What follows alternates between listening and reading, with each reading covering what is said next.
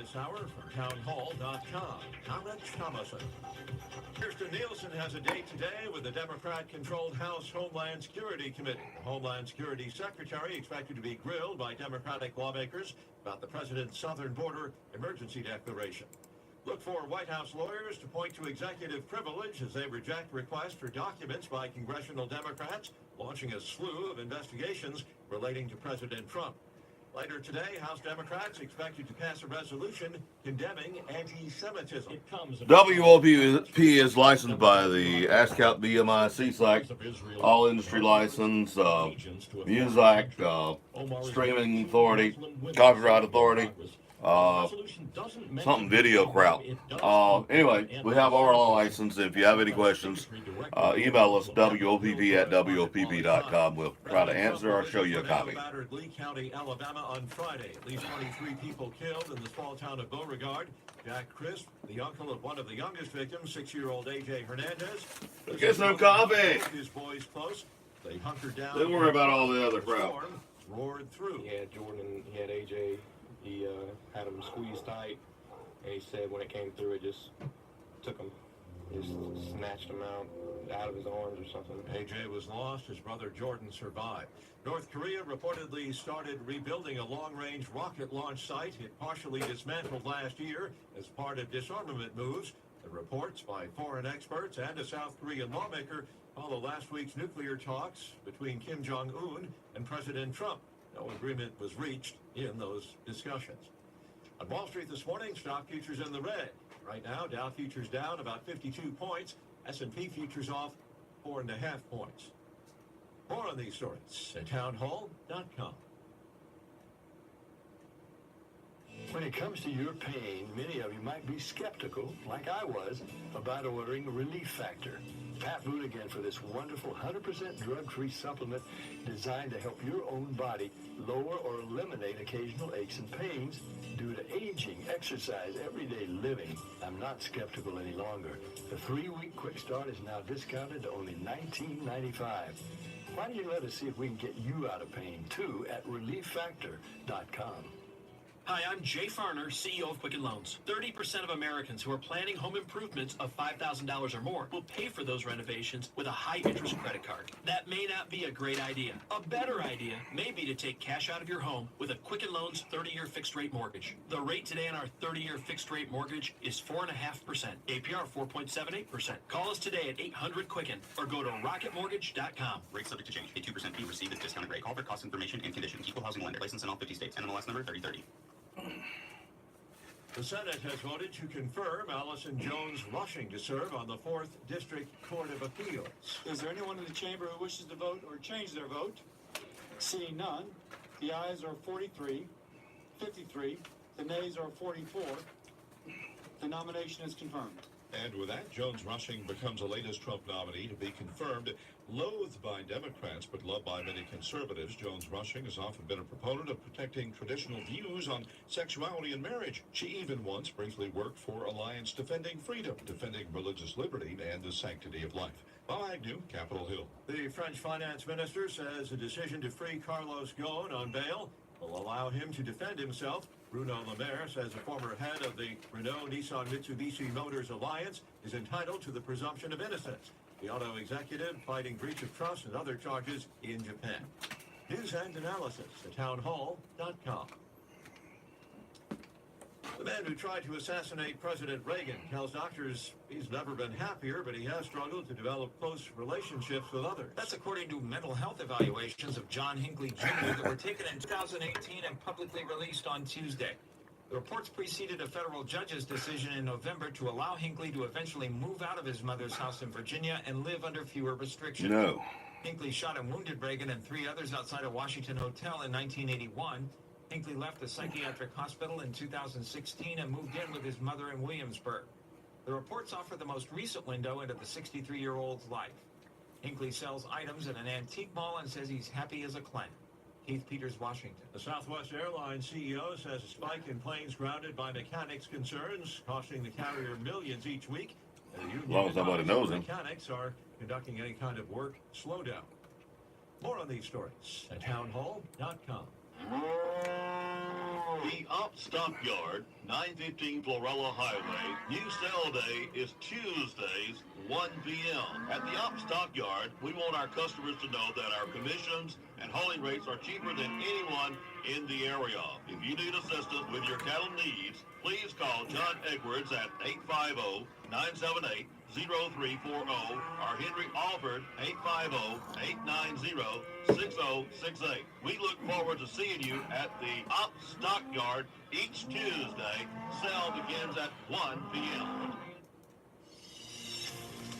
With us for sports, I'm Patrick Cross. The Boston Celtics, after dropping 5 of their last 6 games, went into Golden State last night, taking a 73-48 lead at the half, and went on to stop the Western Conference leaders 128-95.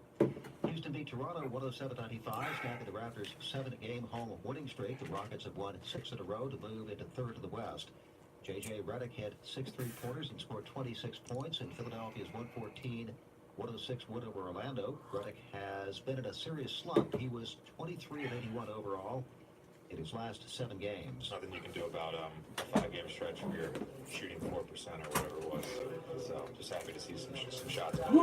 Karl Anthony Towns scored 41 points in Minnesota's 131-120 win over Oklahoma City. Indiana beat Chicago 105-96 as the Pacers sweep the season series from the Bulls. Mike Conley's career-high 40 points gave Memphis a 120-111 win over Portland. This is SRN Sports. In top 25 action, third-ranked North Carolina beat Boston College 79-66 as the Tar Heels tie Virginia atop the ACC. Fourth-ranked Duke was a 71-70 winner over Wake Forest. It was fifth-ranked Tennessee 71, Mississippi State 54, sixth-ranked Kentucky 80, Mississippi 76. Number 9, Michigan State, 91, Nebraska, 76. The NHL League points leader Tampa Bay was a 5-2 winner over Winnipeg. Boston is second in the Eastern Conference, but they're 17 points behind the Lightning. They were an overtime winner over Carolina, 4-3. Other overtime winners, Pittsburgh 3-2 over Florida, Colorado 4, Detroit 3. There were 3 shootout winners on the ice. The New York Islanders 5-4 over Ottawa, Columbus 2, New Jersey 1, and Nashville 5, Minnesota 4. Elsewhere, it was Dallas 1-0 up the Rangers, Anaheim 3, Arizona 1, Montreal 3, the LA Kings 0. With SRN Sports, I'm Patrick Foss. The mayor of Op, Becky Brackey. The annual Op Rattlesnake Rodeo is Saturday and Sunday, March the 23rd and 24th. The weekend includes snake races, buck dancing, greasy pole climbing, kid rides, jazz music by Slim and the Soulful Saints. Keep on loving me all the time. Several local artists, including Op's own Nashville recording artist, Martin McDaniel. On Saturday, Tyler Farr. And on Sunday at 3 p.m., Craig Morgan hits the stage.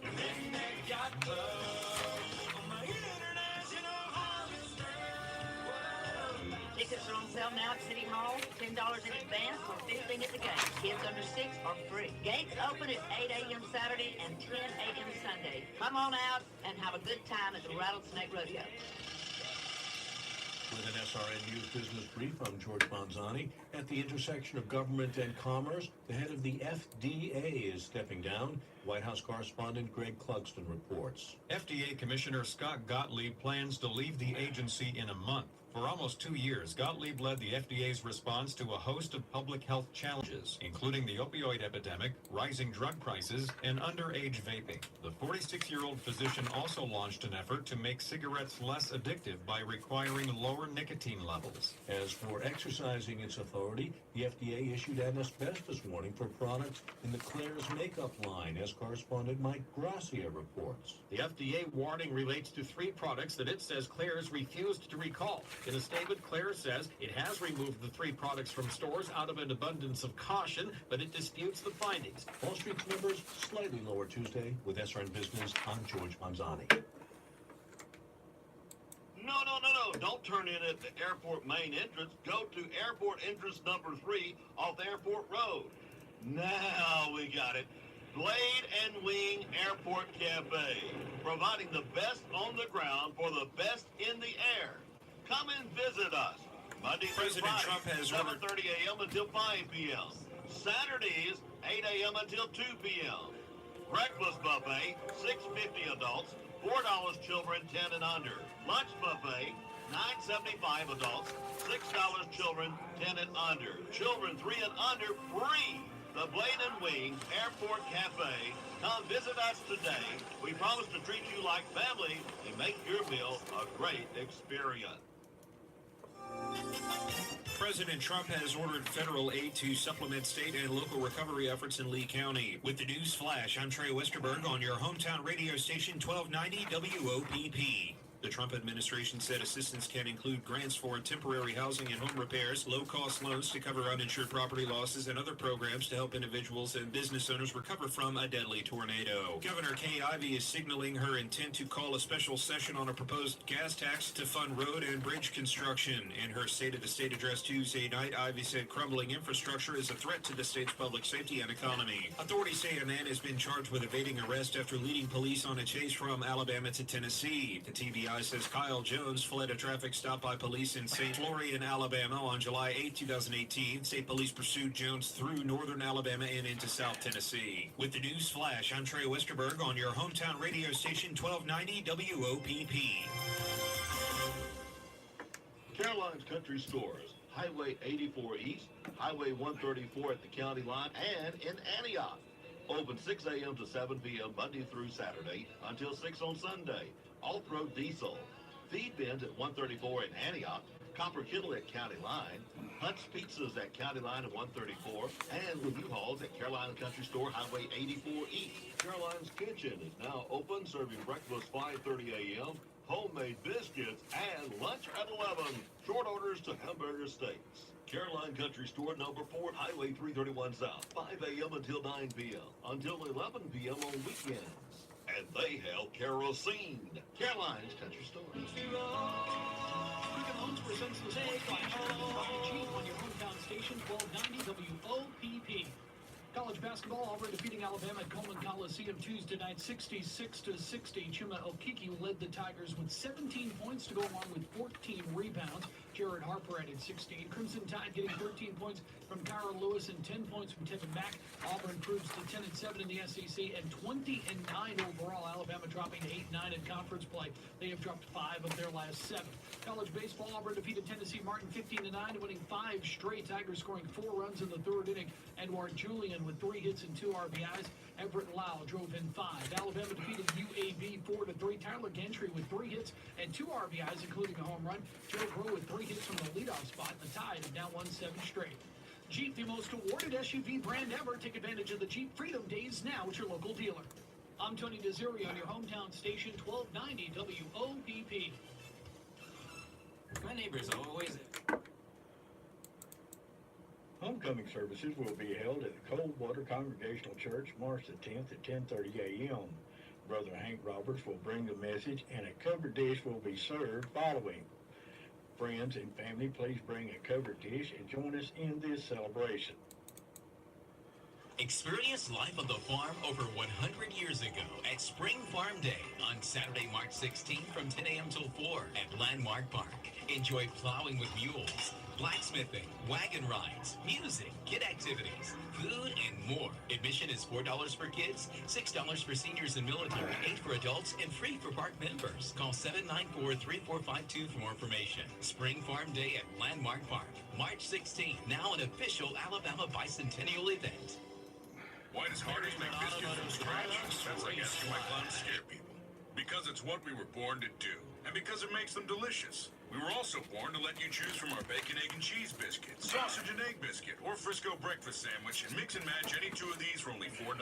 That's right, as newborns, we came up with this 2 for $4 mix and match idea and started making delicious biscuits from scratch. Talk about proud parents. Hardee's because it tastes better. Offer available for a limited time during regular breakfast hours at participating Hardee's restaurants. Price and participation may vary, tax not included. Berryman Automotive Products Race Flash. Powered by SB Nation Radio. The IndyCar Series opens its season with a Firestone Grand Prix of St. Petersburg. St. Pete resident Sebastian Bourdais is the race's defending champion. The 1.8-mile, 14-turn temporary track includes the streets passing Pioneer Park, Duke Energy Center for the Arts, Dolly Museum, and the runways of the Albert Whitted Airport along the waterfront of Tampa Bay. Pro Football Hall of Famer Tony Dungy will be the Grand Marshal for the race. Formula One will not begin its season until next week on the Gold Coast with the Australian Grand Prix, the NASCAR Monster Energy Cup Series, and the Xfinity Series racing this week at Phoenix. The Xfinity Series race is on Saturday at the ISM Raceway, while the Ticket Guardian 500 is Sunday. That's your Berryman Automotive Products Race Flash. Powered by SB Nation Radio. The Horn Beverage Company of Troy is proud to be a Bobcat sponsor and fan. Have you tried our Callaway Blue Water, Calypso Lemonade, Sparkling Ice Flavored Water, and Blue Energy Drink? It's refreshing before, during, and after the game, or at the victory party, or the next game. It's not hard to be at the game if all possible, but if you can't listen to our friends on WOPP, the folks at Horn Beverage Company says go Bobcats. This week's specials at the Farmers IGA. Lean ground beef, $1.77 a pound. Fresh chicken tenders, $1.88 a pound. Fresh pork spare ribs, $1.77 a pound. Domino sugar, 4-pound bags, $1.88. Crisco oil, 48 ounces, $1.99. Martha White flour, 5-pound bag, $1.99. Maxwell House coffee, 30.6 ounces, $4.99. Vine ripe tomatoes, 99 cents a pound. Shop your hometown proud Farmers IGA in Lamar Plaza. Savings plus service equals IGA. Rich Thomas Weather. The Rich Thomas Weather Network, brought to you by these fine sponsors. Hear Rich's forecast hourly on these Blue Water Broadcasting radio stations. Hey, good morning, everybody. On this Wednesday morning, it's Ash Wednesday. It is the 6th day of March. Rich here at exactly 4 o'clock in the morning, and temperatures are already in the 20s as I make this video. And with sunset coming up at 6:07 this morning, that's when the coldest temperatures will be. Some of us will fall to the mid-20s. I will tell you on this video about another freeze tonight. Maybe not quite as cold, but another freeze. And we'll look ahead to the weekend storm system that worries me.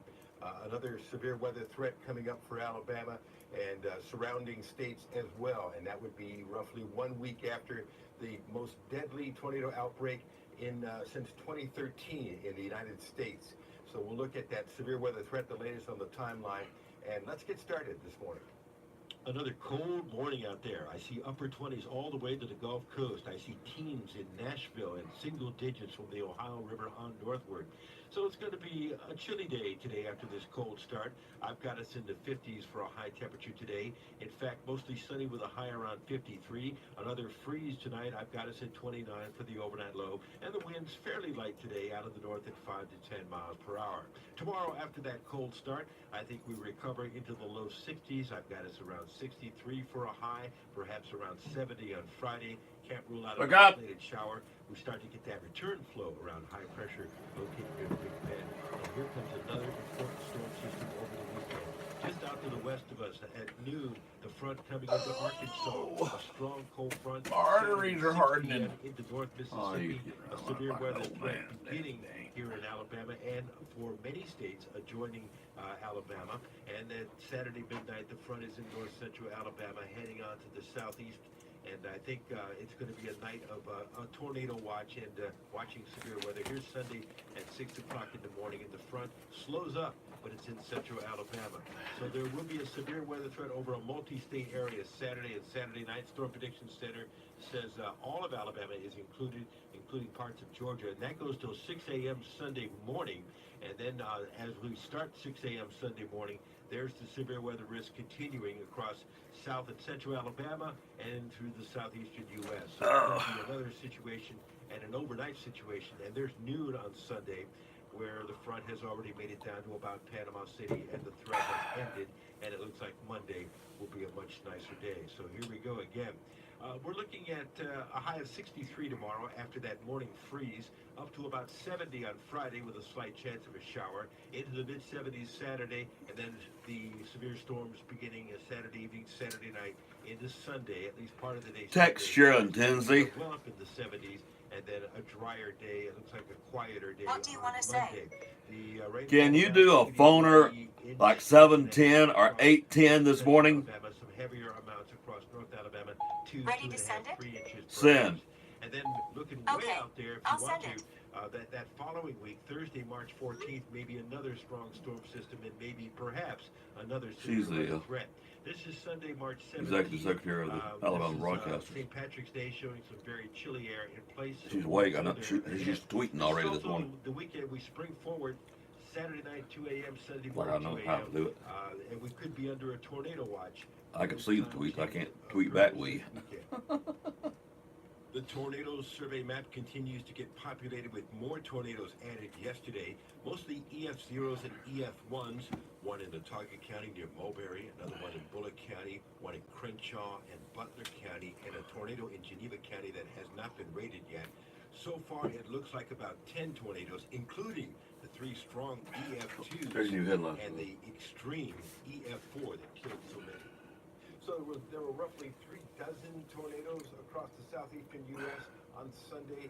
Alabama and Georgia obviously hardest hit, and that's the biggest tornado outbreak, or certainly the deadliest since 2013. I mentioned that.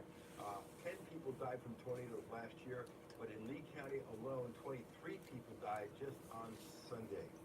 We'll continue to watch the situation for you. Live on the radio this morning from 6 to 9 on News Talk 93.1 with Greg, Jay, Emily. Your forecast whenever you want it across the dial on the entire Blue Water family of stations. Meteorologist Ryan Stinnett is back, and this morning him and I will be talking about the weather situation as we go towards the weekend. And I'll have another video for you first thing tomorrow morning at 4:45 a.m. Got all that? There will not be a test. I will see you later. Have a good day. Rich Thomas weather. Shop, folks. Spring is in the air, and we're ready to sell some lawnmowers. And now we are a Gravely dealer for the Covington County area also. Yes, I said Gravely Lawnmowers. And we also carry the large line of Husqvarna Total Source. We are a Grasshopper dealer, DR Trimmer dealer, Honda Power Equipment. I'm saying all of this to say this: we will not be undersold. JR's Lawnmower Shop is your sales and service for Covington County. When it comes to outdoor power equipment, you won't find a better deal anywhere. JR's Lawnmower Shop offers free pickup and delivery for the city limits of Ogg. We will not be undersold. Thank you. Extreme entertainment, extreme speed, and now one extreme low price. This is your chance. Switch to Extreme, powered by Mediacom today, and take advantage of internet, TV, and phone packages starting at $34.98 a month for 1 year. No contract required. Get the ultimate streaming experience with faster speeds from 60 meg up to an amazing 1 gig, and personalized TiVo Power TV on every screen in your home. Plus, superior in-home Wi-Fi room to room. Don't miss this incredible limited time offer.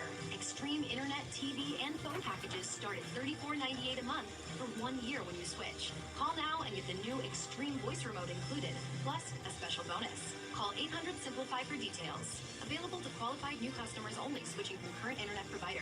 Price doesn't include activation, installation, modem rental, local broadcast station surcharge, regional sports surcharge, taxes, and fees. Additional restrictions may apply. Not available in all areas. It's spending time with them one-on-one and, asking questions on a regular basis on the bad days and the good days about what are your interests and what are your passions. Do you know your children? This is Focus on the Family Minute, and Dr. Kathy Cook offers a few ways to start to really get to know them. And even taking notes and having the kids say, why did you write that down, Mom? Well, because I want to remember that you're interested right now in that. So if I run across an idea related to that as I'm out and about, I want to capture that idea for you so we can talk about it more. I love knowing that about you. So I think it's good questions. And it's also letting them ask us questions. So it's not an interrogation, but it's the family dynamic. Do we know each other? And Dad, when you were my age, what did you like doing in your spare time? Right. And are we available to their questions so that they also get to know us? Be intentional about getting to know your child. More encouragement from Dr. Kathy at FamilyMinute.org.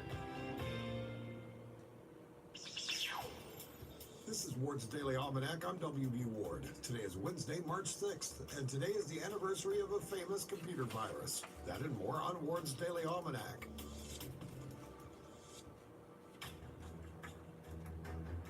How close is your closest enemy? Find out in the second book of the Phoenix series, Closest Enemies, by Peggy Hoy. Follow the story of Sam Montoya, Amy Spears, and Ransom Hilliard as these 3 FBI agents battle their own enemies and unseen forces. Buy the audiobook Closest Enemies today from Audible.com, Amazon, or iTunes. Find more information about Closest Enemies at WBWard.com. Among those born today, a famous artist and ceiling painter, Michelangelo. Other birthdays today include Cyrano de Bergerac, Elizabeth Barrett Browning, Bob Wills, and Ed McMahon. Talk about a milestone. Today in 1896, Charles King went out on the streets of Detroit, Michigan, and became the first person to ever drive a car in Motown. Today in 1899, the Bayer Pharmaceutical Company placed a trademark on a medicine commonly now used. Believe it or not, the name aspirin is owned by Bayer. Tonight in 1981 was the last time that we heard The Way It Was. After 19 years of broadcasting, Walter Cronkite signed off for the last time as anchor for the CBS Evening News. For the final time, we heard... And that's the way it is. Friday, March 6th, 1981. The last newscaster we had. As mentioned earlier, this is Michelangelo's birthday. It was also today in 1992 when the infamous computer virus of the same name began affecting computers around the world. That's a look at Wednesday, March 6th. To find out what happened on this or any other day of the year, just visit my website at WBWard.com. That address again is WBWard.com. Neil Tyndall Tire is now in the new tire business. Firestone, Nexus, and America's financing. Tyndall Tire makes it easy. Located at 105 Saunders Road, the first left after the bypass headed to Kempstein. Terms and financing, 6 months same as cash. Tyndall Tire makes it easy. Been in the wholesale business for 7 years. Over 6,000 used tires in stock. Now the retail. Neil Tyndall Tire. Financing. Tyndall Tire makes it easy. For any budget, phone 334-493-0892. Like us on Facebook and follow us on Instagram. Redback Church Temple will sing reunion concert featuring members of the Disciples, Blessed, Burning Bush Family, Ken Hell, Kay Molino, Loretta Hornsby, the New Covenant Singers, the Longsworth Family, Faith Harbor, the German Family, New Covenant Singers, the Dice Family, and more. Bring your Red Hook to the Country Cathedral, U.S. Highway 84 East, Saturday, March the 9th, 6 p.m. No admission charge. Phone 493-7413 for more information. Part of the March Rousing Rodeo events in I think Charles told me he's 84. Let's power That's savings. Right. Boy, he's still active, man. Begins with a well-maintained heating and cooling system. To save energy, change your air filters monthly. And make sure Still happy little Lark with little with new wife. It only takes a few minutes. So start saving energy and money today. This message from Covington Electric Cooperative. We value your membership. We value you. Here's your Winnipeg LA weather. I'm Ron Tanner. For this Wednesday morning, we'll have sunny skies. Our high 54 today. Overnight, it'll be clear and cold with a low of 30. We'll have a sunny, warmer Thursday. Our high 65. The partly cloudy, milder conditions Thursday night with a low of 45. We'll wrap up the week Friday with a partly sunny, warmer day with a high of 71. For the weekend, there's a chance for showers. We get an afternoon thunderstorm on Saturday. It'll be mostly cloudy. Our high 75. The wind gusts to 25 miles an hour. Sunday, look for a 5 and 10 chance for showers and thunderstorms. It'll be mostly cloudy with a high of 78. That's the latest Lower Alabama weather here on WOPP.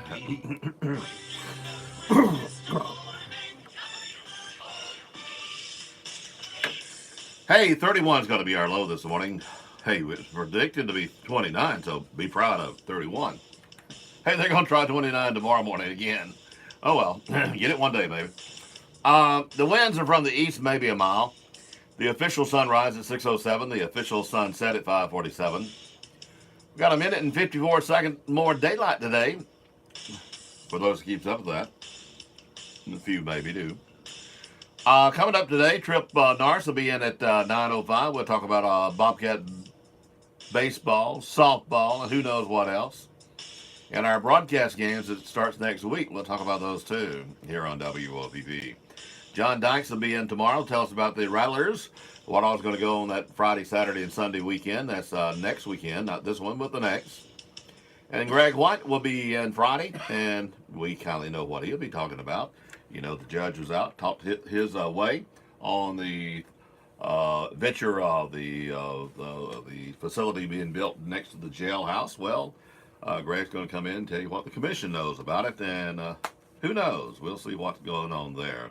I noticed today in the Andalusia Star, our former judge, McGuire, had big remarks about it, and he's against the facility being built here in Covington County. So we're seeing the pros and the cons, and we'll see which ends up winning the deal by all means. The Op Stockyard, 915 Florella Highway. New sale day is Tuesdays, 1 p.m. At the Op Stockyard, we want our customers to know that our commissions and hauling rates are cheaper than anyone in the area. If you need assistance with your cattle needs, please call John Edwards at 850-978-0340 or Henry Alford 850-890-6068. We look forward to seeing you at the Op Stockyard each Tuesday. Sale begins at 1 p.m. JR's Lawnmower Shop, folks. Spring is in the air. We're ready to sell some lawnmowers. And now we are a Gravely dealer for the Covington County area also. Yes, I said Gravely Lawnmowers. And we also carry the large line of Husqvarna Total Source. We are a Grasshopper dealer, DR Trimmer dealer, Honda Power Equipment. I'm saying all of this to say this: we will not be undersold. JR's Lawnmower Shop is your sales and service for Covington County. When it comes to outdoor power equipment, you won't find a better deal anywhere. JR's Lawnmower Shop offers free pickup and delivery for the city limits of Opp. We will not be undersold. Thank you. News this hour from townhall.com. I'm Rich Thomason. The situation along the U.S.-Mexico border is at a breaking point. That's according to the Chief of Customs and Border Protection. CPB detained more than 76,000 people crossing into the U.S. illegally last month, 12-year high for the month of February. Homeland Security Secretary Kirstjen Nielsen testifies today before the House Homeland Security Committee. Democrats expected to grill her about the president's southern border emergency declaration. President Trump accusing congressional Democrats of playing political games. The president says the House Judiciary Committee's sweeping new probe is nothing more than presidential harassment and a witch hunt. And he faults Democrats for having misplaced priorities. Instead of doing infrastructure, instead of doing health care, instead of doing so many things that they should be doing, they want to play games. The Judiciary Committee is investigating possible obstruction of justice, corruption, and abuse of power, and has requested documents from 81 people linked to the president. Greg Cluxton, the White House. The House poised to open debate on sweeping election reform legislation. A measure intended to expand voting rights, reform campaign finance laws, require the president and vice president to disclose a decade's worth of tax returns, and make Election Day a holiday for federal workers. It faces no chance in the Senate, where Majority Leader Mitch McConnell has dubbed it the Democratic Politician Protection Act and says he won't bring it up for a vote. Capitol Hill correspondent Wally Hines. Now it looks like a vote on an anti-Semitism resolution in the House may not come until tomorrow. The resolution is being tweaked by Democrats. President Trump approving a disaster declaration for tornado-ravaged parts of Alabama. On Friday, he'll be visiting hard-hit Lee County, Alabama. Wall Street this morning, Dow futures down about 42 points. S&P futures off 4 points. More on these stories at townhall.com.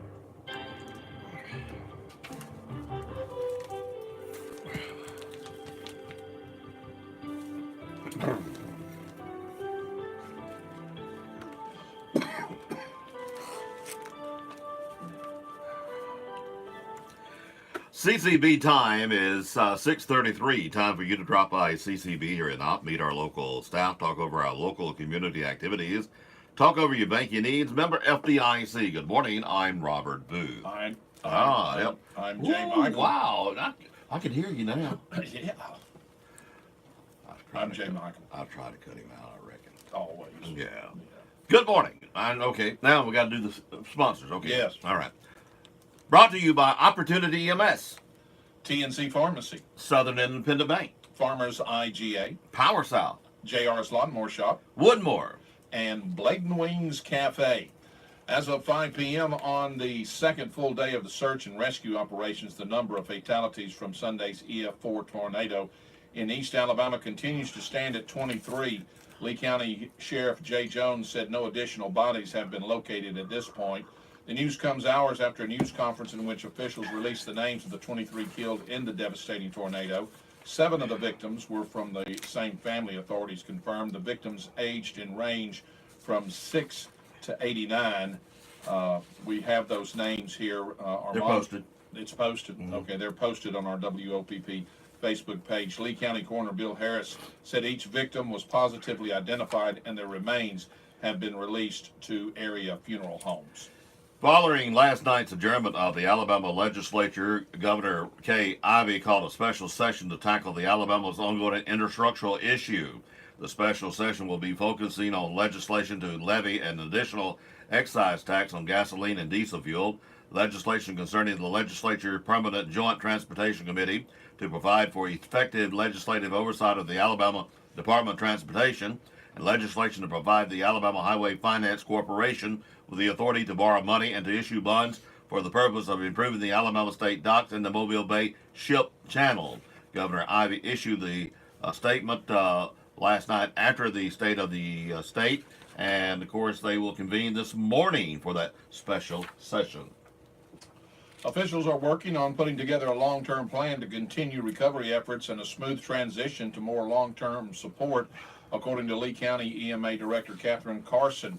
Many organizations have begun offering assistance to victims. The Lee County EMA has established a volunteer reception center at Smith Station Baptist Church that will open today and run from 10 a.m. to 5 p.m. and then from 8 a.m. to 5 p.m. daily starting Thursday.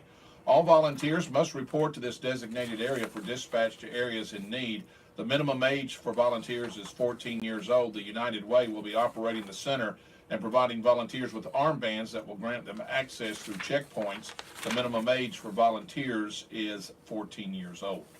A Montgomery nursing home facility must pay nearly $100,000 in back wages to some of their employees after an investigation found overtime violations, according to the U.S. Department of Labor. The Labor Department Wage and Hour Division says John Knox Manor, Inc. violated the overtime and record-keeping provisions of the Fair Labor Standards Act and how it calculated the overtime rates for 92 employees at John Knox Manor 2, located on Narrow Lane Road. Now the organization will have to pay those employees a total of $96,233 in back wages. In response to Governor Kay Ivey's request on March the 4th, President Donald Trump approved a major disaster declaration for Lee County in the state of Alabama, triggering the release of federal funds to help people and communities recover from severe storms, straight-line winds, and tornadoes that occurred on March the 3rd. The Federal Emergency Management Agency Public Assistance Program will provide assistance to Lee County residents of Lee County, Alabama. President Trump has been very gracious and pledged his unwavering support to Alabama since the devastating storms and tornadoes struck Alabama over the weekend. 23 lives were lost and dozens of Alabamians were injured, Governor Kay Ivey said. This is a difficult time for the state of Alabama, but knowing that we have this additional assistance and the support of our president and folks across the country, we will get through this together. We will recover, and we will lift up Lee County in this time of need. Well, the mayor of Eufaula said he estimates the tornado carved a 3-mile path of destruction through the northern part of his city in Barber County. The rough estimate's close to $100 million in damage. While the early damage estimates are staggering, one thing the mayor's thankful for is not one injury being reported Sunday tornado at his town, in his actual town.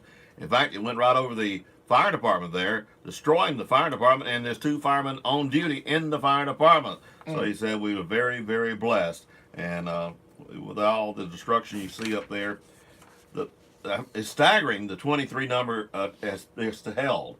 I figured when the daylight came the next day, that number would explode. There's only 2 missing right now. So it will not rise much unless someone also dies that's injured. Yes, that's right. So, wow, it's bad, but it could have been worse. Wow. Unreal what's going on there. Check your time. It is now 6:38 here at WOPP. JR's Lawnmower Shop, folks. Hey, I've got selling on my mind. Staggering. Better deal anywhere. We are your total source Husqvarna dealer, Steel dealer, Honda Power Equipment, Grasshopper, DR Trimmer. Not to even mention Easy Go golf carts, Yamaha golf carts. We will not be undersold. It won't be long before you're looking for that new piece of equipment. Please think of JR's. We have financing available, we have pickup and delivery available, and we're located right here in Opp, Alabama, down here in the Mill Village. JR's Lawnmower Shop, Opp, Alabama. 911 will not dispatch us. Be sure to call direct 493-0911. Working today, working tomorrow, and working in the future. Opportunity EMS, offering limited mobility transportation, providing transportation for doctors, dialysis, rehab, therapy, family visits, church, funeral. Call direct Opportunity EMS in Op 493-0911. Andalusia 881-0911. Florella 858-2503 or 858-3911. Oldest advanced life support ambulance service in Covington County. Opportunity EMS. 911 will not dispatch us. Be sure to call direct 493-0911. Peggy Joyce Wilkerson Ireland, age 94, passed away at her home in Blue Springs, Alabama, Saturday night. Funeral services will be held at 1 p.m. at the Spring Hill Baptist Church in Clio. Burial will be at the Bethel Primitive Baptist Church Cemetery. Memorial contributions may be made to the Bethel Primitive Baptist Church Cemetery. Peggy Joyce Wilkerson Ireland is survived by sisters Marion Vanetta Sheehan and Marilyn Joanna Wilkerson DeLand, and her children Carlos Milton Ireland and Bonnie, Armrette Ireland Price, Stuart Wilkerson Ireland and Sandy, 8 grandchildren, and a great-grandchild. Rebecca Enzer Cross of Andalusia passed away Monday at the Andalusia Manor. Graveside services will be held 3 p.m. at the Pleasant Home Cemetery. Rebecca Enzer Cross, survived by daughters and son-in-law Nancy and David Williams, Mary and Chuck Dutton, Lee and Dell Lockyer, 8 grandchildren, 4 great-grandchildren, brother and sister-in-law Paul and Faye Enzer, a sister and brother-in-law Jean and John Everett, a sister-in-law Mary Cross Brown, her brother-in-law Audrey Cross, and sister-in-law Peggy Cross. Durana Charleza Gant wake will be Friday at the Piney Grove Church here in Opp from 4 o'clock until 7. Funeral services for Durana Charleza Gant will be Saturday at 1 p.m. at Westview Church here in Opp. Burial will be at the Bethlehem Church, Brooklyn Community. Bypass will be located at the Opp Community Center, the old Opp Head Start. Family would like to thank everyone who's been praying and supporting us through God's perfect plan. Color of attire is purple. Jack S. Graves Jr., Smitty, age 75 of Opp, passed away Sunday at his residence. Survived by wife Cheryl Adams Graves, daughter Ginger Ann Graves, daughter and son-in-law Donna Graves, Richburg and Scott, a grandson, a special aunt Faye Brian Feinendor. A memorial service for Jack S. Graves Jr. Smitty will be held Saturday at 2 p.m. at the First Methodist Church here in Opp. Memorials may be made to the First Methodist Church of Opp, the Alzheimer's Association, or the charity of one's choice. Evelyn Marie Biddle, age 58 of Andalusia, passed away Thursday at her residence. A memorial service will be held at 2 p.m. Saturday at the New Prospect Baptist Church, Sampson. Evelyn Marie Biddle is survived by her children, Jeannie and Jonathan Smith, Stephen Lundy, 2 grandchildren, her brother Jeffrey Bush, and her sister Lisa Weeks. Sherry Norsworthy Morrison, age 45 of Hamilton, Alabama, formerly of Opp, passed away February the 28th at her home. A memorial service will be held Sunday from 2 o'clock until 4 at the Opp Senior Citizen Center here in Opp. Sherry Norsworthy Morrison, survived by her husband, Denny Wayne Morrison, her mother, Deborah Morrow Coon, 3 sons, Chris Page and Josh and Kelly Page, Kyle Morrison, a brother, Billy Norsworthy, and Elmer, several nieces and nephews. The family asked that any contributions be made to help with the funeral expenses. Funerals are added to our local news as soon as possible after receiving them from the funeral home. Funerals are also posted daily on the WOPP Facebook page. This week's specials at the Farmers IGA. Lean ground beef, $1.77 a pound. Fresh chicken tenders, $1.88 a pound. Fresh pork spare ribs, $1.77 a pound. Blue Bonnet margarine, 1 pound quarters, 4 for $3. Extra laundry detergent, 75 ounces, $1.88. Awesome paper towels, 8 rolls, $3.99. Coke Sprite and Mellow Yellow 12-pack cans, 3 for $10. Vine Ripe tomatoes, 99 cents a pound. Shop your hometown proud Farmers IGA in Lamar Plaza. Savings plus service equals IGA. No. Don't turn in at the airport main entrance. Go to airport entrance number 3 off the airport road. Now we got it. Blade and Wing Airport Cafe, providing the best on the ground for the best in the air. Come and visit us Monday through Friday, 7:30 a.m. until 5 p.m. Saturdays, 8 a.m. until 2 p.m. Breakfast buffet, $6.50 adults, $4 children 10 and under. Lunch buffet, $9.75 adults, $6 children 10 and under. Children 3 and under free. The Blade and Wing Airport Cafe. Come visit us today. We promise to treat you like family and make your meal a great experience. Power South reminds property owners that they should begin the permitting process now for projects during the scheduled Gant Lake drawdown this fall. Property owners who plan to construct or perform maintenance to boat docks and piers must obtain permits by contacting Power South's Land Management Department at 334-427-3000. Before Power South can grant a permit for construction or of maintenance to boat ramps, seawalls, and jetties, as well as dredging or fill projects, property owners must first obtain a Clean Water Act Section 404 permit from the U.S. Army Corps of Engineers Mobile District Regulatory Office via their website or by phone at 251-690-2658, and callers should request the South Alabama branch. Property owners are encouraged to begin the permitting process early because it may take up to 6 months to receive the necessary permits. Permitted construction activities may begin on October the 9th. The drawdown is scheduled to begin September the 20th and last until mid-November. Refill may begin sooner if repairs to the dam have been completed. In preparation for the drawdown, Power South will close all public access to the lake on September the 19th, 2019.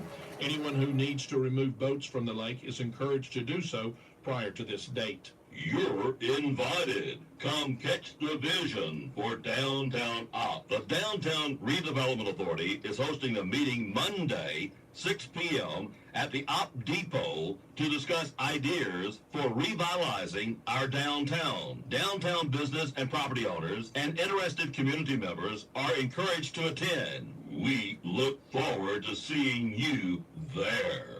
The Andalusia Lower Alabama Arts Coalition featured artist for this month is Kevin Hargrave, and he is inspired by people. Hargrave only began painting seriously 2 years ago, but has been drawing since an early age. In the late 70s, Hargrave crossed over from drawing cartoon characters to drawing more realistic things. This week's opening reception has a Mardi Gras theme because a lot of Hargrave's paintings are of jazz and blues musicians. Hargrave came to Alabama from North Carolina by the way of U.S. Army. Now he works as a dental assistant for the Army, but he still finds time to make his art. He says he's very excited to come down to Andalusia for the reception because the people in Andalusia are like family. The reception will be from 5:30 until 7 Thursday. The Op Police Department reporting 4 in their jail. Andalusia Police Department reporting 4 in their jail. Covenant County Sheriff Department booked in 6. 1 violation of probation, 1 theft of property 1st degree, 1 unlawful breaking and entering of a vehicle, theft of property 4th, and obstruction of governmental operation. 2 for failure to appear, 1 theft of property 4th degree, 13 released, 8 of those sent to the Department of Correction, 221 in the Covenant County Jail. The Andalusia City Council agreed Tuesday night to pursue improvements at Cooper Park. Tommy Agee, Director of Parks and Recreation, said he is recommending adding 3 25-foot umbrellas as well as lifeguard shade along with polywood furniture. Fans will be added in the breezeway of the Cooper Pool structure, and the tile in the locker room floors will be painted. The project, for which bids will be let, is expected to cost $35,000. City employees will assemble the equipment and make the repairs. In other business, the council reappointed Ricky Jones to the Utilities Board. Amvest Post 23 here in Opp will be meeting Thursday at the Post at the Martin Luther King Drive, 6 p.m. We will be covering the topic of service-connected and non-service-connected pensions benefits. A representative of Comfort Care of Andalusia will be available to answer your questions and help with procuring any benefits you are entitled to receive. Registration is going on now for the Spring Little Lambs consignment sale. The deadline to register is Friday. You can call Angie Hicks at 334-892-2841 to get a seller number. The Little Lamb consignor packets are available now at First Baptist Church office in Andalusia, Blackstone Eye Care in Andalusia, and at Dr. Bong's office in Opp. The Little Lambs Spring Consignment Sale will offer children's clothes, shoes, toys, books, furniture, and maternity clothes. There will be a $1 cash admission fee for people ages 18 and up, and the sale will begin Friday, March 15th from 7 to 9 p.m., then Saturday, March 16th from 8 a.m. to 12 noon. Many items will be half-priced on Saturday. For more information and for pictures, go to facebook.com/Little Lambs of Covington County. The Andalusia Chamber Breakfast, hosted by Andalusia Area Chamber of Commerce, will be held Wednesday, April 24th from 7:30 to 8:30 a.m. Members and those who are thinking about joining are welcome to join us for a delicious breakfast sponsored by Day Spring Hospice. The Opp and Covington County Area Chamber of Commerce is now taking nominations for the 2019 Hall of Fame. Applications for making nominations for consideration by the Hall of Fame Selection Committee may be picked up at the Opp Chamber of Commerce at 200 South Main Street or downloaded at the Chamber's website. Deadline for submitting application is Friday. Over the years, technology has changed many times. It's better, it's more efficient, and your Touchtone Energy partner has stayed on top of the changes to serve you better. But one thing we haven't changed is our commitment to customer service. Today's technology is bigger and better than ever before, and our promise of reliable electric service remains strong. Technology has changed, but our commitment to customer service hasn't. The Opp City Utilities, your local Touchtone Energy cooperative. On-the-go lifestyles call for on-the-go solutions. And the Southern Independent Bank mobile app is just that. Check account balances, pay bills, make deposits, and a lot more. All from the convenience of your mobile device. It's anytime banking from anywhere. Download the SIB mobile app from your app store today to get started. Southern Independent Bank, Opp and Andalusia, the power of independence. Member FDIC and equal housing lender. Baseball and softball games for Thursday. Varsity baseball at Luverne at 4:30. JV and varsity softball at Enterprise at 4:30.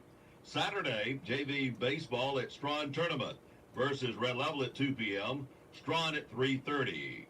The Opp High School baseball first air game here on WOPP is Monday at 4:30. The Opp varsity will host Greenville.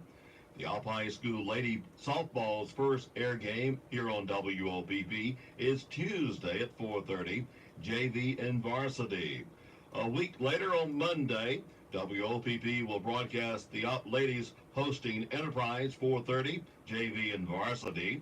Then on Tuesday, Opp High School Baseball will host Brantley 4:30, JV and Varsity. Then on Thursday, our first aerial game, Opp will host Geneva at 5. Then on Friday, travel to Geneva for a 4:30 doubleheader. 7 games in 4 days, a big week. Join Trip Norris with all the action on 1290 AM and the worldwide internet and tunein.com. Part of LBW Community College in Opp will once again be open to the public for annual Skills USA Fishing Tournament on Thursday, March 14th, 8 a.m. to 3 p.m. with proceeds to support student skills competition. Entry fee is $5 for students, $10 for others. The award for the biggest fish, $75, and the smallest fish, $25. Register on site the day of the event. Proceeds from the fishing tournament are used to sponsor students in local, state, and national competitions in which students demonstrate occupational and leadership skills. For tournament rules, entry forms, and more information regarding the Skills USA Fishing Tournament, visit www.lbwcc.edu or contact Denise Sauls at 334-493-5328. The Opp Equine Association will hold the first fun day of 2019 on Saturday, March the 16th. There will be classes for all ages and levels of experience from lead line to super senior.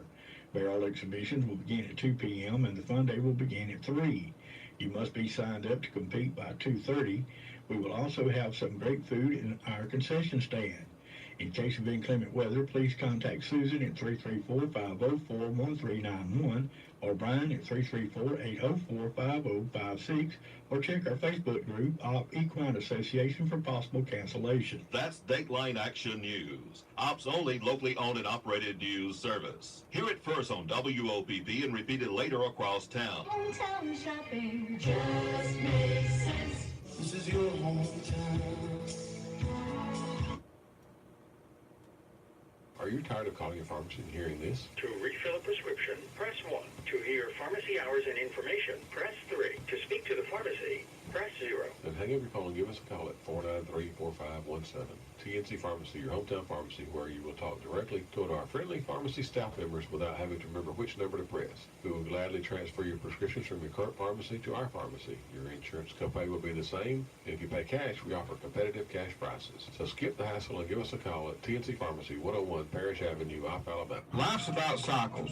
Most of us were fortunate enough to have people that took extremely good care of us from the time we were born. As the cycle comes around, it's our turn to do the taking care of. Our elders live their lives with independence and class, and the Woodmore wants them to be able to continue their lives as close to normal as possible. But when assistance is needed, the staff is there.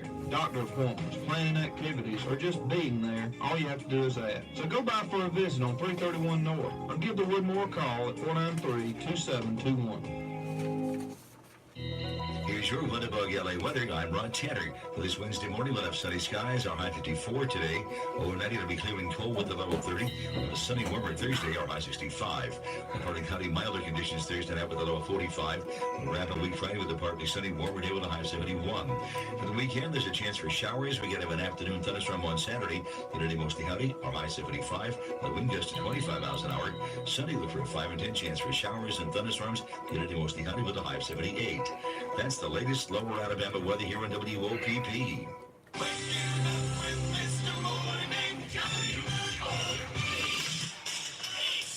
Hey, 31 is our low this morning. The winds, well, they're from the east, maybe a mile. The official sunrise at 6:07.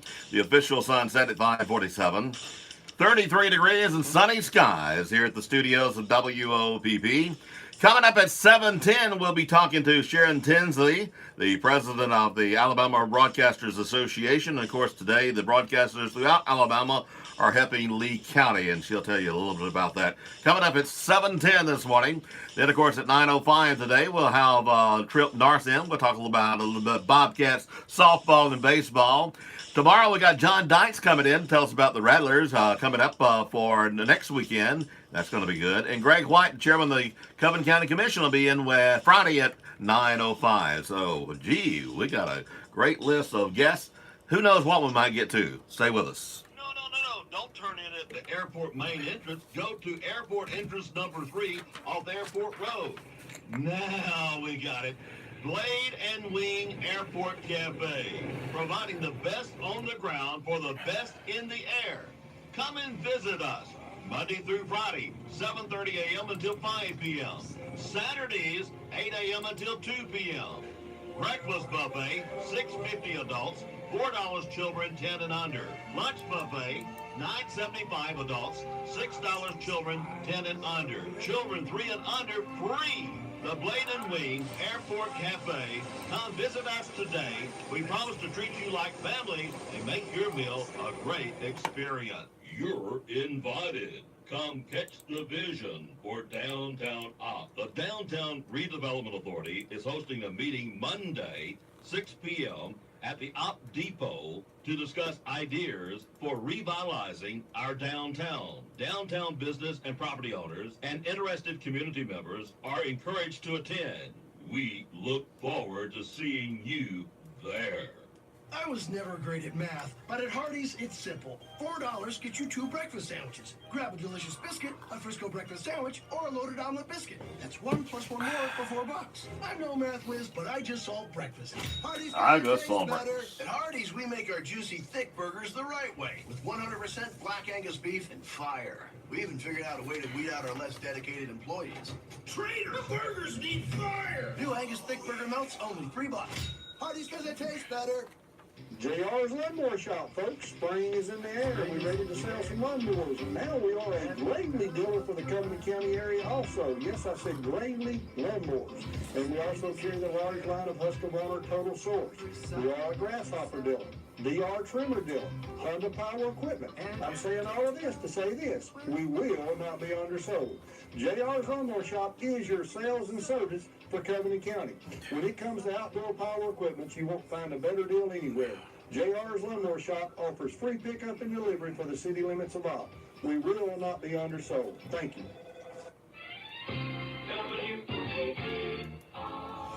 News this hour from townhall.com. I'm Rich Thomason. The situation along the U.S.-Mexico border is at a breaking point. That's according to the Chief of Customs and Border Protection. CPB detained more than 76,000 people crossing into the U.S. illegally last month, a 12-year high for the month of February. Homeland Security Secretary Kirstjen Nielsen testifies today before the House Homeland Security Committee. Democrats expected to grill her about the president's southern border emergency declaration. President Trump accusing congressional Democrats of playing political games. The president says the House Judiciary Committee's sweeping new probe is nothing more than presidential harassment and a witch hunt, and he faults Democrats for having misplaced priorities. Instead of doing infrastructure, instead of doing health care, instead of doing so many things that they should be doing, they want to play games. The Judiciary Committee is investigating possible obstruction of justice, corruption, and abuse of power, and has requested documents from 81 people linked to the president. Greg Clugston, the White House. The House poised to open debate on sweeping election reform legislation. A measure intended to expand voting rights, reform campaign finance laws, require the president and vice president to disclose a decade's worth of tax returns, and make Election Day a holiday for federal workers. It faces no chance in the Senate, where Majority Leader Mitch McConnell has dubbed it the Democratic Politician Protection Act and says he won't bring it up for a vote. Capitol Hill correspondent Wally Hines. Now it looks like a vote on an anti-Semitism resolution in the House may not come until tomorrow. The resolution is being tweaked by Democrats. President Trump approving a disaster declaration for tornado-ravaged parts of Alabama. On Friday, he'll be visiting hard-hit Lee County, Alabama. Wall Street this morning, Dow futures down about 42 points. S&P futures off 4 points. More on these stories at townhall.com. No. Don't turn in at the airport main entrance. Go to airport entrance number 3 off Airport Road. Now we got it. Blade and Wing Airport Cafe, providing the best on the ground for the best in the air. Come and visit us Monday through Friday, 7:30 a.m. until 5 p.m. Saturdays, 8 a.m. until 2 p.m. Breakfast buffet, $6.50 adults, $4 children 10 and under. Lunch buffet, $9.75 adults, $6 children 10 and under. Children 3 and under free. The Blade and Wing Airport Cafe. Come visit us today. We promise to treat you like family and make your meal a great experience. Extreme entertainment, extreme speed, and now one extreme low price. This is your chance.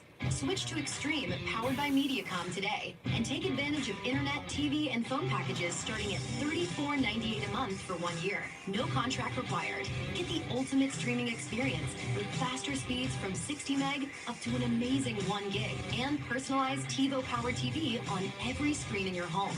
Plus, superior in-home Wi-Fi room to room. Don't miss this incredible limited time offer. Extreme internet, TV, and phone packages start at $34.98 a month for 1 year when you switch. Call now and get the new Extreme Voice Remote included, plus a special bonus. Call 800-SIMPLIFY for details. Available to qualified new customers only switching from current internet provider. Price doesn't include activation, installation, modem rental, local broadcast station surcharge, regional sports surcharge, taxes, and fees. Additional restrictions may apply. Not available in all areas.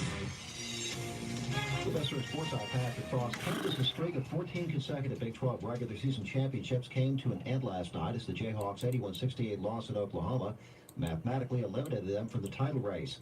Texas Tech and Kansas State are both 13-4 in conference play, while Kansas dropped to 11-6 with Tuesday's loss.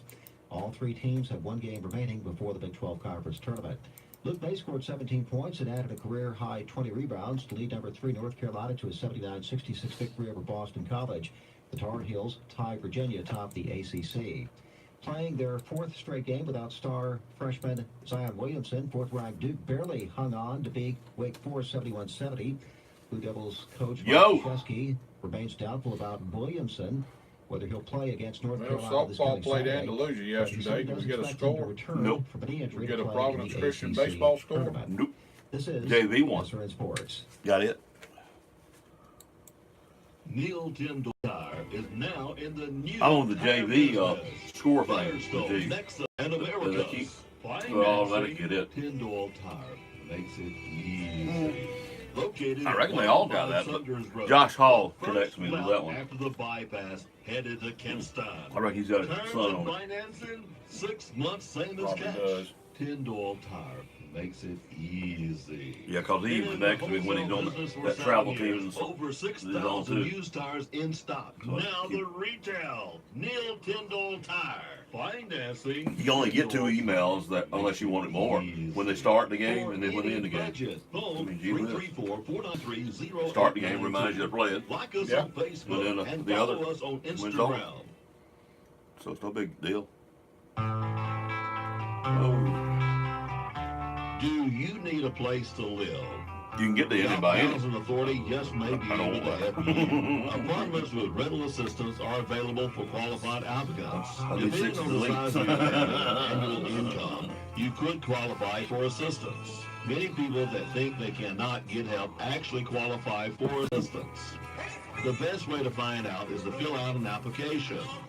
Some apartments are accessible units, and you may request reasonable After all the stuff accommodations they be at any time. we'll be talking to the Pick up Sharon an on the bluff. application at the Up Housing Authority, 800 Barnes Street, Monday All through right. Friday, 7:30 until 6 p.m. I'll give her To hell. return She the came from the application, enemy. Come by She on sort of ass Tuesdays and cow. Thursdays during the hours posted in our office. But she's coming to our For conventions information, representing NASCAL. Where she got him 9741. South, Up ended up. Housing Authority, Equal Opportunity Housing.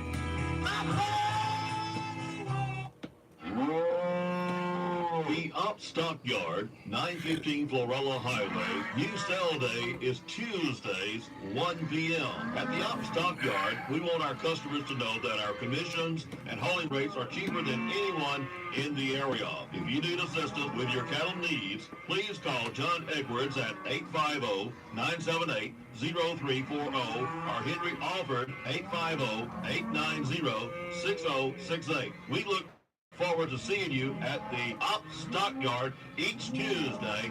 Sale begins at 1 p.m. Here's your Winnipeg, LA weather. I'm Ron Tanner. For this Wednesday morning, we'll have sunny skies. Our high 54 today.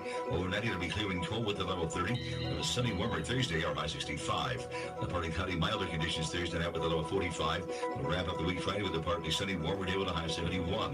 For the weekend, there's a chance for showers. We get an afternoon thunderstorm on Saturday. Today, mostly cloudy. Our high 75. The wind gusts to 25 miles an hour. Sunday, look for a 5 and 10 chance for showers and thunderstorms. Today, mostly cloudy with a high of 78. That's the latest Lower Alabama weather here on WOPP.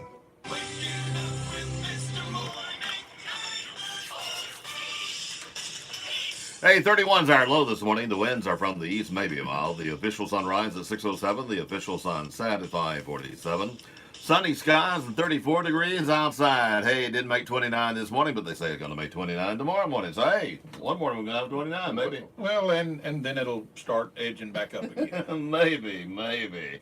Speaking of weather, the weather that occurred Sunday that hit Lee County so hard, the Alabama Broadcasters Association, so all you broadcasters virtually have agreed to promote donations towards Lee County, tell you things about Lee County this morning. And we're going to be kicking ours off with the president of the Alabama Broadcasters Association in just a few minutes. Yeah, Miss Sharon. Yeah, Miss Sharon. You haven't had the pleasure of meeting her. I have not. No, I have not. She'll be down in a few weeks. She wants to meet our mayor, and she'll be down.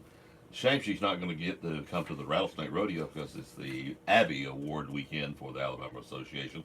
Abby is a big honor for the people that really get out there and research the stories and create the stories and stuff like that. Mm-hmm. So Okay. it's going to be mostly a big market type thing, but they are a few times a small market wins. It's one of them deals like, paperwork. Oh, yeah. If somebody's willing to do the all the paperwork. paperwork, the mountain of paperwork. Kind of like the Hall of Fame and stuff like that. Right here in Austin, Oh, it's yeah. paperwork, man. Yeah. It takes somebody willing to do that. And speaking of, they're taking nominations right now, aren't they? Right through Friday, isn't it? I believe so. I think it's through Friday. I saw my first flash on line 2, so I got a feeling line 2 is about to come open, meaning that we're about to answer Sharon. Yep. I think we are about to answer Sharon Tinsley, who is a president of the Alabama Broadcasters Association. Good morning, Sharon. Good morning, Robert. How are you this morning, honey? Well, I'm great. I woke up and it's a sunny day, so that's wonderful. We haven't seen many of those days lately, have we? We really haven't. You know, later this year we may be crying for rain, but I'm telling you right now, we're pretty satisfied with how much we've had. Well, now, in a couple of weeks, we'll be crying no rain, no rain, no rain in Alabama. Right. No rain for the Rattlesnake Rodeo. It's a shame that you got to be at the Abbey Awards instead of the Rattlesnake Rodeo. I know. You and I have to coordinate next year. I'm really sorry that it's the same night because I would love to be with you guys. Well, we want you to come down. I don't think you've met our mayor yet, have you? No, I've not met your mayor. Yeah, we got a lady mayor that's kicking butt. Well, I look forward to meeting her. I like anybody that can kick butt and get things done. That's kind of what the Alabama Broadcasters Association is doing today with our members, aren't we? That's exactly right, Robert. We have encouraged radio and television stations across the state of Alabama to work together today for Alabama, and specifically for the people of Lee and Macon County that were just, their lives were impacted in a way on Sunday that most of us could just not imagine. And so we are hoping today that broadcasters reach out to their viewers and their listeners and bring us all together as a state to try to collect some money to send down to that corner of our state to help those people rebuild. I know some of our broadcast brothers are collecting directly and then going to send it down, but we're kind of just encouraging you where to send it and reminding you where to do it. But one of the things that kicked my eye was Bo Bikes. That's a good one. Isn't that a great charity? Yeah.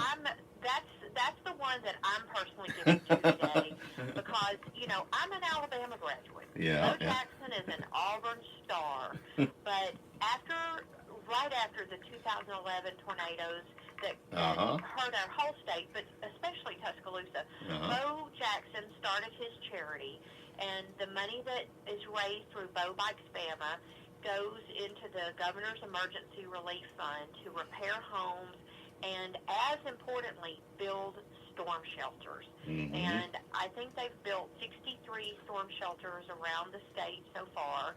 And I'm sorry that I can't tell you how many homes they've helped repair or rebuild.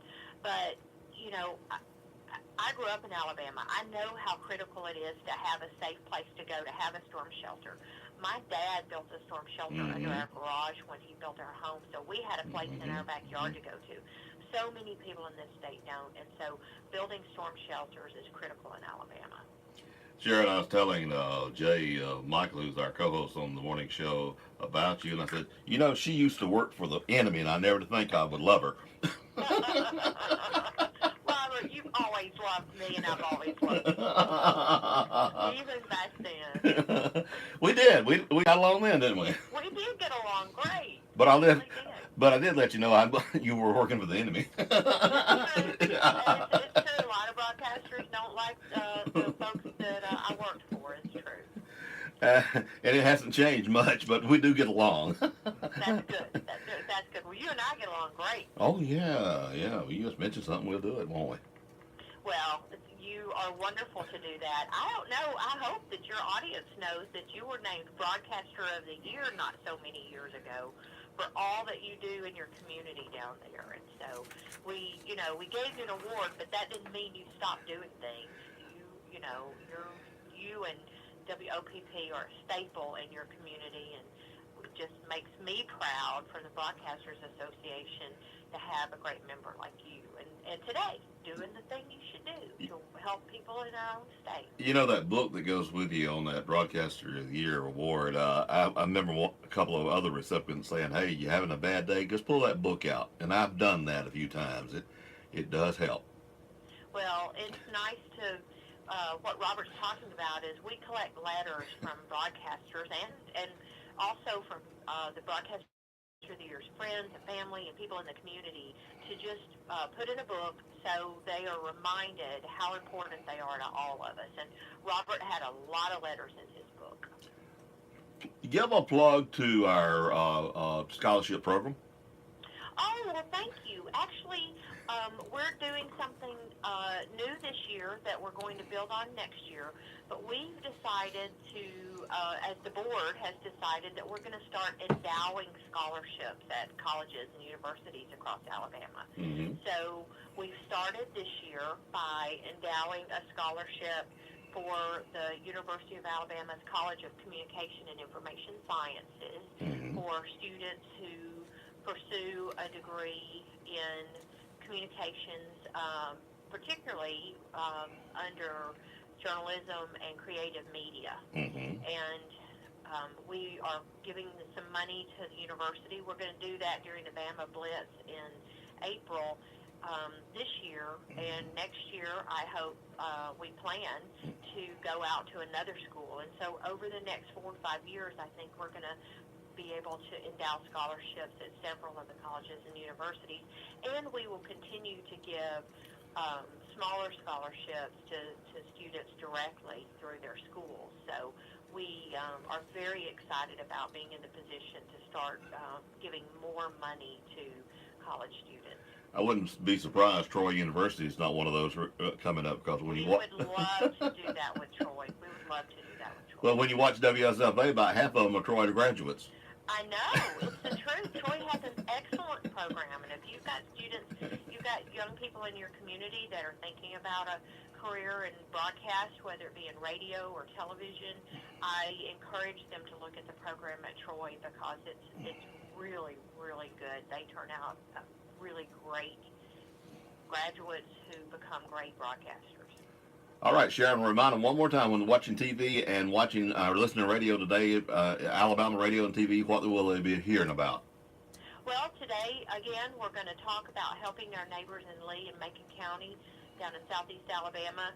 Radio and television stations across the state are going to encourage you to give money to a charity, and a station may mention a specific charity, like Robert and I have been talking about Bow Bikes Bama. You may have a charity that you really like to give to, but we just want to make sure that the money that you give goes in Alabama to the people who need it most. So particularly Bow Bikes Bama, and I'll mention one other, and that's the Community Foundation of East Alabama. They specifically serve that area. Those people are working in the community every day of the year, boots on the ground, helping people that need it in East Alabama. So I would encourage your listeners to choose one of those two charities. But broadcasters across the state are going to be talking about a lot of them. Especially, you'll hear stations talk about the Red Cross or the Salvation Army. Oh, yeah. We want you to choose a charity and try to get your money down to the people that need it. Well, Sharon, I'll see you at the broadcast convention. When will that be, and where will we be at? We're going to be at the Ross Bridge Resort in the Hoover, Birmingham metro area on August 9th and 10th. Oh, yeah, just before we kick off football season. Yes, before football season starts and while it's still as hot as it can be. I remember one year we got too close to football season. That's a small market. It made it tough. It did make it tough, so we responded and got off the ball. Every good Alabamian knows you do not do anything on a football weekend, not on football Fridays, and not during the college football season. You know, I had a niece who got married several years ago now on the day of the Alabama-Arkansas game. Not good. Well, I don't know if any of your listeners remember it, but that day, Alabama and Arkansas went into 3 overtimes. So I was rudely out at the car listening on the radio in the overtimes while the reception was getting started, and that's just how we do it in Alabama. That's exactly right. Sharon, looking forward to seeing you in August. Yes, absolutely, Robert. Thanks for this opportunity to talk to your listeners. Thank you, love. Bye-bye. You take care. Bye. Okay. As you can tell, Jay, she's wide open. Oh, yeah. She's got a wonderful personality. I mean, you can You can see her personality on radio. Oh yeah, oh when yeah, you listen yeah, to her yeah. voice. Yeah, well, in that picture, she's smiling. That's Oh, what she, yeah. and her talk's the same way. Yeah, That's great. And Lisa's who I deal with most of the time is the business manager up there, Mhm. because Sharon's a lot of time out on the road doing her job, you know. And then of course Nikki Thomas is the other lady. Both of them I love like crazy. And then I have to every once in a while put up with Larry Wilkins when it's something to do with the FCC. Well, and I guess I don't know what the primary function of the Alabama Broadcasters Association. Do they just represent the broadcasters and? And we're also we're the first state to do this, and there's only 2 or 3 others that have been allowed. We are what you call a self-regulated association, meaning that if there's a problem in broadcasting with any type of somebody overlapping, over broadcasting, I mean any complaint, we turn over the report to the ABA and they check it out. Larry does. It's got over here, and if he finds it to be true, then he tells us to get it right. Blah blah blah. Gives us so many days, and he comes back and does it again. And then once it's fixed, he files a report to the Atlanta FCC. Therefore, the feds never come down. They're the ones that can fine you, you know. Yeah. Larry can't. He just gets us legal. He just tries to get everybody right. It's like insurance. Yeah. Well, that's a good thing. Yeah, it's been really good in Alabama. And it's a model program. I think Mississippi's gone to it now, and Georgia's gone to it now. Our neighboring states, needless to say so, because they saw how good it was. Well, that's kind of unusual that Alabama and Mississippi and Georgia would be the first at something. Yeah, that's good. Yeah, Alabama was definitely first. That happened over 20 years ago, Jay. We started right after we came on the air. I know. I've been hearing about the Broadcasters Association a long time. So I mean, it's really worth the membership, and that's something else they've done too. They lowered the standalone AM membership down so that we can support it. Well, that's good. Instead of having to pay the big price, of course. It's gone up like everything else. Well, yeah, I mean, it has to. I mean, those people like Sharon you just talked to, they got to get paid some way. Oh, sure. And then that little office we got up in Birmingham. Yeah. You need to go to our office up there in the parking lot, and it's beautifully set on the mountains of Birmingham, and you can see the Vulcan. Oh, from okay. it. Yeah, and make some beautiful pictures from there. Ask Don Childry. He's went up there and gave him a private snake show in the parking lot. I noticed he was out yesterday. Looked like he was up in WSFA. up at Montgomery. Yeah. I think he's going to drop in on Hagler if he had time, because I think Hagler's on at 1. I think that's maybe. But he was going to. If not, he's going to get him one of the other days. He's got to go up there again to do the radios and stuff. And I think another program. In fact, we'll be on WFA quite a bit.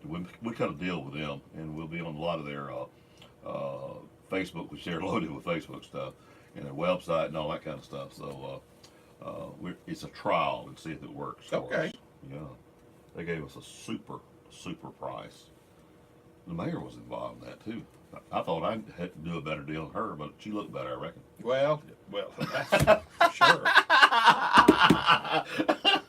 That's what I'm going to accuse her of being. Okay. Oh, 22 minutes past 7 a.m.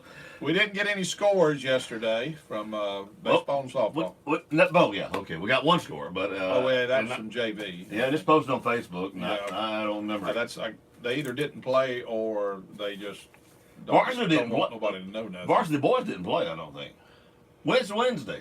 They don't play much on Wednesday. Yesterday. Yeah. Tuesday. Tuesday. They were scheduled to play Providence Christian. There. Oh. And with no score softball was scheduled to play Andalusia here. Oh. As far as I know, those games got. I mean, there was no weather cancellation, was it? No, I wouldn't think so. We get those little things. They'll, on their little sites. They'll send that to us. Now, there's no game to date because the Ministerial Association would come down hard on. Yeah. It'll be about 15 minutes before I can get out there to help you. We're live right now, buddy. And the office girl will be here in about 20 minutes. So if you got something to do, come back. But if you want to, coffee, come and help us out. We got the winner I don't see how somebody can find off the two clues now. Two clues. Yeah. I love when the bell rings. Well, that's got to be near a school. Please slow down for the kids' sake. That's it. That's it. Yeah, that's it.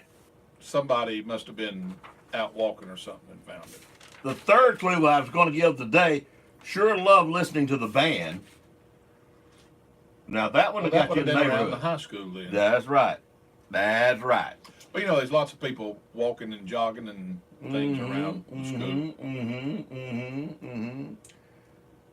Richard Lane found it. He found the blue egg on Henry. Turn right from Cameron Park. Sign on the right, watch for children. Right across from that, there's a light pole right there. Okay. Daggum, I thought it'd be a week before they got that one. First one. Well, usually that's the way it is. The one you think is the hardest is the ones that people first. Yeah. And the easiest ones just go on and on and on. You're sitting there wondering why ain't nobody found it yet. Congratulations to Richard Lane. First one. I'd have never thought that quick, man. Two clues. Although we got a record breaker, one clue. That was last year. It was at the old Booth Clinic. Well, and you know somebody just happened upon it. That's all. I think so too. Yeah. They didn't admit it. They said they were smart. Yeah. I would have said the same thing. I would have said the same thing. Hey, number 2, egg. We've already posted 2 clues. I wonder if there is any fish here. Number 2, never see any boats. The new one today hadn't been posted. Kids try to fish off the bank here.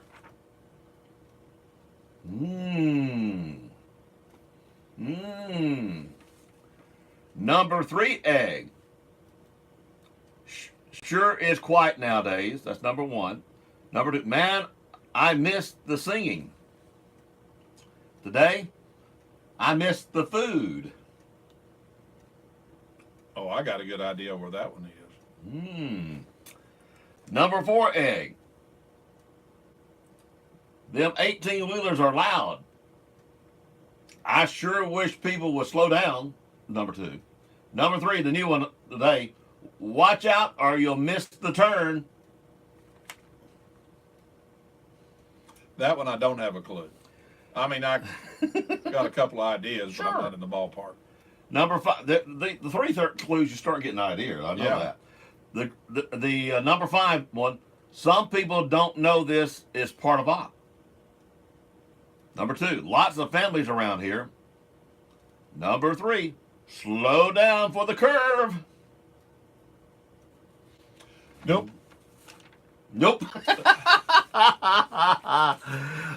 These will be posted a little after 8, so you have it permanently. We have it when you go to WOPV Facebook page. We have it what they call pinned. It's the first thing you'll see. Okay. So it makes it easy. Pinned. Yeah, and we make our updates on it too. Okay. It gets updated all the time, and of course the rules are over there on the right side too. But anyway, congratulations, Richard Lane. 2 clues. I love it when the bell rings. Please slow down for the kids' sake. And it was on Henry, and that's the going up the band room side. Oh yeah. Yep, of the high school, and it was near the practice field. And yep, you hear the band there. You hear the football players practicing all there. You can hear it all. You can hear it all. You hear the little kids. You can hear the bell ring. Yeah, you can hear the bell ring. Sure can from there, from that. You can hear the city employees. See, back when I was jogging, I used to run that road. Used to. Notice that. He said used to. That's right. Is that why you gained 20 pounds? That's exactly why. You just used to do that. Yeah. You don't do it no more. Well, no, I hadn't got back into it yet. I've been busy doing other things. Oh, okay. I got you. Busy doing other things. Yeah. Okay. Trying to remodel a house. You are a remodeler now, professional, I understand. I am professional, and Kathy is professional too. We're both professional remodelers. I've talked day before yesterday, to one that I would have not expected to be doing it, but she's retired and she has enjoyed redoing a house that she owned, and she's out here and going to be advertising it, the open house the weekend of the Rattlesnake Rodeo, kind of like Kim Norris did last year. Yeah. And Dr. Howell. Dr. Howell. Faith Howell. I bet she would enjoy that. Drum Heller. Yeah. Whichever you knew her by. Yeah. And me and her had a delightful talk. And she's enjoyed restoring that house and even doing the yard work on it. Well, this is a labor of love for us also. We bought Kathy's mother's house, some property out there, and so it's always going to be Grandmother Meadows' house, but Kathy's got to make it her house, even though it's always going to be her mom's house. But so we've been tearing some things out, tearing some walls out, and modernizing. Yeah, we are, and got to fix some structural issues and redo some stuff on the roof lines and all. But we're working on it, and it was a little too cold last night to get out there, though. I didn't do it, but now Monday night we went out there and we worked hard Monday night, and we'll probably get back out there tomorrow night and do some more work. But you worked hard. Huh? We did, but it's a labor of love. We're enjoying it. Are we going to have open house when it's up front? Well, we might. You can't never tell. It's going to be a while before I get it just like I want it. I think it'd be cool in honor of Miss Meadows. I think it'd be cool to have a open house. I'm sure that what we're shooting for is because everybody used to come there for Thanksgiving or Christmas, and we're kind of shooting for having everything ready so that everybody can come back, For Thanksgiving? Yeah. In other words, I'm done got invited to Thanksgiving. Sure. Got my meal. Hey, speaking of meal, I went over to the Adult Activity Center to see Pam pick up some the kids' tickets to add to our tags, and there was a meeting going on. And little did I think about it, it was the Trail Masters. Though we made the announcement and all that, you know how I am when I post something, it's gone. My brain is. And of course, Mr. Willis is there, and he invited me to have lunch there, so I got a free meal. Well, you're all about free meals, aren't you? Well, hey, Friday I was out at JR's. I know Haley's all about it. She is good at it. Friday I was out at JR's, and they was cooking for the employees, so by cracky, I fell right in. Today is Wednesday, March the 6th. Happy birthday to Dylan Frazier, who's an actor. He's 23. Shaquille O'Neal, basketball player, is 47 today. Amy Peets is an actress from Caroline in the City. She's 50. Mariah Kelly is an actress from The West Wing, is 51. Connie Britton is an actress and 52. She's on the TV show Spin City. Let's see. D.L. Hughley is a comedian. He was in the TV show The Hughleys. He's 56. Tom Arnold, an actor, was 60 in the movie True Lies. Anna Marie Horsford is a singer. She was in the TV show The Wayans Brothers. She's 71. Kiki D, the singer, Don't Go Breaking My Heart. She's 72. Rob Reiner, who was in All in the Family, is the director. He's 72 today also. David Gilmour, a singer, musician, humanitarian. He was with Pink Floyd. He's 73. Did a little song called Another Brick in the Wall. Wow. Mary Wilson, a singer with the Supremes, is 75 today. Ben Murphy is an actor. He was in The Winds of War, the TV miniseries. He's a mini-series. He's 77.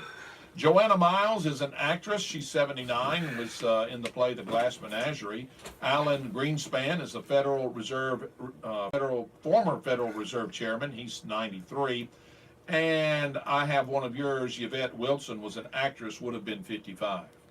You got one of my dead ones. That's all I've got on her, though. I don't know if you've got what she was in or what she did. Or no, I don't. I don't. Oh, okay. I don't know why I missed the rest. Okay. I do have some more of this going on, though. Right. Suzanne Crouch, from the Patries family, would have been 56, passed away in 2015. I think that was one of the young girls. Willie Stargell, the baseball player, would have been 79, passed away in 01. Ed McMahon, Johnny's right man, would have been 96, passed away in 09. Here's Johnny. And also well known for all them Jerry Lewis telethons, being the MC. Oh, yeah, that's right. That's right. Lou Costello, the comedian actor, would have been 113, passed away in 59. He does the routine, Who's on First. If you never heard that thing, it's hilarious. Yeah. And it's on YouTube, by the way. Abbott and Costello. Mm-hmm. Bob Wells, San Antonio Rose. And the Texas Cowboys, or Playboys, wasn't it? Would have been 114, passed away in 75. Elizabeth Barrett Browning, see, poet, how do I love thee? Let me count the ways. That's exactly right. Would have been 213, passed away in 1861. Oh, do. Skip it. Yeah, I know this, and I can't, and you, I'm sure to you, I know that dude, and I can't make it come out of my mind. Oh, that's Michelangelo. There we go. I couldn't get the Michelangelo. It's all. It would come to my brain, man. Well, I don't know that I've ever seen it all run together like it's that. one word. Yeah. So, thank you, Lord. He defended me there. Would have been 544. Passed away in 1564. Whew. Those are the celebrities that are going on this morning. Let's go to news. You ready to go news? We better. News this hour from townhall.com. I'm Rich Thomason. Will be called upon to defend President Trump's border emergency declaration. Homeland Security Secretary Kirstjen Nielsen goes before the Democrat-controlled House Homeland Security Committee later today. Her testimony comes as officials warn of a surge in illegal southern border crossings, overwhelming border agents and facilities. U.S. Customs and Border Protection says more than 76,000 migrants crossed the U.S.-Mexico border last month. According to CBP Commissioner Kevin Michelinen, the system is well beyond capacity and remains at the breaking point. The news comes as the Senate looks ahead to a vote next week that's expected to reject President Trump's national emergency declaration to get border wall funding. Greg Clugston, the White House. After approving a disaster declaration, President Trump travels to tornado-ravaged Lee County, Alabama on Friday. The twisters that ripped through the small town of Beauregard killed 23 people, pretty much wiped the town off the map. An influential House Democrat challenging the White House refusal to turn over requested documents on security clearances. Oversight Committee Chairman Elijah Cummings says the White House action defies the constitutional separation of powers. Cummings They don't want to talk about the Constitution. They only use it whenever they serves them. They don't follow no Constitution. I didn't even know they knew the word. Despite red flags.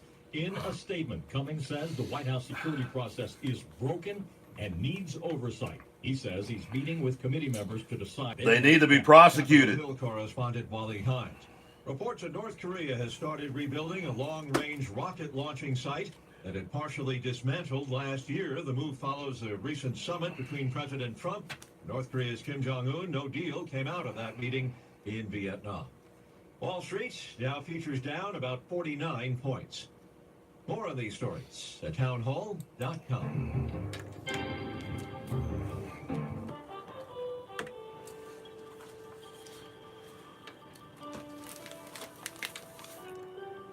CCB time is 7:35. Time for you to drop by CCB here and not meet our local staff, talk over our local community activities, talk over your banking needs. Member FDIC. Good morning. I'm Robert Booth. I'm Jay Michael. For Dateline Action News, brought to you by Farmers IGA, Southern Independent Bank, TNC Pharmacy, The Woodmore, Blade and Wing Cafe, Covington Eye Care, JR's Lawnmower Shop, Hottes. Well, following Tuesday night's adjournment of the Alabama legislature and her delivery of the State of the State address, Governor Kay Ivey called a special session to tackle Alabama's ongoing infrastructure issues. The special session will be focused on legislation to levy an additional excise tax on gasoline and diesel fuel, legislation concerning the legislature's permanent joint transportation committee to provide for effective legislative oversight of the Alabama Department of Transportation, and legislation to provide the Alabama Highway Finance Corporation with authority to borrow money and issue bonds for the purpose of improving the Alabama State docks and the Mobile Bay Ship Channel. Ivey issued the following statement regarding her decision. She said, due to the dire need to act now, I am bringing the Alabama legislature into a special session focused solely on passing this critical infrastructure legislation. Beginning tomorrow, as we enter this special session, we must shift our focus and tackle this issue together. It's time to make our crumbling infrastructure system a problem of the past. Tuesday was the first day of the legislature's 2019 regular session. Legislators have 104 days in which to complete 30 legislative days in regular session. The special session is set to begin at 9:30 this morning. That's not long from now. No, it's not. Bottle up. Temperatures this morning are down below freezing in most spots, waking up to temperatures in the mid and upper 20s. We got down to 31 here. We have all the ingredients to see effective cooling during the overnight and clear skies, light winds, and very dry atmosphere. Due to the frigid overnight temperatures, it's going to keep us quite warm. It's going to be quite calm today. It also is not going to get up as high as you think it would be. It's going to be a cool day. Keep that in mind. In fact, a high would be in the upper 40s and low 50s for today. And don't forget, 29 is predicted for our area for tomorrow morning. So if it's not too late, you might have got by and got lucky with your pipes. Might not be so lucky tomorrow. Might not. A Missouri man has been sentenced for sex crimes involving a 13-year-old Alabama girl who was brought to Missouri by the man's mother and grandmother. 22-year-old Michael Kane Collins was sentenced Monday to 15 years in prison without parole. Investigators say Collins met the girl on a dating website in July of 2017. At the time, he was a registered sex offender on probation for a previous conviction for sexual misconduct involving a child. Collins and the victim communicated and sexted via cell phone, Facebook Messenger, and other apps, all violations of his probation. Collins apparently used his mother's cell phone, and his mother communicated with the girl as well. He admitted in November that he paid the grandmother $400 to bring the girl from Alabama to Missouri. His mother was with his grandmother when they picked up the girl. Collins says he had sex with the girl in a van while the women were taking him to and from work in the Community Supervision Center in Fulton. Wow. One of the victims in the deadly tornado was Alabama author Charlotte Miller, who lived and worked in Lee County. Miller published Montgomery-based New South Books, confirmed her death. Miller's 3 novels, Behold This Dreamer, Through a Glass Darkly, and There Is a River, were published by New South in 2000, 2001, and 2002. According to the publisher, the trilogy tells the story of Jansen Sanders, a half-Cherokee, half-white yeoman farmer from Alabama Hill Country, and his family through 6 decades of the Southern life. Editor-in-Chief Randall Williams said Miller's first book was also one of the first published by New South. Miller worked as an accountant, and according to her autographic biography, she had a son. She was 59 when she passed away. The pending closure of Georgiana Medical Center was already well known. The community was told it would close its doors on March the 31st, leaving Butler County with just a single medical facility. Now the time frame for the closure is changing. Georgiana Medical Center will close in just days, not weeks. CEO Mike Bruce made the announcement Tuesday evening, saying in an effort to maintain the quality of care, Georgiana Medical Center will close on Friday, March the 8th at 6 p.m. This decision was not made lightly. It's very important to close the hospital fully staffed and with the quality care we have always offered. The facility had been open for more than 60 years and provided employment for about 50 people. This is the 7th hospital in rural Alabama and the 13th overall for the state to close since 2011. An investigation is underway after an 18-wheeler crashed into the side of the West Alabama High School building Monday afternoon. Senior Alabama State Trooper Reginald King said the driver of the commercial truck ran into the south of the Southside High School located on U.S. Highway 80 in Selma shortly after 3 p.m. King said the driver was killed, but there was no injuries inside the building. The name of the victim has not yet been released. Check your time. It is now 7:41 here at WOPP. Nice having you in with us. Dr. Joshua Driver and the friendly staff at Covington Eye Care would like to thank all of you for your continued confidence. Jody! Care for you and your family. Our new renovated office offers all the latest technology to give you a comprehensive eye examination, as well as detect and treat eye diseases. We are pleased to now offer many surgical procedures as we partner with Dr. Brent McKinley, board-certified cataract surgeon. We carry the newest styles of Costa Del Mar and Maui Jim sunglasses for all your summer fun. We also have an extensive line of frames to meet the needs of those on a budget, as well as those looking for Nike or the popular Coach line. And hey, Jack, we even carry the Duck Commander line. For the contact lens wearers, we have the most comfortable brands, and for those who want to change it up a bit, We now offer the brand New Air Optics Color Contacts. So call us today at 493-6600 to set up your next appointment or visit us at 604 North Main Street in Opp to give us an opportunity to meet all your eye care needs. At Hardee's, we love to surprise people. Not like getting summoned to jury duty or mistaking your backpack for a parachute. Our surprises are good, like adding our delicious loaded omelet biscuit to our 2 for $4 mix and match deal. Choose between our loaded omelet biscuit, our tasty Frisco breakfast sandwich, our bacon, egg, and cheese biscuit, or our savory sausage and egg biscuit. Get any two for $4. It's the best kind of surprise. I mean, it's no pulling into a paid parking meter, but it's a close second. Hardee's because it tastes better. Offer available for a limited time during regular breakfast hours at participating Hardee's restaurants. Price and participation may vary. Tax not included.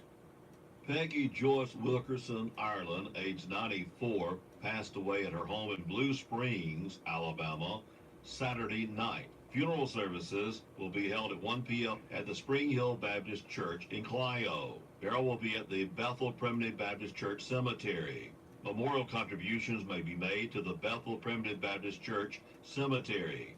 Peggy Joyce Wilkerson, Ireland, is survived by sisters Marion Vanetta Sheehan and Marilyn Joanna Wilkerson DeLand, and her children, Carlos Milton Ireland and Bonnie, Amrette Ireland Price, Stuart Wilkerson Ireland and Sandy, 8 grandchildren, and a great-grandchild.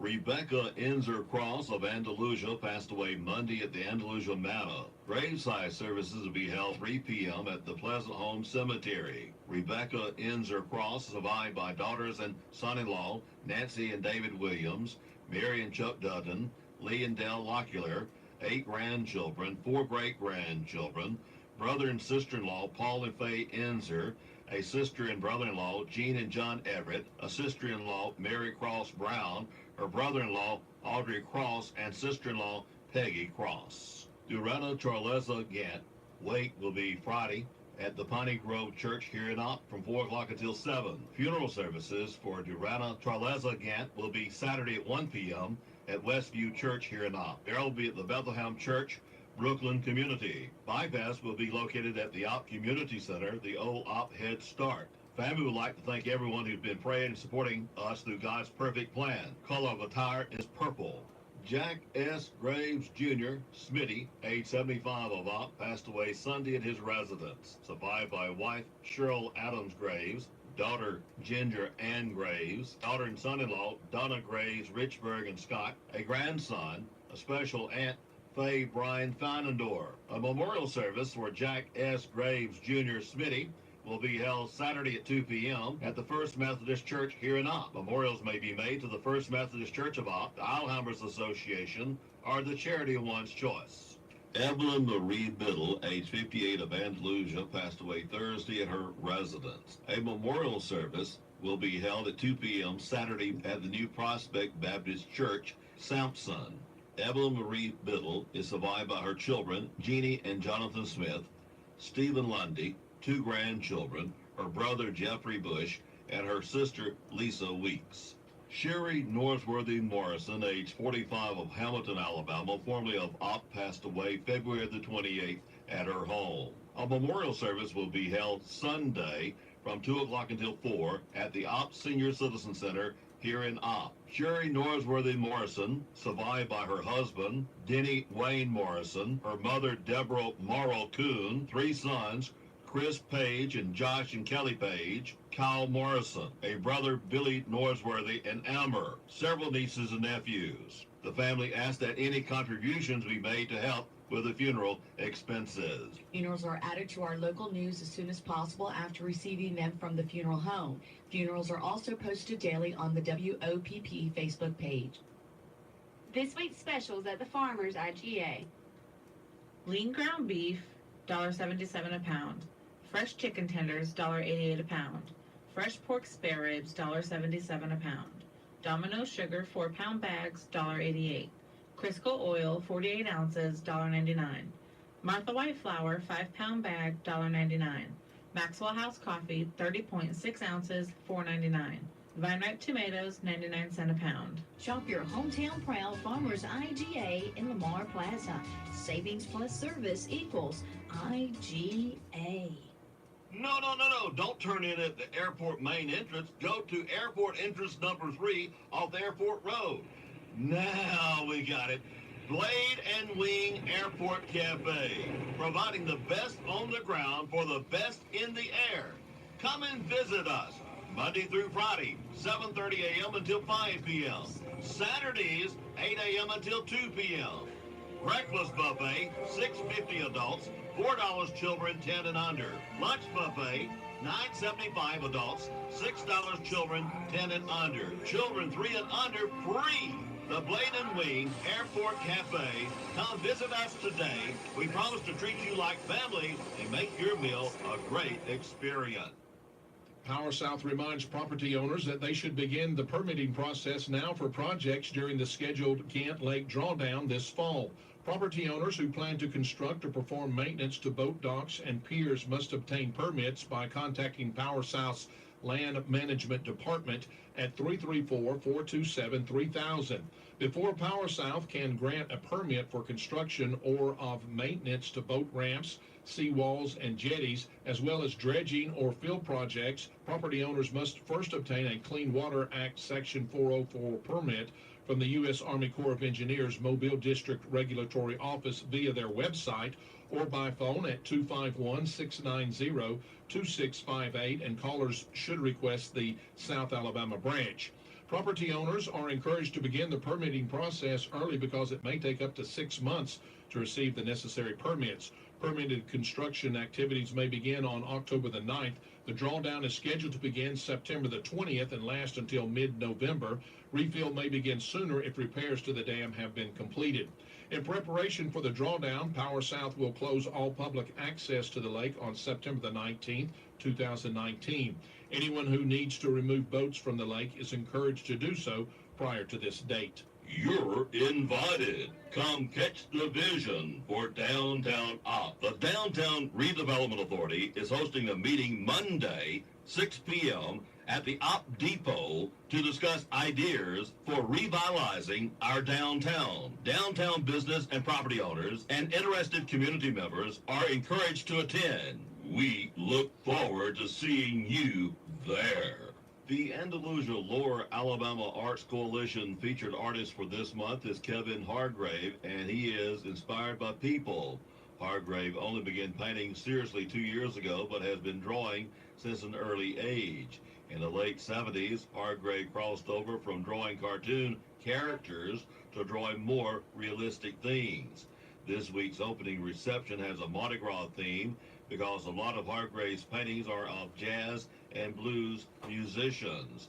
Hargrave came to Alabama from North Carolina by the way of U.S. Army.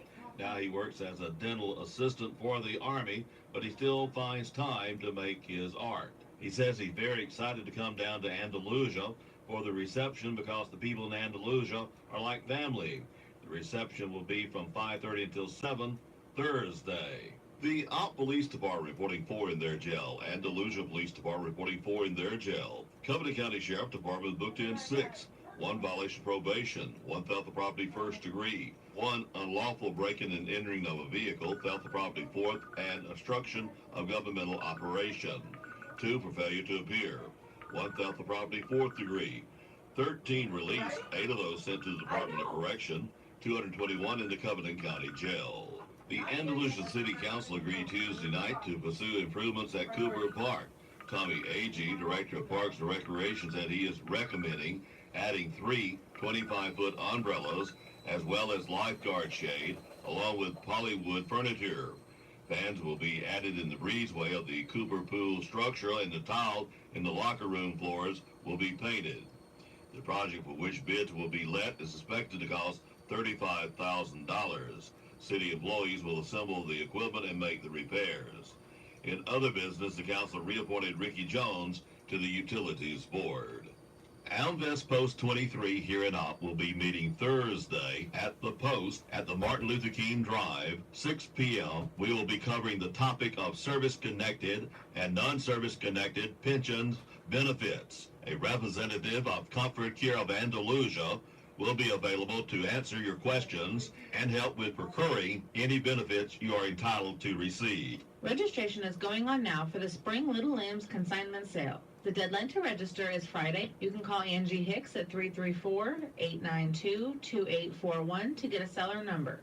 The Little Lamb consignor packets are available now at First Baptist Church office in Andalusia, Blackstone Eye Care in Andalusia, and at Dr. Bong's office in Opp. The Little Lamb's spring consignment sale will offer children's clothes, shoes, toys, books, furniture, and maternity clothes.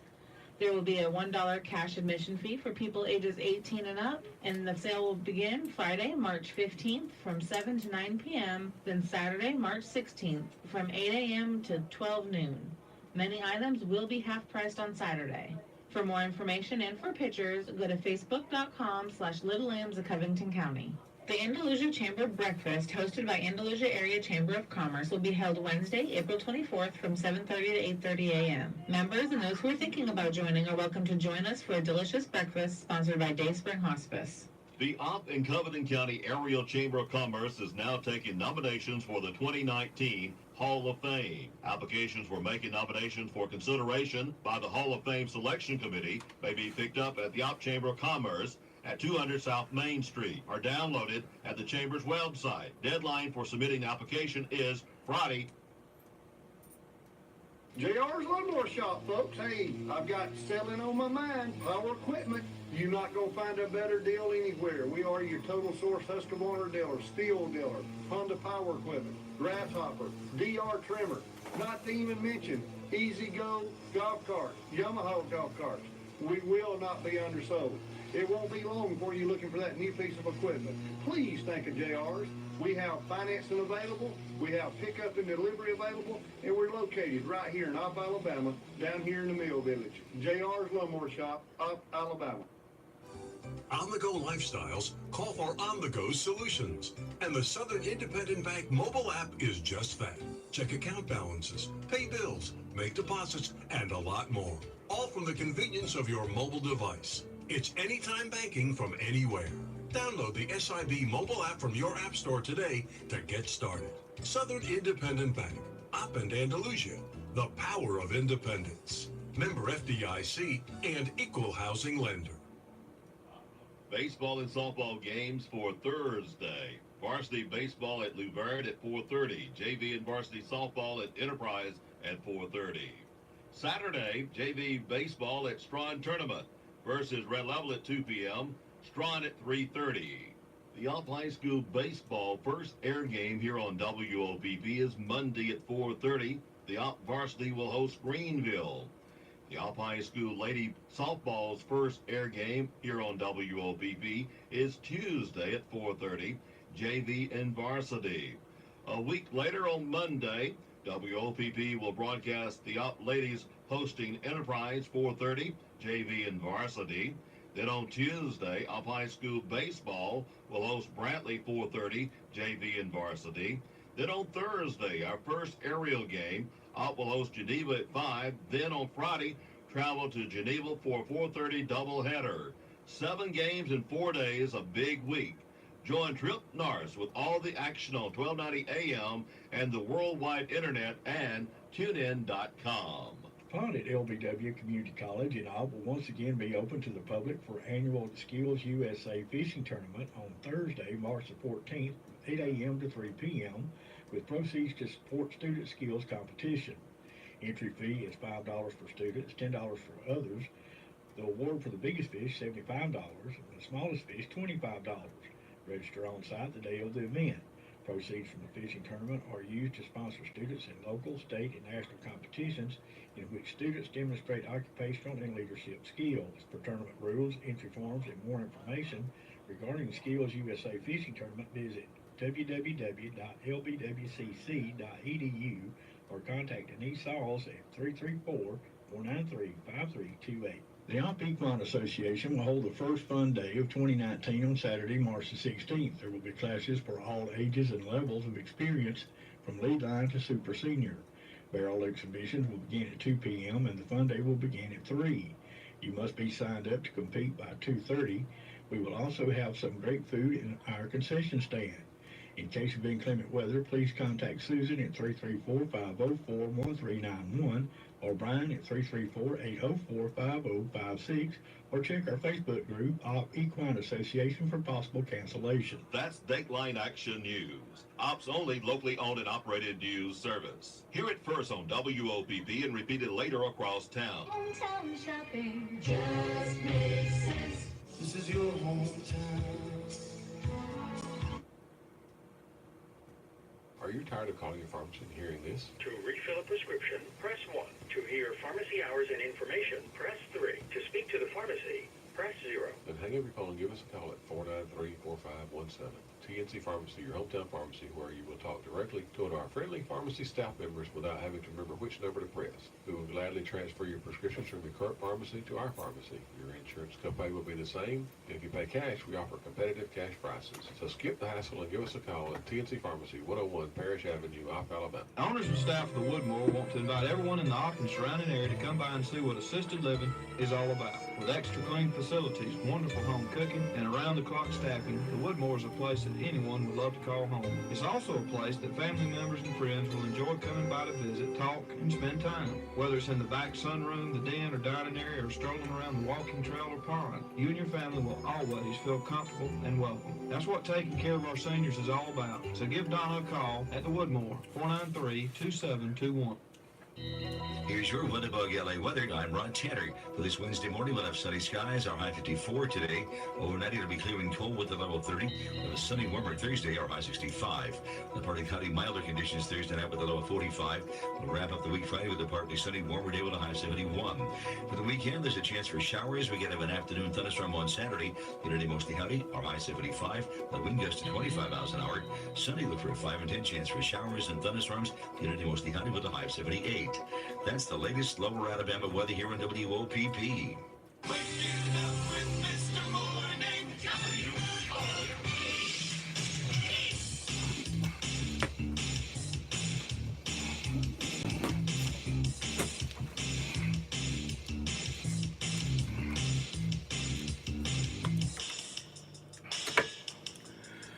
.31 is our low this morning. The winds, well, they're from the east, maybe a mile.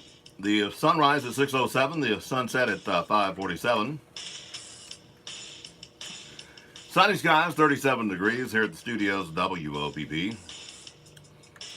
You know, we projected how 29 for our low this morning, didn't make it, but they're doing it again tomorrow, so I reckon they're determined that we have 29. It is cold out. Cold, man, it feels good out there. I guess it's my age. I don't know.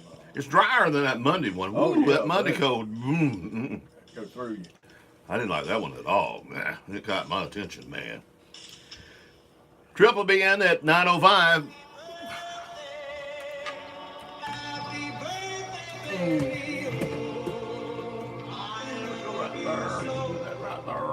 do this right here. So the birthday is right here. I pick up sweet shots. And Wednesday winner.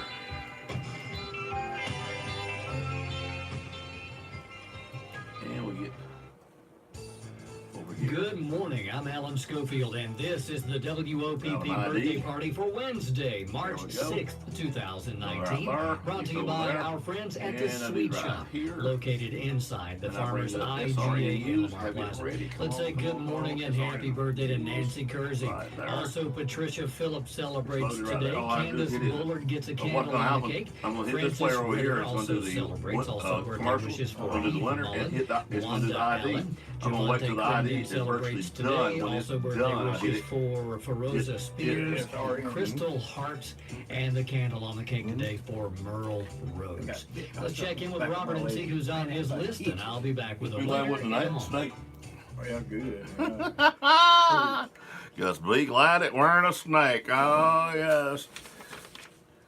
Joe's over there saying he got bit. I got bit by something. I don't know what it was. I think it's a spider.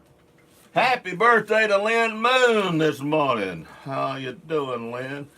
Let's see, it's the 6th, ain't it? Yep. March the 6th. Out at the Opp Health and Rehabilitation. Happy birthday to Audrey Jeffcoat, Merle Rose, both celebrating birthdays at the Opp Health and Rehabilitation. I believe they have their joint birthdays on Friday for the clients that have Yeah. birthdays that week. So happy birthday to Audrey and Merle this morning. Now, who else have we got? Oh gosh almighty. My buddy Don Cotton's got a birthday today. Happy birthday, Don. I know it's not real sweet today because your mom just passed away, but life goes on, and we wish you a very happy birthday, and of course you remain in our prayers. Your family does. Absolutely. Haley Fuller, Full. She's actually Haley Kilfreeze, so I know her by. Haley Kilfreeze Fuller has a birthday today. Brittany Scarborough Golden with a birthday today. And let's see who else with birthdays today. John Page got a birthday. Well, he got his name down here twice. Chris Clark with a birthday today. Oh, goodness. Nancy Mayberry Kersey, one of our great listeners and Facebook friends, with a birthday today. Yep. Let's see, who else? Crystal Hart with a birthday today. And let's see, who else with birthdays today? Oh, goodness. Paige Harper Ellis with a birthday. Guess it happens, Paige. I can't help it. You're still going to have to get older and grow up, dadgummit. Quentin Marlin with a birthday today. And let's see, who else with birthdays? Blake Bell with a birthday today. And Megan Grant Anderson with a birthday today. Double checking. Oh, I found another birthday. Today's the 6th, right? Yep. Nope, that was yesterday. We got that one yesterday. Okay. And I'm double checking these emails and all that kind of stuff that we got in. And I think we got them all. Like one more page to look at. Yep. Jody, we got them all this morning. Got 'em all I this think. morning. I don't think I Birthday missed. to They'll let me know if I miss one. Have you ever noticed that? They will let you know if you miss yeah. one. Oh. Yeah. Even though it's not our fault. No. It's never our fault. No, never our fault. Never. Well, we'll find out who is going to win after this. The IGA Sweet Shop offers custom cakes handmade to order birthday and Never anniversary our cakes, fault. as well as cakes for other special occasions like teen parties and team parties. Call in your orders. Good morning, today at Sherry Underwood Britton. Good morning, That's how the IGA Sweet Samantha Shop. Inside Gilbert. Farmers IGA, Good morning, Farmers Nancy Plaza. Mayberry Kersey with a birthday today. Let's say I don't think I've ever happy told Bud birthday Thompson and happy, congratulations to good morning our this birthday morning. winner for I hadn't the had day. time. Nancy Kersey, happy birthday. Well, Nancy Kersey, you guys won. You heard it. Be sure you swing by the radio And we had no station idea. in the lobby No, we hours. didn't. In the morning, We 6 never until 10, know. or in the afternoons, 2 until 5, and grab that coupon to get your free birthday cake from your friends at the Sweet Shop inside the Farmers IGA in Lamar Plaza, and your friends right here at your community radio station, WOPP.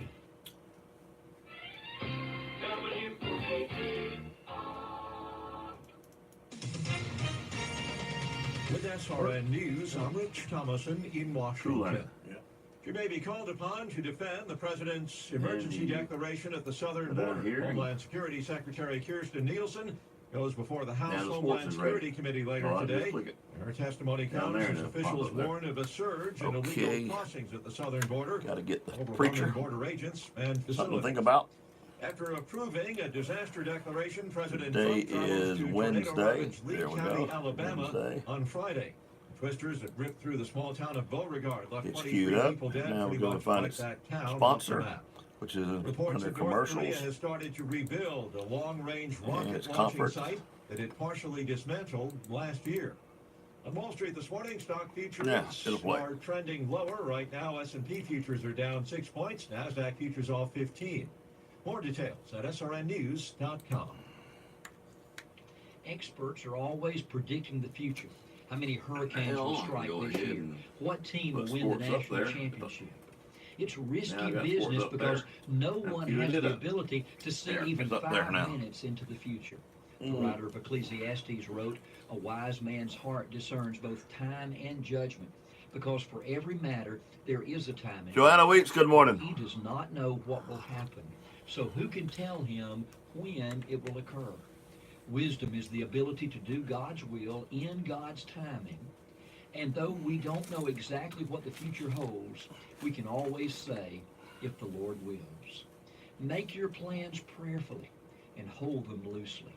And with every prayer request and every plan, give it to Him, saying, Lord, if it be your will. Hey, we don't know what the future holds, but we do know who holds the future. And that, my friend, is something to think about. I'm Gary Miller, pastor of Westview Baptist Church in Op.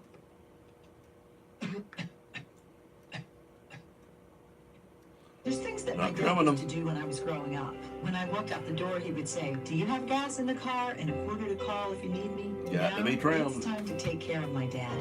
At Comfort Care Hospice, we consider it an honor to care for those with life-limiting illness. We care for their physical, emotional, mental, I don't know and whether spiritual she needs, did it or Brittany did enhancing it. their quality of life and your peace Brittany's of mind. supposed to, I think. And because we're based in your community, we can Sunday, be by your side Saturday, Sunday. yes, day or night. Comfort Care, the right hospice, right here. Well, you don't work Saturday.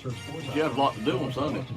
A lot of that you can do when the coach is home. You got an hour there, you know. 73-48 lead at the house. But yeah, I mean, you still got a lot of times on Sunday. You got an hour there with the church. You got an hour and 45 minutes with Monroe. So that's an hour and 45 minutes just build in to do anything you want to, man.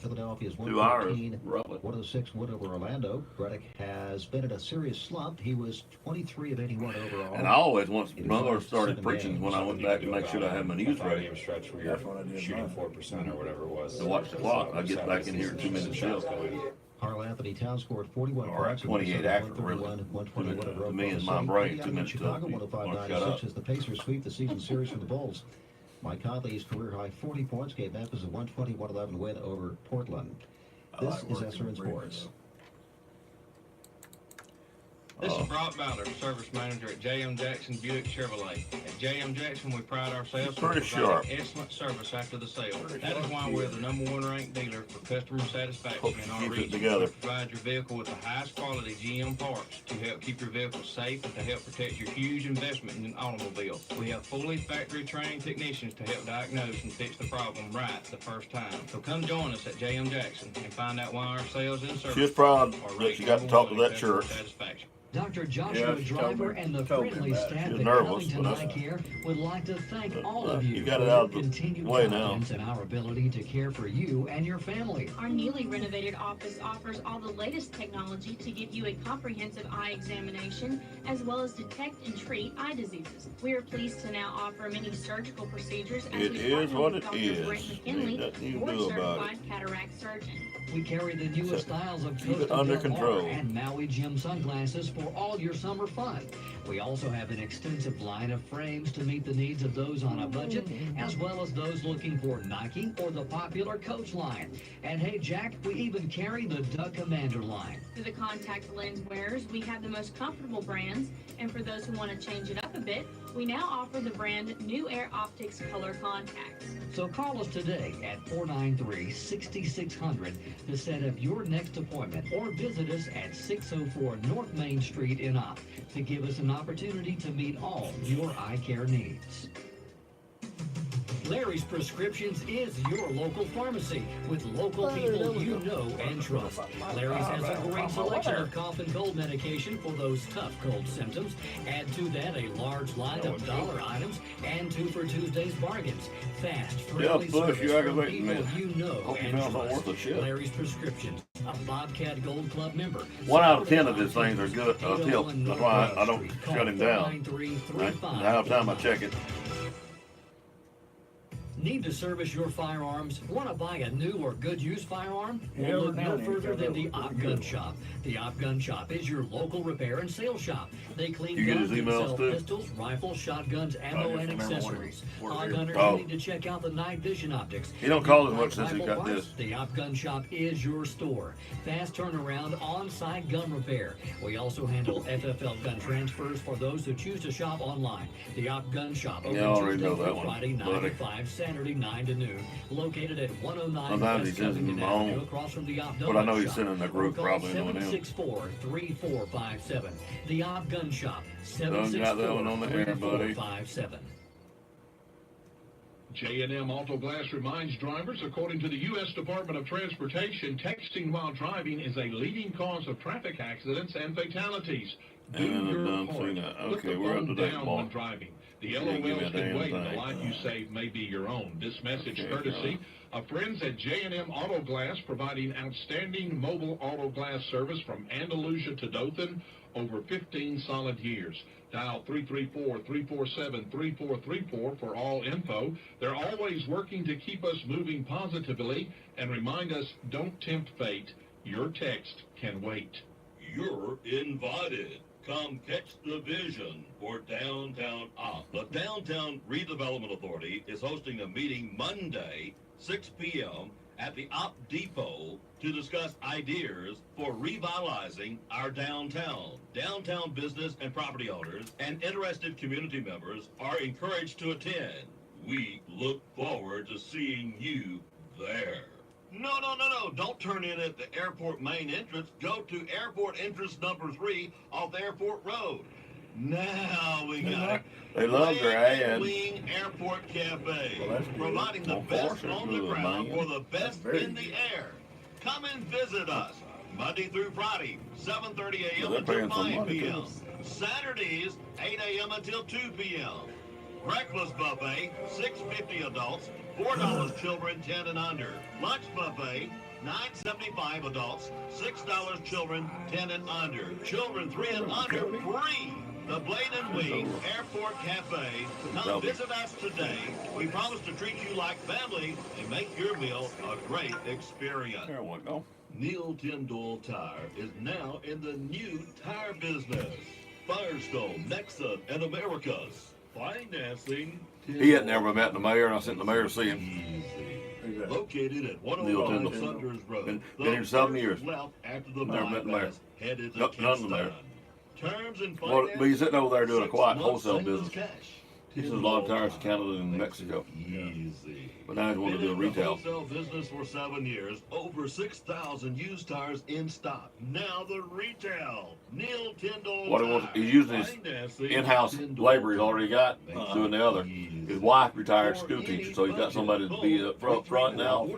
So when she sells a set of tires, she just calls the boys in the back. They come up and make the changes on the tires. And what he wants to do, his goal is to, when it gets to be making money, he wants a tire business on the bypass. So that's why I sent the mayor out there. We want our customers to know that our commissions and hauling rates are cheaper than anyone in the area. That's why I sent the mayor to With him. your cattle needs, please call John Edwards at 850-978-0340. But he wants to go out there with a business already operating good. 890-6068. No, We don't look blame it at all. forward to seeing you at the Op Stockyard each Tuesday. Good idea, I think. Begins at 1 p.m. He's a smart guy. Here's your Winnipeg, LA weather. I was impressed with him. This Wednesday morning, we'll have sunny skies. Our high 54 But he was today. impressed with me, too. Overnight, it'll be clearing cold with a low of 30. With a sunny, warmer Thursday, our high 65. Partly cloudy, mild BS. I know how to BS. low of 45. We'll wrap up the week Friday with a partly sunny, warmer day with a high of 71. For the weekend, there's a chance for showers. We get an afternoon thunderstorm on Saturday. Humidity mostly cloudy. Our high 75. The wind gusts to 25 miles an hour. Sunday, look for a 5 and 10 chance for showers and thunderstorms. Humidity mostly cloudy with a high of 78. That's the latest Lower Alabama weather here on WOPP.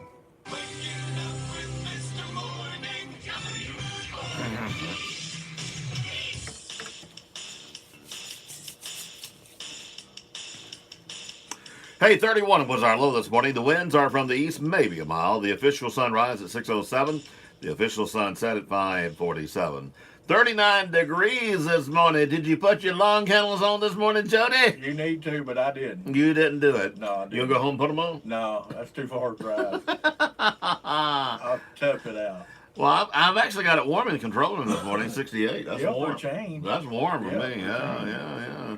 But I had, and the lobby was warm, toasty when I came in this morning. Yeah, it was when I walked in. Yeah, so see, I'm getting nice. I can be nice. I just don't like to be It's like nice. a heat wave in here at 68 degrees. I'm serious, folks. Oh, well, I'll correct that a little bit. I had started climbing it up. That's the key. Yeah. Trill will be in this morning about 9:05.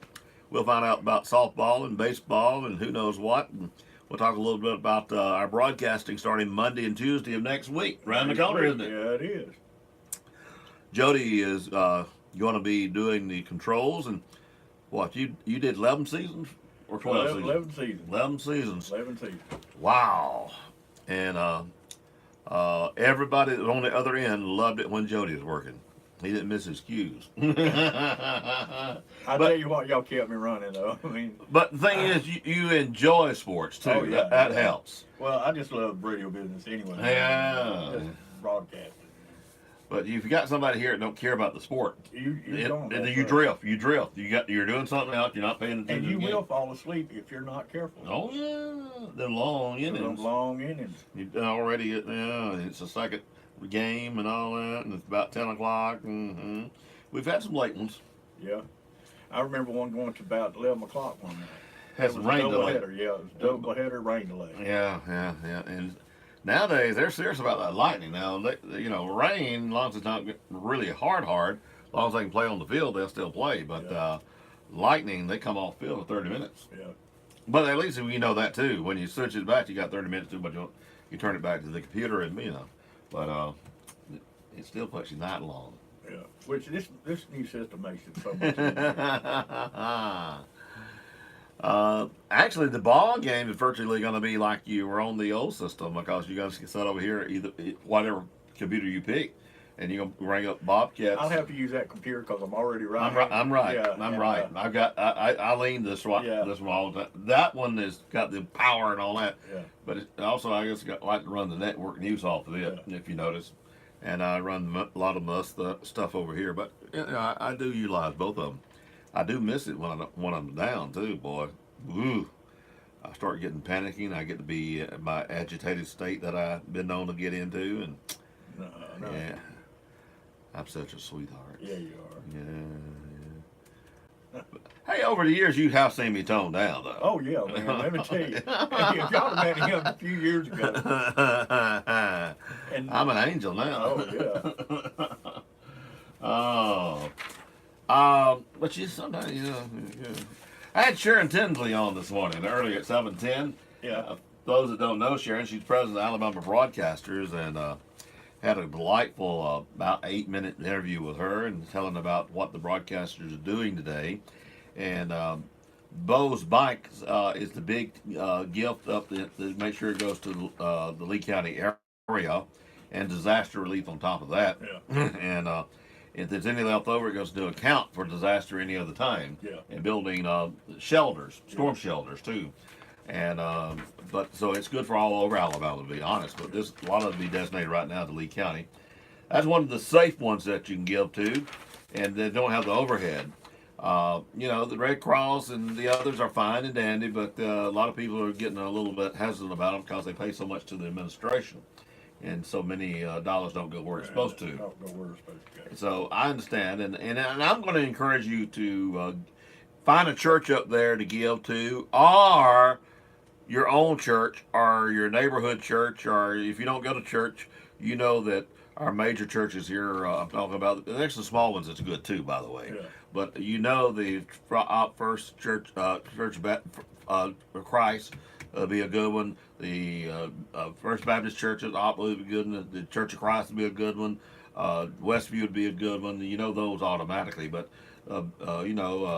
Monroe himself, Cedar Grove. There's so many. My buddy out at Babby, good. I know they will all make sure it goes to the right place. Or maybe help their relief team that's going. Yeah. Most of the churches got a relief team that'll be going. And to assist with the Mhm. cleanup. Mm-hmm. As long as it goes, for that cause, that's what you want to do. So if you want to give a 20, you want to give 100, whatever the case you want to do, I advise you to do that this morning. And our broadcast brothers, some of them are collecting the money themselves, then they're going to turn around and send it, which is fine. WSFA is doing it for Red Cross only, I think, today. Yeah. But and that's okay. And I'm sure other radio stations are doing other things too. But we're here promoting the Bo's Bike, and also to our local churches. We just feel that those are good ones that you get 100% of your dollar. Yeah, and you know where your money's going. Mm-hmm. got some control over. Got some control over it. Yeah. So we want you to think about giving. It's still not time. There's certain part of the relief work that has started to be sent that way. The construction crews will be sent later. Right now, it's Derbish. They're collecting people with power saws. Those type of people are up there now. I believe, if I understood it right on Facebook, FEMA had just made it up there yesterday morning, I believe. There is a church I think you should go to if you want to do some work, and they will sign you and give you the badge. You just can't go in. No, you can't walk into there and say you're going to help. You got to register up and everything. Now, if you got a friend up there and you want to go help that friend, by all means, you can do that. Yeah, you can do that. If you're going to help that friend, whatever they need, you don't need no badge or nothing like that. You just need to be with that friend, and or a relative, whatever the case might be. And we encourage you to do that. And I kind of feel a lot of people will be doing that this weekend. It's got any relationships up that way. Yeah, there's several churches I know. I know one up there that is having a meeting tonight about the cleanup and stuff. I'm going to try to get a church or two on or some other people next week, interviewing them and tell them where that. They'll be more. They'll know more what they need. I know one that you can get. Okay, good. New Song Church. Oh yeah, New Song. Okay. Billy Short. He's a pastor up there. We used to go to church up there. Okay. And he's big into the 911 and stuff. Well, after he has service Sunday and all that, he'll know a lot. So yeah, he'll be a good one for Monday. Well, he's one of the churches that are having the meeting tonight. Okay. And to let everybody know, and he had a big announcement or something. Okay, cool. So, yeah, we'll be in contact with some of those up there. Also, the Auburn Opelika radio station up there, we may get a hold of them. The Lee one says Lee. It's WLEE. But they call it Lee Country or something. We need to get a hold of them, and also send them some real estate rodeo stuff. But I got to. Well, another. You get by next week, and then the week of the rodeo, it'll be time to let some of the people get some entertainment. Get away from there. They'll need it, just a break from the action. We might do a better deal up there. We might give them a little bit more tickets and all. I believe we need to do that. Okay, we'll do that. Well, I'll let you get a hold of them this morning, and we'll do something with them. It'll probably be this evening before I get a hold of them, but I will get a hold of them. Okay, that'll work. 26 minutes now past 8 on a Wednesday morning. Oh, somehow in my brain I'm thinking Thursday because I got a lot of things to do Thursday, but it is Wednesday. Tripp will be in with us at 9:05, as we said earlier. John Dykes will be with us tomorrow.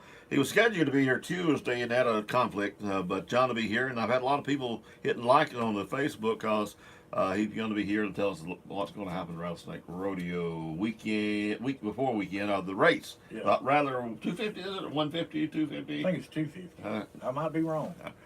That's on Sunday. That's the big one. Then they have something on Saturday, and have something Friday night too. Yeah.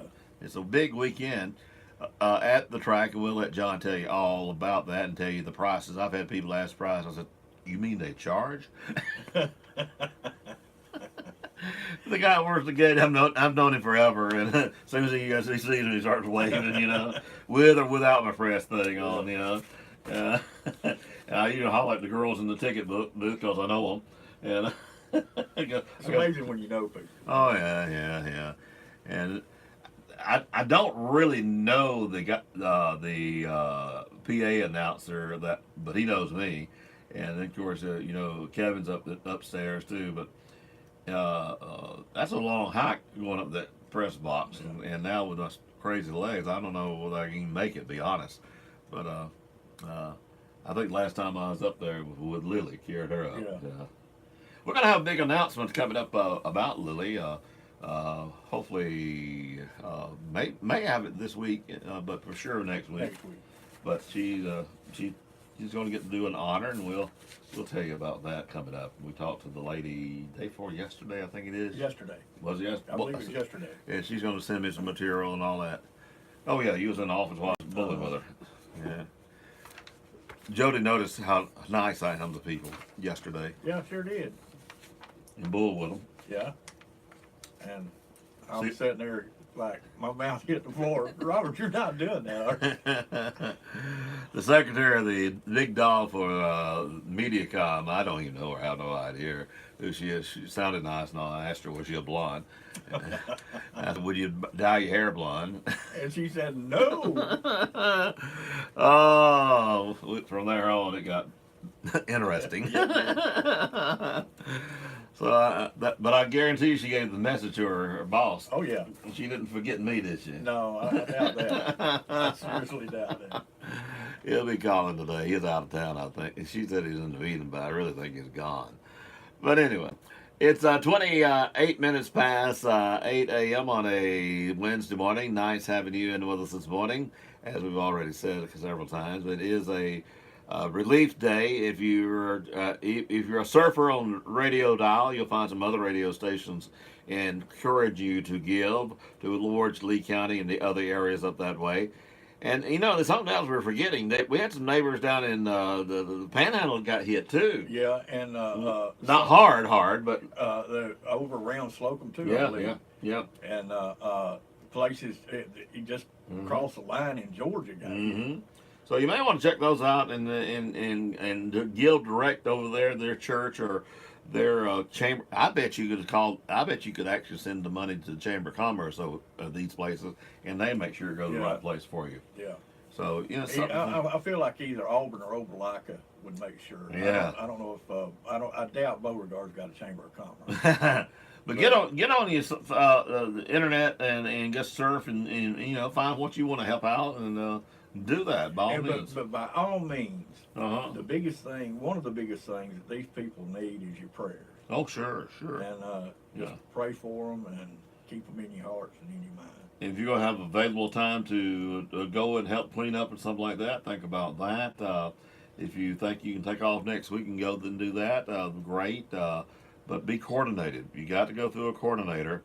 And one of the great places, you don't, a lot of times you don't think about it, but go into Andalusia on the left, you see the Southern Baptist building there. Yeah, association. And that guy there can answer just about anything you want about that. Yeah. He works for Southern Baptist, but he can help you with otherwise too. Yeah, because he's got his hands on. That's what his job is. Yeah, that's what his job is. And Brother Gary and I was talking, or Gary talked to him, and then Gary called me back, and he actually goes to church with us at night, because usually he's filling in on Sunday morning somewhere else. But he's with us on Wednesday night for sure, and some Sunday nights he's with us. But great guy. And anyway, that's a great place to check right there, to be honest. Once again, we're kind of promoting Bo Bikes. That's a great organization. Yeah, it's put on by Bo Jackson, former Auburn star, and that's dadgummit. Yeah, well, that's he did it for he did it for Alabama. Yeah, he did it for Tuscaloosa originally. Yeah, and that's what started. Yeah.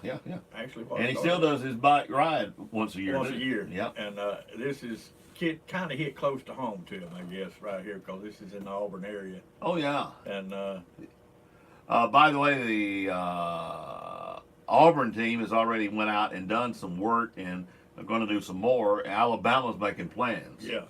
To go, and they already saluted. They honored them in their basketball game last night, remembering prayers and all that. And but they're not through. The Alabama is raising some money on campus now. The kids up there doing their thing, and the university's letting the kids do their thing, which that's what they should be doing. Yeah. And then you will see Alabama up there next week. I'm pretty sure it's probably this weekend, to be honest. With the kids, no school. And then the professors will probably be nice enough to go Friday if you want to. Yeah. If they got all the right permits to go. Yeah, you got to do it the right way. Got to do it. And that helps the kids too. That's organizing and making them understand that. Yeah, well, another thing, people say, well, why can't I just go help? If you did that, it would be chaos. Well, you get in the way too. Yeah, and that's defeating the purpose. So I do remember when it hit here in Opp, and it hit down on Covington Avenue and down there next to Ken Creel Street. Yeah, I seen that tornado. I was standing. The FEMA guy came, and he couldn't believe how the neighbors helped neighbors like they did, and no crew had to come in and nothing like that. He said, "Yeah, Y'all just, I said, no, it's just people know people. Yeah, people know people. The people grabbed it. Well, people around here, even if they don't know them, they still help them. Oh, yeah, That's sure, where people sure, are around sure. here. And didn't have enough planes for the government to help them on because everybody had insurance. Yeah. That was unreal too. Couldn't believe that. There's a big story behind that one of these days, I'll tell. All right. Right now, we got to go to news and lots of news this morning. And I do want to remind you to think about and pray about giving to some type of cause in Lee County and the other areas that was hit Sunday. And just be thankful we didn't get hit, and we could have easily been one of them too. I mean, when I was in that big storm that came across Covenant County, because it was north of Opp. Guess where I live? North of Opp. Man, it was flooding there, man. So I was highly surprised when I got Opp. Opp had a lot of rain. I don't know what had the wind I had up there. Yeah. Wow. And everybody around here helps neighbors, so remember, Yeah. folks, these are our neighbors. Yep, they're the other neighbors. Yeah, the other neighbors. By all means, and if you're like me, I've probably been at the Auburn campus as much as I've been to the Alabama campus for the meetings and all. So Been one or two times. yeah, I know. Yeah, I bet you did. You lived up there, man. You actually know some of the people up there. You know, you actually. My Sherry's mother lived in Beauregard. Oh. And she wasn't too far from where he hit. You actually know a fatality or know the family of a fatality? I know. Well, I know the person. I've met the person. Oh, really? Really know the person. Oh, wow. One of the fatalities. Yeah. Man alive. That family lost 6 of them in one, or 7? Oh. What area did they live? Do you remember what area they actually lived in? I didn't know, unless it was on, like coming out of Auburn, going back into Beauregard. Okay. It was around in that area. Maybe. But it hit Smith Station too. Oh yeah. It crossed 431 and took out a cell phone tower. Wow. And it was. There's a video of that falling. Yeah, it was laying across 431. Yeah. 280. Yeah. And it crossed over into Georgia from there. Man. Mm-hmm. But it was Category 5 when it hit. And they may aim up that, they say. Yeah. Wow. Gee. Hey, let's go to news. I'm Rich Thomason. Hit the wrong button, didn't you, boy? Political hoax, the House Democrats' wide-ranging Russia investigation. The state's ready to be recorded and sent down. Local had not been added. I'll do that real quickly in a minute. With the outcome of the 2016 election, and are harassing him with investigations. Sports is all right. No, sports needs about a minute took off from the rear end. Michael Cohen back in front of the House Intelligence Committee for a second day of closed-door testimony expected to focus on Russian interference in the 2016 election. This, a day after new questions were raised about Cohen's testimony last week that he never sought a pardon from the Trump administration. The Wall Street Journal reporting that Cohen's attorney raised the idea of a pardon after the FBI raided Cohen's home and office last April. Capitol Hill correspondent Wally Hines. U.S. Customs and Border Protection says more than 76,000 migrants crossed the U.S.-Mexico border last month. According to CBP Commissioner Kevin Michelinen, the system is well beyond capacity and remains at the breaking point. Homeland Security Secretary Nielsen may be asked about that. She testifies today before the House Homeland Security Committee. We never know what a day may bring. A painful reminder of that as Jack Crisp mourns the death of his 6-year-old nephew. Little A.J. Hernandez, one of the youngest victims of the tornadoes, devastated the small town of Beauregard, Alabama last weekend. Oh, I love you, man. I love you. And I wish I got one more just little hug or something, you know, because he was here just the day before it all happened. And, you know, of course, not even expecting what's to come. The Twisters flattened Beauregard, claiming at least 23 lives in the process. President Trump will visit the disaster area on Friday. On Wall Street, Dow futures down 35 points. More on these stories at townhall.com.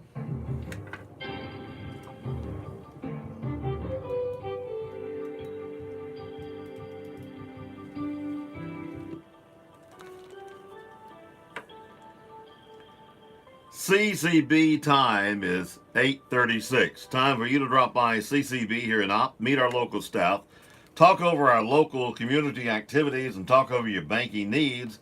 Member FDIC. Good morning. I'm Robert Booth for Dateline Action News, brought to you by S&P Communications. J.M. Jackson, the Farmers IGA, Power South, CCB Community Bank, Blade and Wing Cafe, Hardee's, and the Woodmore. No, don't turn in at the airport main entrance. Go to airport entrance number 3 off Airport Road. Now we got it. Blade and Wing Airport Cafe, providing the best on the ground for the best in the air. Come and visit us Monday through Friday, 7:30 a.m. until 5 p.m. Saturdays, 8 a.m. until 2 p.m. Breakfast buffet, $6.50 adults, $4 children 10 and under. Lunch buffet, $9.75 adults, $6 children 10 and under. Children 3 and under, free. The Blade and Wing Airport Cafe. Come visit us today. We promise to treat you like family and make your meal a great experience. Authorities say a man has been charged with evading arrest after leading police on a chase from Alabama to Tennessee. With the news flash, I'm Trey Westerberg on your hometown radio station 1290 WOPP. The TBI says Kyle Jones fled a traffic stop by police in St. Florian, Alabama on July 8, 2018. State police pursued Jones through northern Alabama and into South Tennessee. President Trump has ordered federal aid to supplement state and local recovery efforts in Lee County. The Trump administration said assistance can include grants for temporary housing and home repairs, low-cost loans to cover uninsured property losses, and other programs to help individuals and business owners recover from a deadly tornado. Governor Kay Ivey is signaling her intent to call a special session on a proposed gas tax to fund road and bridge construction. In her State of the State address Tuesday night, Ivey said crumbling infrastructure is a threat to the state's public safety and economy. With the news flash, I'm Trey Westerberg on your hometown radio station 1290 WOPP. Manage your debit cards at the touch of a button.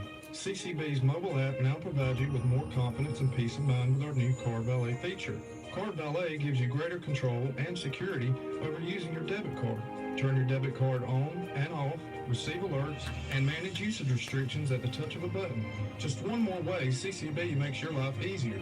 CCB Community Bank, serving our community since 1947. Member FDIC. Quicken Loans presents the Sports Flash, driven by Jeep on your hometown station, 1290 WOPP. Chumo Kiki with 17 points and 14 rebounds for the Auburn Tigers. They took down Alabama at Coleman Coliseum Tuesday night, 66-60. Jared Harper added 16 points for Auburn. Crimson Tide getting 13 points from Kyra Lewis and 10 points from Tevin Mack as Auburn goes to 10-7 in the SEC, while Alabama drops to 8-9 in the conference, losing 5 of their last 7. College baseball, Alabama took down UAB 4-3. Tyler Gentry had 3 hits and 2 RBIs, including a home run. Crimson Tide have won 7 in a row, while Auburn defeated Tennessee Martin 15-9. They have won 5 straight. Tigers scoring 4 runs in the 3rd inning. Edward Julian 3 hits, 2 RBIs. Everett Lau drove in 5. The Atlanta Braves lost to the Yankees in Tampa Tuesday 5-1. They'll face Miami today. Jeep, the most awarded SUV brand ever. Take advantage of the Jeep Freedom Days now at your local dealer. I'm Tony Desiri on your hometown station, 1290 WOPP. My name is Jay Jackson. I'm the general manager at J.M. Jackson Chevrolet. If it's been a while since you've been to see us, or you've never been to J.M. Jackson, I would like to personally invite you to come see us.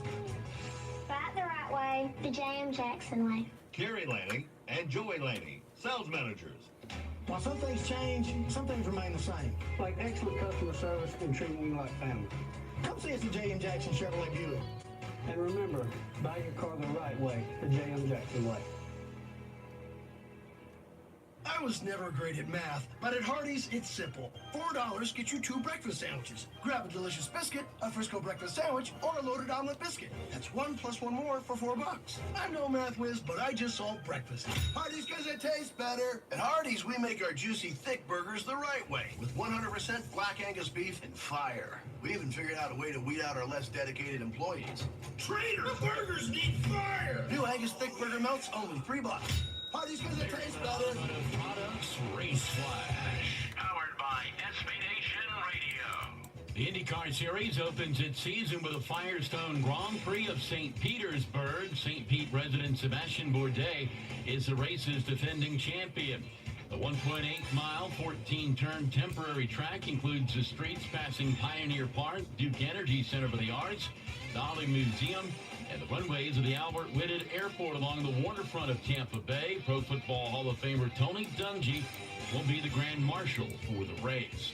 Formula One will not begin its season until next week on the Gold Coast with the Australian Grand Prix, the NASCAR Monster Energy Cup Series, and the Xfinity Series racing this week at Phoenix. The Xfinity Series race is on Saturday at the ISM Raceway, while the Ticket Guardian 500 is Sunday. That's your Berryman Automotive Products Race Flash. Powered by SB Nation Radio. Electric cooperatives used to think their place was in the home, working with homeowners to pick the right appliances. Today's electric cooperative not only helps homeowners, but businesses as well. Your co-op supports economic development in your community, and it helps scores of businesses save money and become more energy efficient. But one thing hasn't changed: our commitment to providing you with quality customer service. The Op City Utilities, your local Touchstone Energy Cooperative. Peggy Joyce Wilkerson, Ireland, age 94, passed away at her home in Blue Springs, Alabama, Saturday night. Funeral services will be held at 1 p.m. at the Spring Hill Baptist Church in Clio. Burial will be at the Bethel Primitive Baptist Church Cemetery. Memorial contributions may be made to the Bethel Primitive Baptist Church Cemetery. Peggy Joyce Wilkerson, Ireland, is survived by sisters Marion Gwinnetta Sheehan and Marilyn Joanna Wilkerson DeLand, and her children Carlos Milton Ireland and Bonnie, Armrette Ireland Price, Stuart Wilkerson Ireland and Sandy, 8 grandchildren, and a great-grandchild. Rebecca Enzer Cross of Andalusia passed away Monday at the Andalusia Manor. Graveside services will be held 3 p.m. at the Pleasant Home Cemetery. Rebecca Enzer Cross is survived by daughters and son-in-law Nancy and David Williams, Mary and Chuck Dutton, Lee and Dell Lockyer, 8 grandchildren, 4 great-grandchildren, brother and sister-in-law Paul and Faye Enzer, a sister and brother-in-law Jean and John Everett, a sister-in-law Mary Cross Brown, her brother-in-law Audrey Cross, and sister-in-law Peggy Cross. Durana Charleza Gant wake will be Friday at the Piney Grove Church here in Opp from 4 o'clock until 7. Funeral services for Durana Charleza Gant will be Saturday at 1 p.m. at Westview Church here in Opp. Burial will be at the Bethlehem Church, Brooklyn Community. Bypass will be located at the Opp Community Center, the old Opp Head Start. Family would like to thank everyone who's been praying and supporting us through God's perfect plan. Color of attire is purple. Jack S. Graves Jr., Smitty, age 75 of Opp, passed away Sunday at his residence. Survived by wife Cheryl Adams Graves, daughter Ginger Ann Graves, daughter and son-in-law Donna Graves, Richburg and Scott, a grandson, a special aunt Faye Brian Feinendor. A memorial service for Jack S. Graves Jr. Smitty will be held Saturday at 2 p.m. at the First Methodist Church here in Opp. Memorials may be made to the First Methodist Church of Opp, the Alzheimer's Association, or the charity of one's choice. Evelyn Marie Biddle, age 58 of Andalusia, passed away Thursday at her residence. A memorial service will be held at 2 p.m. Saturday at the New Prospect Baptist Church, Sampson. Evelyn Marie Biddle is survived by her children, Jeannie and Jonathan Smith, Stephen Lundy, 2 grandchildren, her brother Jeffrey Bush, and her sister Lisa Weeks. Sherry Northworthy Morrison, age 45 of Hamilton, Alabama, formerly of Opp, passed away February the 28th at her home. A memorial service will be held Sunday from 2 o'clock until 4 at the Opp Senior Citizen Center here in Opp. Sherry Norsworthy Morrison, survived by her husband, Denny Wayne Morrison, her mother, Deborah Morrow Coon, 3 sons, Chris Page and Josh and Kelly Page, Kyle Morrison, a brother, Billy Norsworthy, and Elmer, several nieces and nephews. The family asked that any contributions be made to help with the funeral expenses. Funerals are added to our local news as soon as possible after receiving them from the funeral home. Funerals are also posted daily on the WOPP Facebook page. This week's specials at the Farmers IGA. Lean ground beef, $1.77 a pound. Fresh chicken tenders, $1.88 a pound. Fresh pork spare ribs, $1.77 a pound. Blue bonnet margarine, 1 pound quarters, 4 for $3. Extra laundry detergent, 75 ounces, $1.88. Awesome paper towels, 8 rolls, $3.99. Coke, Sprite, and Mellow Yellow 12-pack cans, 3 for $10. Vine ripe tomatoes, 99 cents a pound. Shop your hometown proud Farmers IGA in Lamar Plaza. Savings plus service equals IGA. Power South reminds property owners that they should begin the permitting process now for projects during the scheduled Gant Lake drawdown this fall. Property owners who plan to construct or perform maintenance to boat docks and piers must obtain permits by contacting Power South's Land Management Department at 334-427-3000. Before Power South can grant a permit for construction or of maintenance to boat ramps, seawalls, and jetties, as well as dredging or fill projects, property owners must first obtain a Clean Water Act Section 404 permit from the U.S. Army Corps of Engineers Mobile District Regulatory Office via their website or by phone at 251-690-2658, and callers should request the South Alabama branch. Property owners are encouraged to begin the permitting process early because it may take up to 6 months to receive the necessary permits. Permitted construction activities may begin on October the 9th. The drawdown is scheduled to begin September the 20th and last until mid-November. Refill may begin sooner if repairs to the dam have been completed. In preparation for the drawdown, Power South will close all public access to the lake on September the 19th, 2019. Anyone who needs to remove boats from the lake is encouraged to do so prior to this date. You're invited. Come catch the vision for Downtown Op. The Downtown Redevelopment Authority is hosting a meeting Monday, 6 p.m. at the Op Depot to discuss ideas for revitalizing our downtown. Downtown business and property owners and interested community members are encouraged to attend.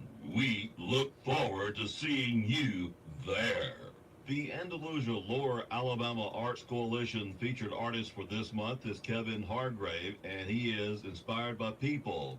Hargrave only began painting seriously 2 years ago, but has been drawing since an early age.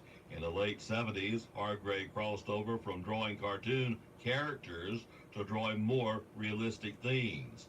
This week's opening reception has a Mardi Gras theme because a lot of Hargrave's paintings are of jazz and blues musicians. Hargrave came to Alabama from North Carolina by the way of U.S. Army. Now he works as a dental assistant for the Army, but he still finds time to make his art. He says he's very excited to come down to Andalusia for the reception because the people in Andalusia are like family. The reception will be from 5:30 until 7 Thursday. The Op Police Department reporting 4 in their jail. Andalusia Police Department reporting 4 in their jail. Company County Sheriff Department booked in 6. 1 violation of probation. 1 theft of property first degree. 1 unlawful breaking and entering of a vehicle, theft of property fourth, and obstruction of governmental operation. 2 for failure to appear. 1 theft of property fourth degree. 13 released, 8 of those sent to the Department of Correction. 221 in the Covenant County Jail. The Andalusia City Council agreed Tuesday night to pursue improvements at Cooper Park. Tommy Agee, Director of Parks and Recreation, said he is recommending adding 3 25-foot umbrellas as well as lifeguard shade along with polywood furniture. Fans will be added in the breezeway of the Cooper Pool structure, and the tile in the locker room floors will be painted. The project, for which bids will be let, is expected to cost $35,000. City employees will assemble the equipment and make the repairs. In other business, the council reappoints Day at the Post at the Martin Luther King Drive, 6 p.m. We will be covering the topic of service-connected and non-service-connected pensions benefits. A representative of Comfort Care of Andalusia will be available to answer your questions and help with procuring any benefits you are entitled to receive. Registration is going on now for the Spring Little Limbs consignment sale. The deadline to register is Friday. You can call Angie Hicks at 334-892-2841 to get a seller number. The Little Lamb Installation and service. Call S&P Communications, 493-6729. We know how to keep the lights on. Baseball and softball games for Thursday. Varsity baseball at Luverne at 4:30. JV and varsity softball at Enterprise at 4:30. Saturday, JV baseball at Strawn Tournament versus Red Level at 2 p.m. Strawn at 3:30. The Op High School baseball first air game here on WOPP is Monday at 4:30. the Opp varsity will host Greenville. The Opp High School Lady Softball's first air game here on WOPP is Tuesday at 4:30, JV and varsity. A week later on Monday, WOPP will broadcast the Opp Ladies hosting Enterprise 4:30, JV and varsity. Then on Tuesday, Opp High School Baseball will host Brantley 4:30, JV and varsity. Then on Thursday, our first aerial game, Opp will host Geneva at 5. Then on Friday, travel to Geneva for a 4:30 doubleheader. 7 games in 4 days, a big week. Join Trip Norris with all the action on 1290 AM and the worldwide internet and tunein.com. Pond at LBW Community College in Opp will once again be open to the public for annual Skills USA Fishing Tournament on Thursday, March the 14th, 8 a.m. to 3 p.m., with proceeds to support student skills competition. Entry fee is $5 for students, $10 for others. The award for the biggest fish, $75, and the smallest fish, $25. Register on site the day of the event. Proceeds from the fishing tournament are used to sponsor students in local, state, and national competitions in which students demonstrate occupational and leadership skills. For tournament rules, entry forms, and more information regarding the Skills USA Fishing Tournament, visit www.lbwcc.edu or contact Denise Sauls at 334-493-5328. The Opp Equine Association will hold the first fun day of 2019 on Saturday, March the 16th. There will be classes for all ages and levels of experience from lead line to super senior. Barrel exhibitions will begin at 2 p.m. and the fun day will begin at 3. You must be signed up to compete by 2:30. We will also have some great food in our concession stand.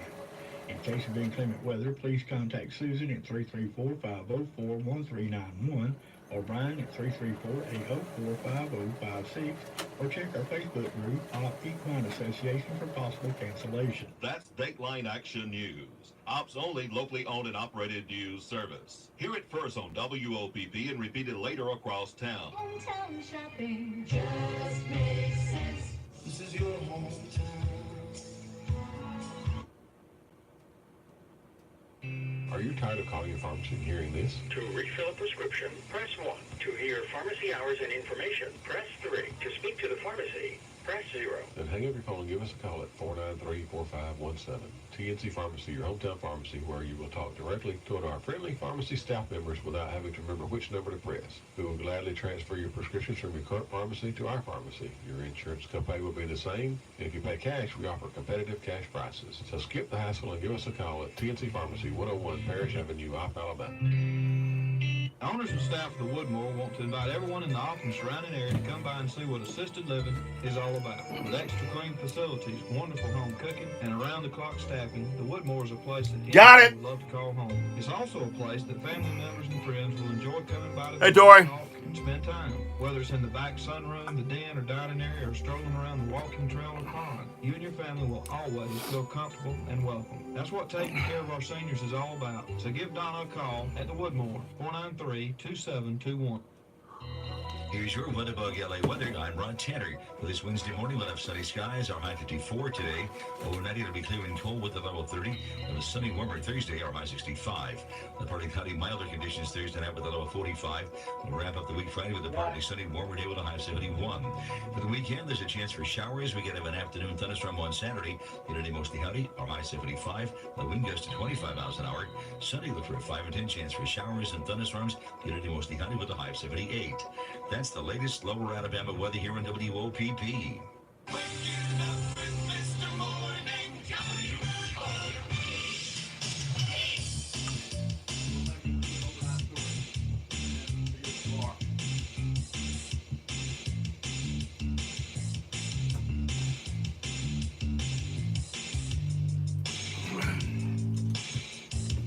Thought I was gone, didn't you?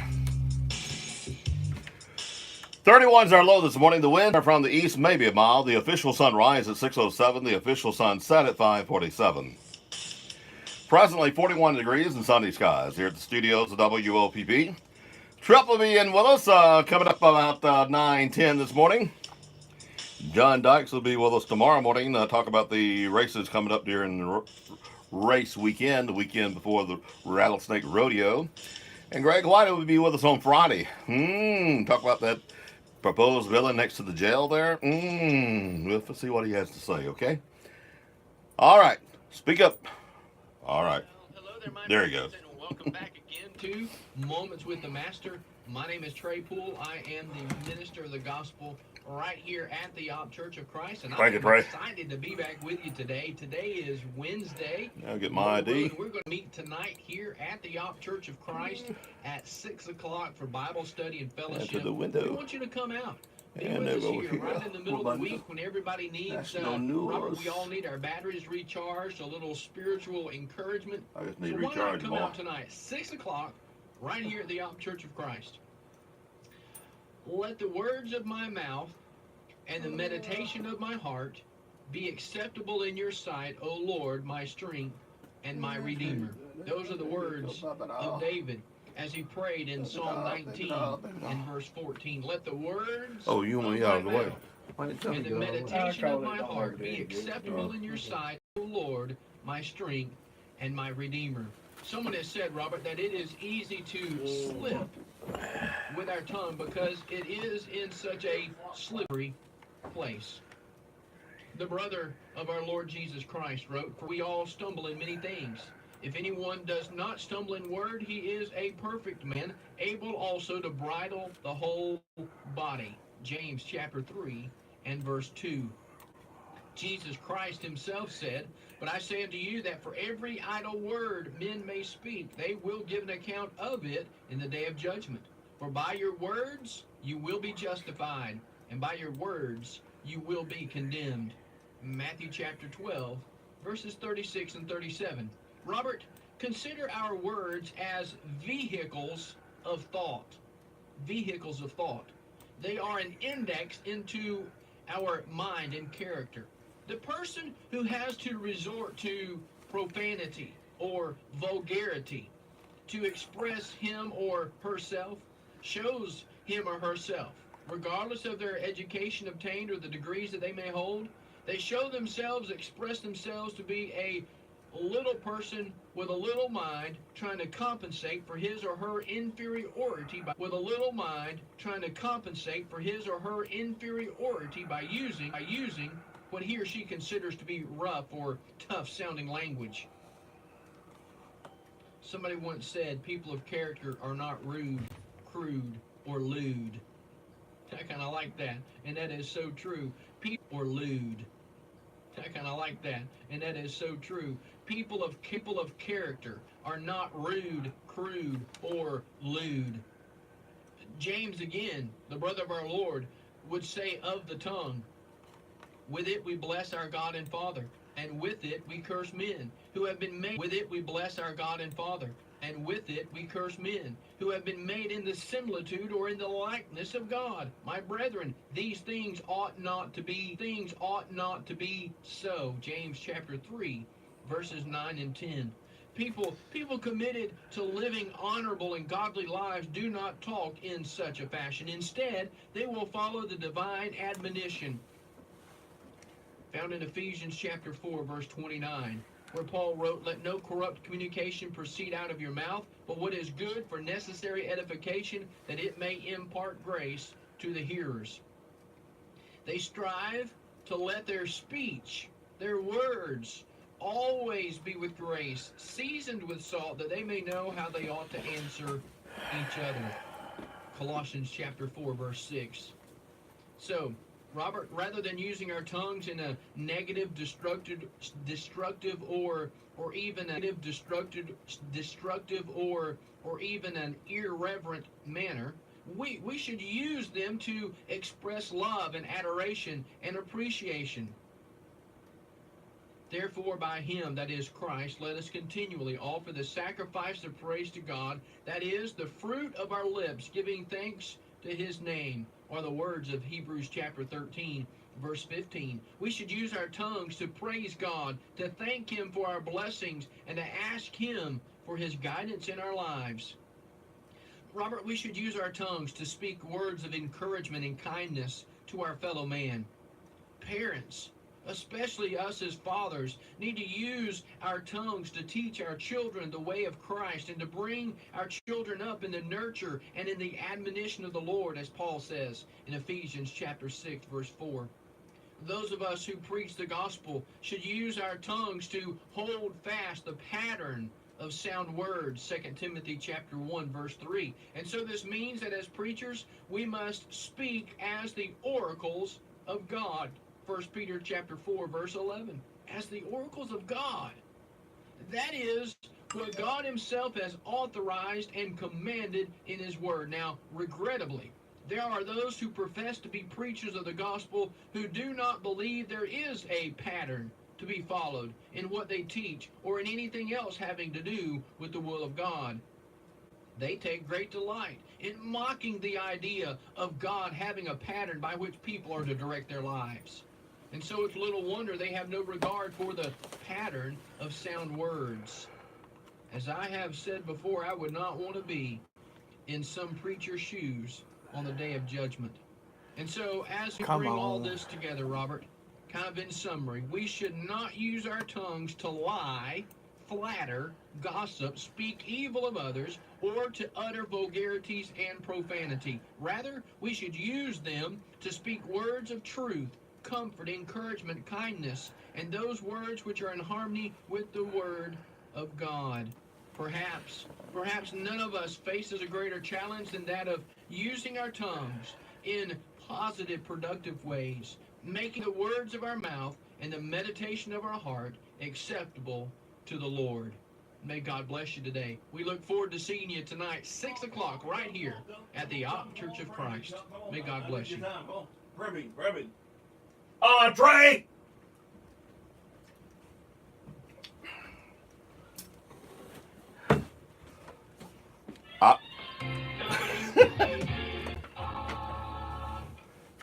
That dead air was brought to you by me. I was hollering for Trey to keep on till I get to the control room. It didn't happen. Let's go to Washington. I'm Rich Thomason. President Trump is He didn't hear me on tape. the House Democrats' wide-ranging Russia investigation. Good morning, Monroe. I'm not surprised that it's happening. Connie's listening, okay. The campaign. Mr. Trump says Democrats are still upset with the outcome of the 2016 election and are harassing him with investigations. The president's former personal lawyer makes a return visit to Capitol Hill today. Michael Cohen back in front of the House Intelligence Committee for a second day of closed-door testimony expected to focus on Russian interference in the 2016 election. This, a day after new questions were raised about Cohen's testimony last week that he never sought a pardon from the Trump administration. The Wall Street Journal reporting that Cohen's attorney raised the idea of a pardon after the FBI raided Cohen's home and office last April. Capitol Hill correspondent Wally Hines. U.S. Customs and Border Protection says more than 76,000 migrants crossed the U.S.-Mexico border last month. According to CBP Commissioner Kevin Michelinen, the system is well beyond capacity and remains at the breaking point. Homeland Security Secretary Nielsen may be asked about that. She testifies today before the House Homeland Security Committee. We never know what a day may bring. A painful reminder of that as Jack Crisp mourns the death of his 6-year-old nephew. Little A.J. Hernandez, one of the youngest victims of the tornadoes, devastated the small town of Beauregard, Alabama last week. Oh, I love you, man. I love you. And I wish I got one more just little hug or something, because he was here just the day before it all happened. And, of course, you're not even expecting what's to come. Twisters flattened Beauregard, claiming at least 23 lives in the process. President Trump will visit the disaster area on Friday. On Wall Street, Dow futures down 35 points. More on these stories at townhall.com. The Western Sports Patrick Frost. Kansas' streak of 14 consecutive Big 12 regular season championships came to an end last night as the Jayhawks' 81-68 loss at Oklahoma mathematically eliminated them from the title race. Texas Tech and Kansas State are both 13-4 in conference play, while Kansas dropped to 11-6 with Tuesday's loss. All three teams have one game remaining in the Big 12 conference tournament. Luke May scored 17 points and added a career-high 20 rebounds to lead number 3 North Carolina to a 79-66 victory over Boston College. The Tar Heels tied Alabama lost the lead in basketball last night. I watched it. I got home and watched it. And I said, asshole. They won't talk to them. They won't talk about it because they're not talking coach Mike Krzyzewski remains doubtful about Williamson, whether he'll play against North Carolina this coming Saturday. The state will. But he said he does expect him to return from a knee injury to play in the ACC tournament. This is SRN Sports. It's good to be March Madness. I'm already picking my winner. North Carolina looks like a good pick. Tigers went to Tuscaloosa, beat Alabama at Coleman Coliseum on Tuesday night, 66-60, as they improved to 10-7 in the SEC. More Eagle. Chuma Okeke led Auburn with 17 points and 14 rebounds. Yeah, y'all just have to get some every once in a while. Alabama's now lost 5 y'all of quit 7. playing so we don't let you have a winner once in a while. Kyra Lewis with 13 points. They won both of them this year. I know College baseball, Auburn took down Tennessee Martin 15-9 what's so sad. Tuesday, winning 5 straight as they score 4 Alabama runs in got the Colin third Sexton. inning. Edward Julian with 3 hits and 2 RBIs. Everett Avery Cloud Johnson drove in missing 5. him right about Alabama now. took down UAB 4-3 as Tyler Gentry had 3 hits and 2 RBIs, including a home run. Joe Burrow with 3 hits from the leadoff spot as Alabama has now won 7 straight. And at Grapefruit League Baseball, Atlanta back on the diamond today against Miami. Take advantage of Jeep's Freedom Days now at your local Jeep dealer. I'm Tony Desiri on your hometown station, 1290 WOPP. Yes, sports, and more sports. It's definitely a time. We got sports here locally, and then we got sports. March Madness is right around the corner. It gets crazy, doesn't it? That's my favorite playoff. I'm not much into basketball. I will keep up with Auburn and Alabama a little bit, but I'm just not much into it. I think both Auburn teams are going to make the tournament this year. The boys are a lock, and I think the men are a lock. The Alabama girls are, aren't they? And Alabama's girls are under 500. I thought they was in national rankings early season. Not them, but and Alabama's men are on the bubble now with that loss to Auburn last night. Gets them in trouble, huh? They're going to have a good showing in the SEC tournament. Okay. They might be one of the last 4 in, which means they might get a game on like that Tuesday before. Which they call them the play-in games now, and they might get one of them. But that's probably what they're looking at right now, unless they got high hopes, huh? I think that's probably the best thing they're going to hope for. Auburn looks like a good, strong 6 seed in the tournament. Okay. They're playing good and without their best player. Yeah. So they're playing real well at the right time. They're going to have a strong SEC tournament too. And the women's side, Auburn's women are one of the I don't see how they got 22 wins and they're one of the last 4 in. Really? And Alabama's women are like under 500. Auburn blew them out like 77-38 earlier this year. Did it show up then? Did it? No. So. March Madness definitely is here. Got 2 big games on Saturday, Duke and North Carolina, which is always. Everybody thinks the Iron Bowl is big here. Yeah. Go to one of those games. Let's see how much you pay for a ticket at one of those games. They'll rock and roll there. Yes. And then you got Michigan State, Michigan. All 4 teams in the top 10. Wow. Big day Saturday of college basketball. Who's going to take it home? I'm looking at North Carolina right now. They're third, and the 2 teams in front of them, I don't know. Where's Kentucky? Kentucky is, I believe, 4th. Okay. They'll definitely be in the mix. I thought they picked up. I know they had a rocky first of the season. They did. They started off pretty bad. Now they've had a good SEC conference play. Got good when it counted, huh? They did. Of course, they had that upset loss to Alabama. Still. That was the first SEC game, but I think that was a wake-up call for them. Oh, okay. But they have picked it up. They're actually going to be 2nd in the conference tournament behind Tennessee. Okay. So LSU is 3rd, South Carolina 4th, and I think Auburn could be 5th or 6th. Alabama looks like they're going to be 8th, I believe. Near the bottom. Yeah. As long as they're not one of those last 4, they don't have to play on the first day. Oh. The last 4 teams have to play on the first day. So 11 through it makes 14. it tough to run through it, doesn't it? Oh, yeah. That's almost impossible to go through now. Has anybody ever done it? The last team to win 4 games in 4 days, this was when it was still 12 teams, was Arkansas, I believe, in 2000. Wow. They weren't even on the bubble. and they ended up getting the automatic bid by winning the conference tournament. Beat Auburn in the championship.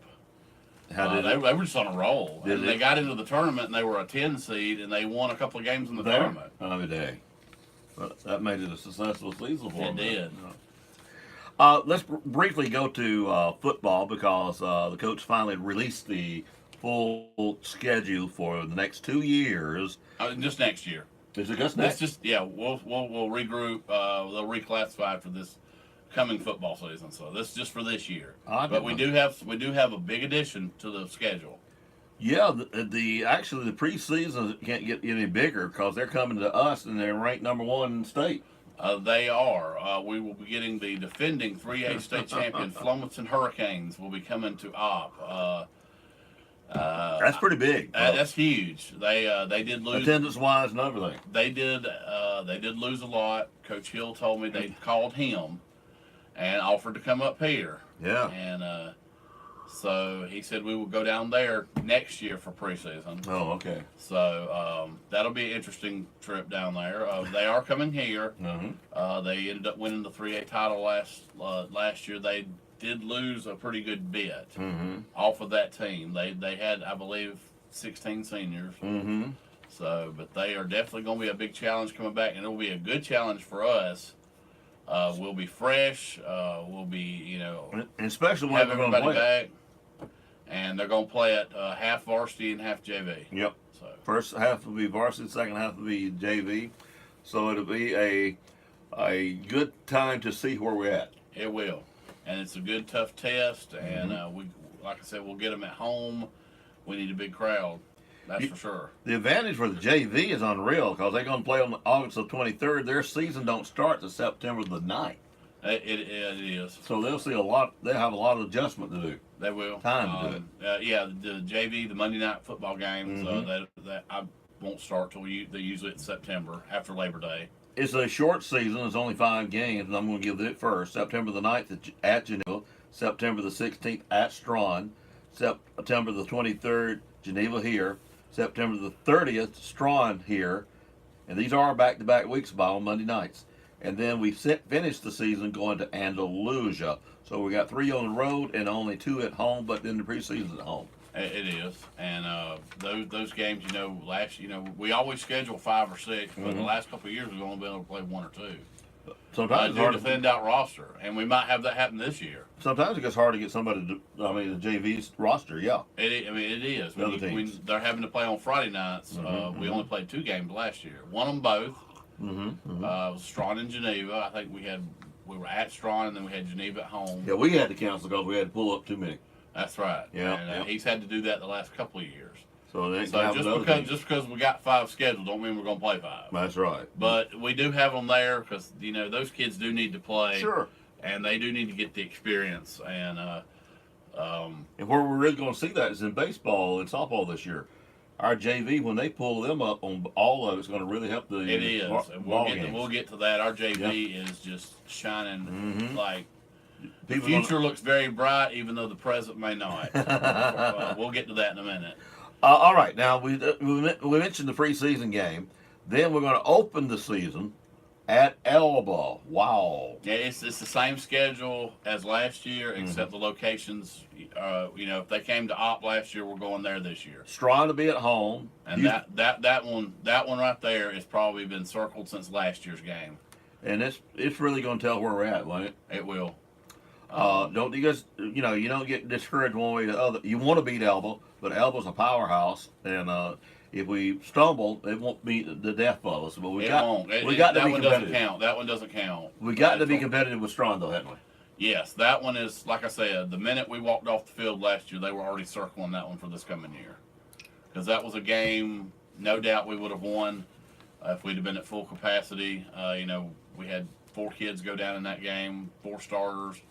They had 3 go down in the Elba game. No doubt we would have won that game. I mean, even with all the injuries we had, it still took overtime. And our injuries also helped Houston Academy be on the winning side. It gave them the mental capacity of thinking they're winners, and it turned out that they were. Because the following week, we got to go to Houston Academy, and if we'd had those 7 players when we played Houston Academy, it would have been a different story, too. Yeah. Geneva, they got themselves hit by injuries last year, and but it happened after the game. It did. We will go to Geneva this And year. of course, that's always a tough place, and I think everybody that goes down there knows why.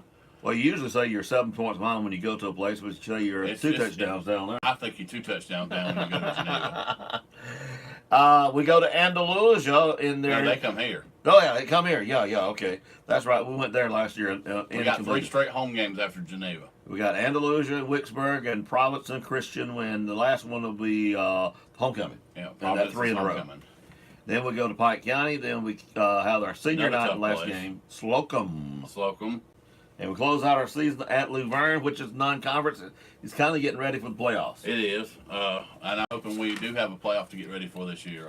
Luverne will be getting ready for a playoff. Oh, they definitely will. They have something that's pretty interesting. Not too many people know. They have, I don't know if it's the all-time record. It may be, but they have the current. Luverne has the current streak of most consecutive years making the playoffs. Yeah, they still do. I don't know if it's the longest all time, but it is definitely the longest current one, and it is at, I believe, 37 years. The last time they missed was like 1981. So it's you just let that sink in. Our non-area games. First of all, our preseason game, Flomaton. Then our non-area game, Alba, Andalusia, Luverne. Then you play your area games. You can't tell me we're not going to be ranked in one of the toughest schedules again. It is. It's the toughest. We have the toughest schedule of any team around here. When you play Elba and you play Andalusia, who made the 4th round of the playoffs for the 2nd year in a row, you play Luverne, who was the state runner-up last year, and Elba, who made the playoffs and shockingly got put out in the 1st round. Which was a shocker, but well, Luverne, Elba, and Flomaton all got state titles in the last few years. They have, and Flomaton, the defending state champs. I mean, I know it's a preseason game, but still, the defending state champs, and the main thing in your own classification too. So it'll bring media to us too. It will. I'm pretty sure. We'll have a few video cameras. We'll have a few TV stations there. Yeah. Including the one maybe in people that know that ABC out of Mobile covers Escambia County where Flomaton is. Yeah. They were there when we played T.R. Miller. They were at the game. So they may come up this way. I wouldn't doubt they wouldn't send a cameraman up here. So that'll be huge. Outstanding. Not often we get to be on that network. Now, another season that was announced is Troy University announced their home games. Well, actually, they did the whole schedule, but around here we're more interested in home games, so we can go, right? That's right. August the 31st, Campbell. September the 14th, Southern Miss. That will be a good one. I got every intention to be there for that one. That will be a good one. September the 28th, Arkansas State. That should be a good one. October the 16th, South Alabama, and ESPN2's not announced. They're going to done announced. That'll probably be a Tuesday game.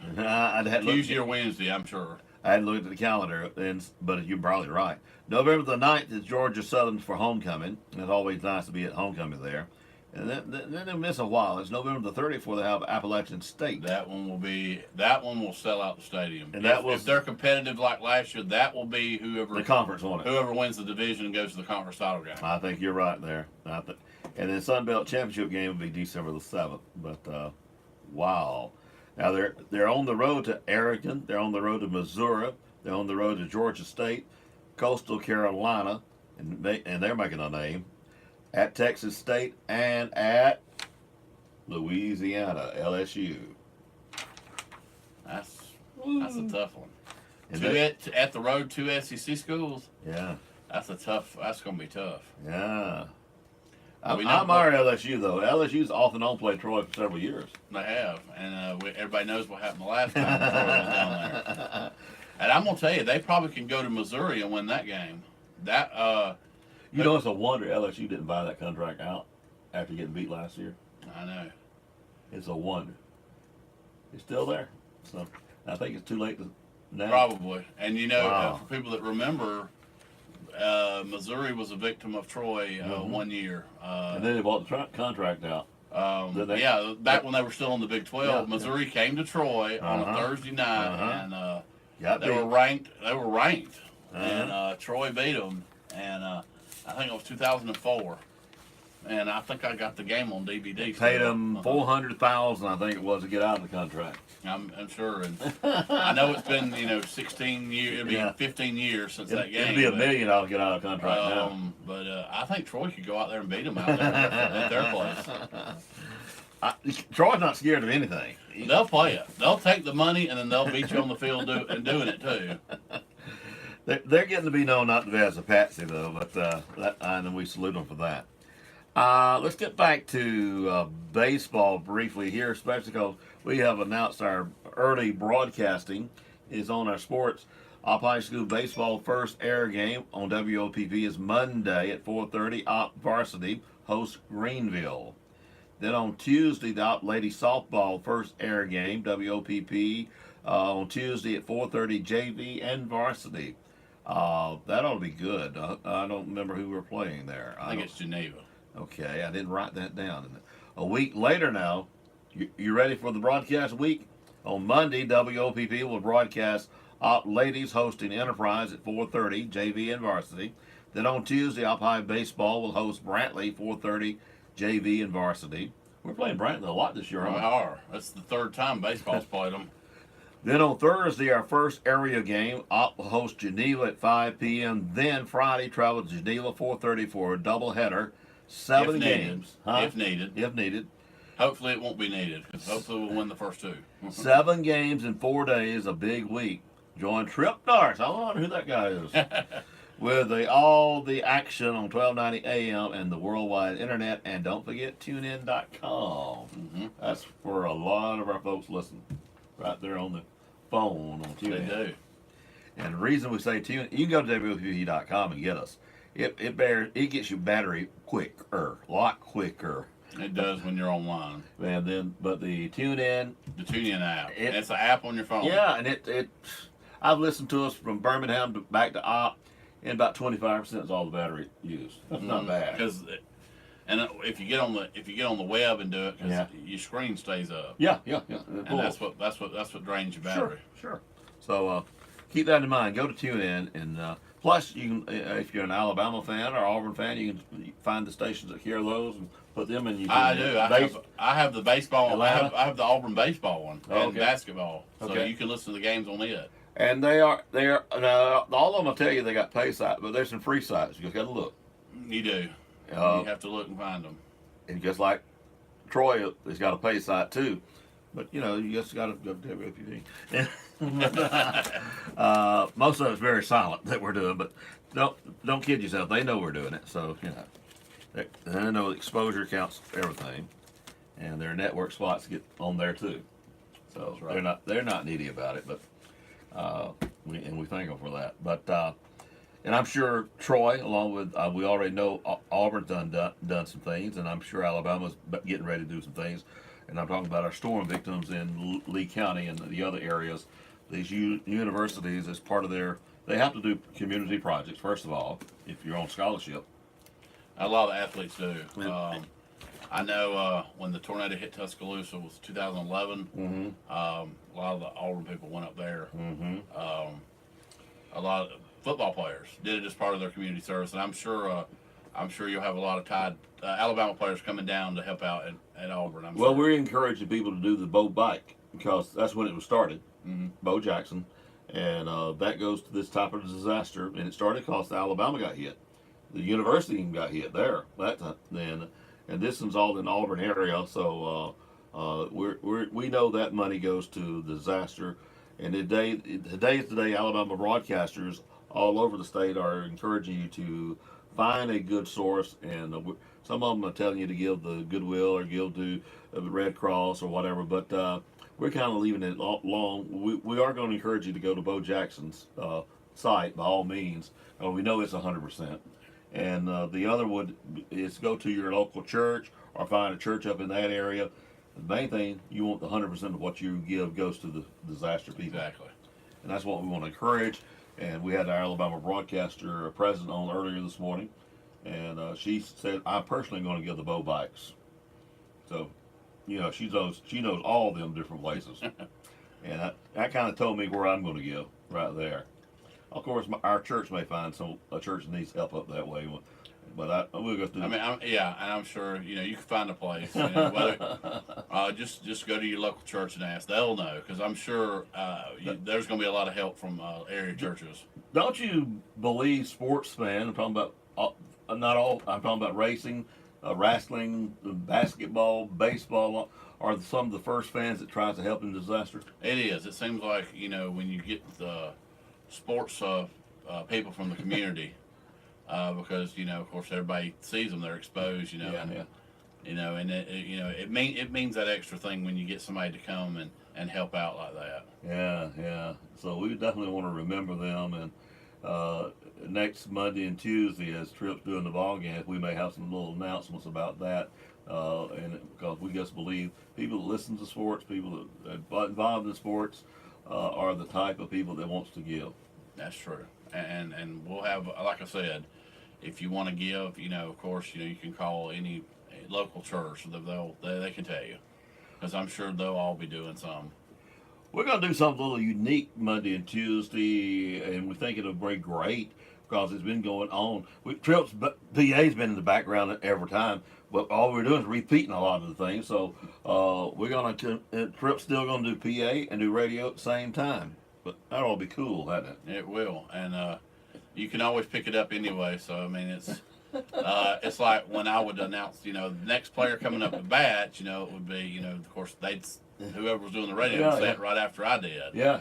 And we could just kill two birds with one stone there. I really think so, and then Tripp's knowledge of the team and the players, I think is going to be really great. We had such good comments about your basketball knowledge, and we didn't know you were so smart on basketball. No, we knew you knew basketball. I know. Well, look who my brother is. He's a coach. You talk about somebody that eats, sleeps, and breathes basketball. Yeah. My brother does. That definitely eats, sleeps, and breathes it. I know. But Common, he does the schools and all that, but combining both of them, it'll help him a little bit on income, needless to say. Yeah. Take care of some of that gas. I do, and this is the year I saved up a little bit from Christmas and basketball to because it is a lot of driving, and when you go to those Saturday tournaments, the mileage does add up. Yeah. But it's worth it going to get to see our kids play. Yeah. Well, we're definitely going to help him on them away games, and then of course have a little bit to do some of the play-by-play, and but we're going to help there. But there's something else you listeners can help us. We want to raise a little money for a press box. We want to get a portable press box for the girls' field to begin with. I can personally say it's much needed because I just sat in 30-degree weather for 2 days. You like froze, didn't you? Yes, and something just to, it ain't got to have a heater or AC, and just something to block off that wind.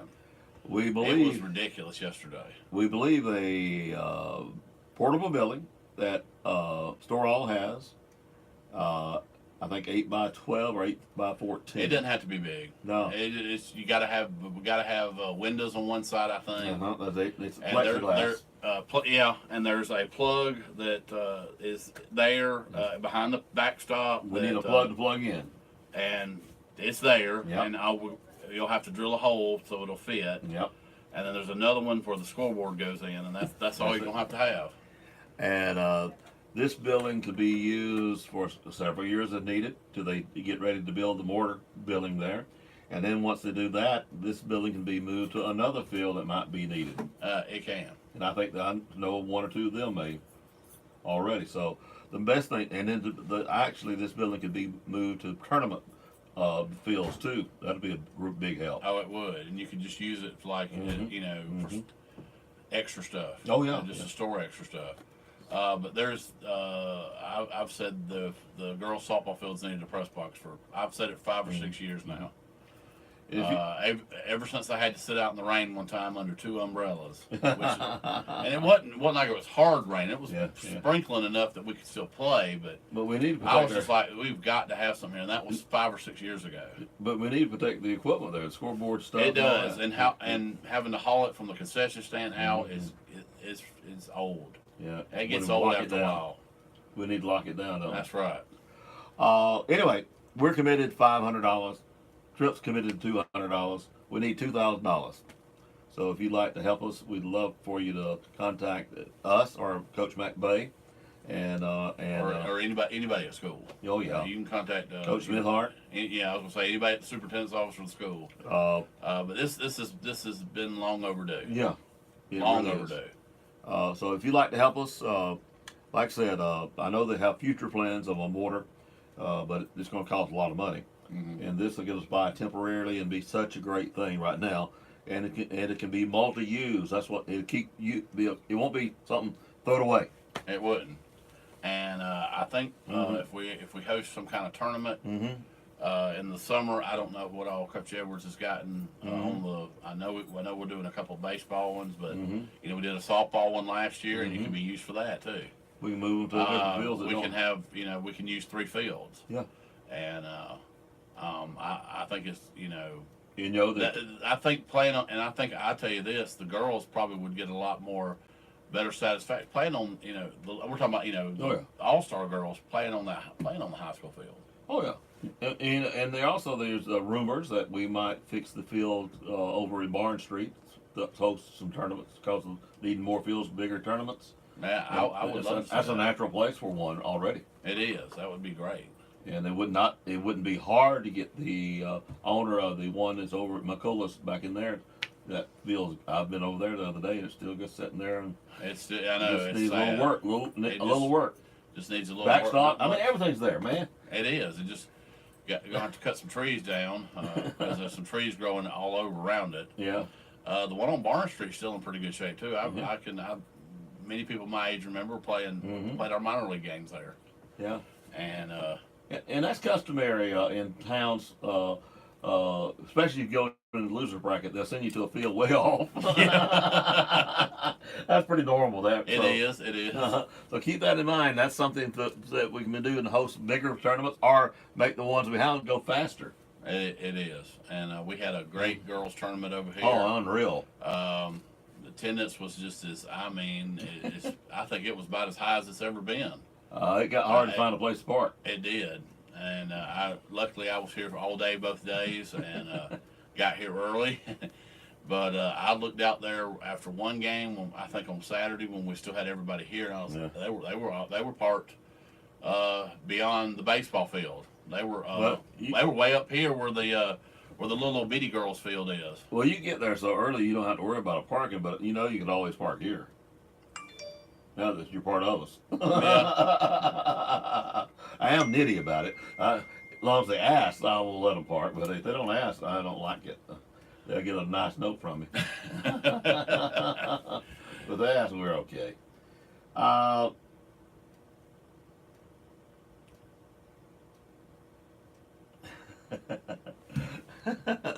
Oh, when they're pre-building something, they're in desperate need of money.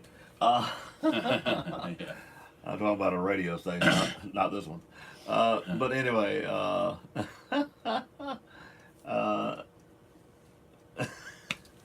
it tickles me. I'm so tempted to say something, and I know better than do it. I'm so tempted to say something.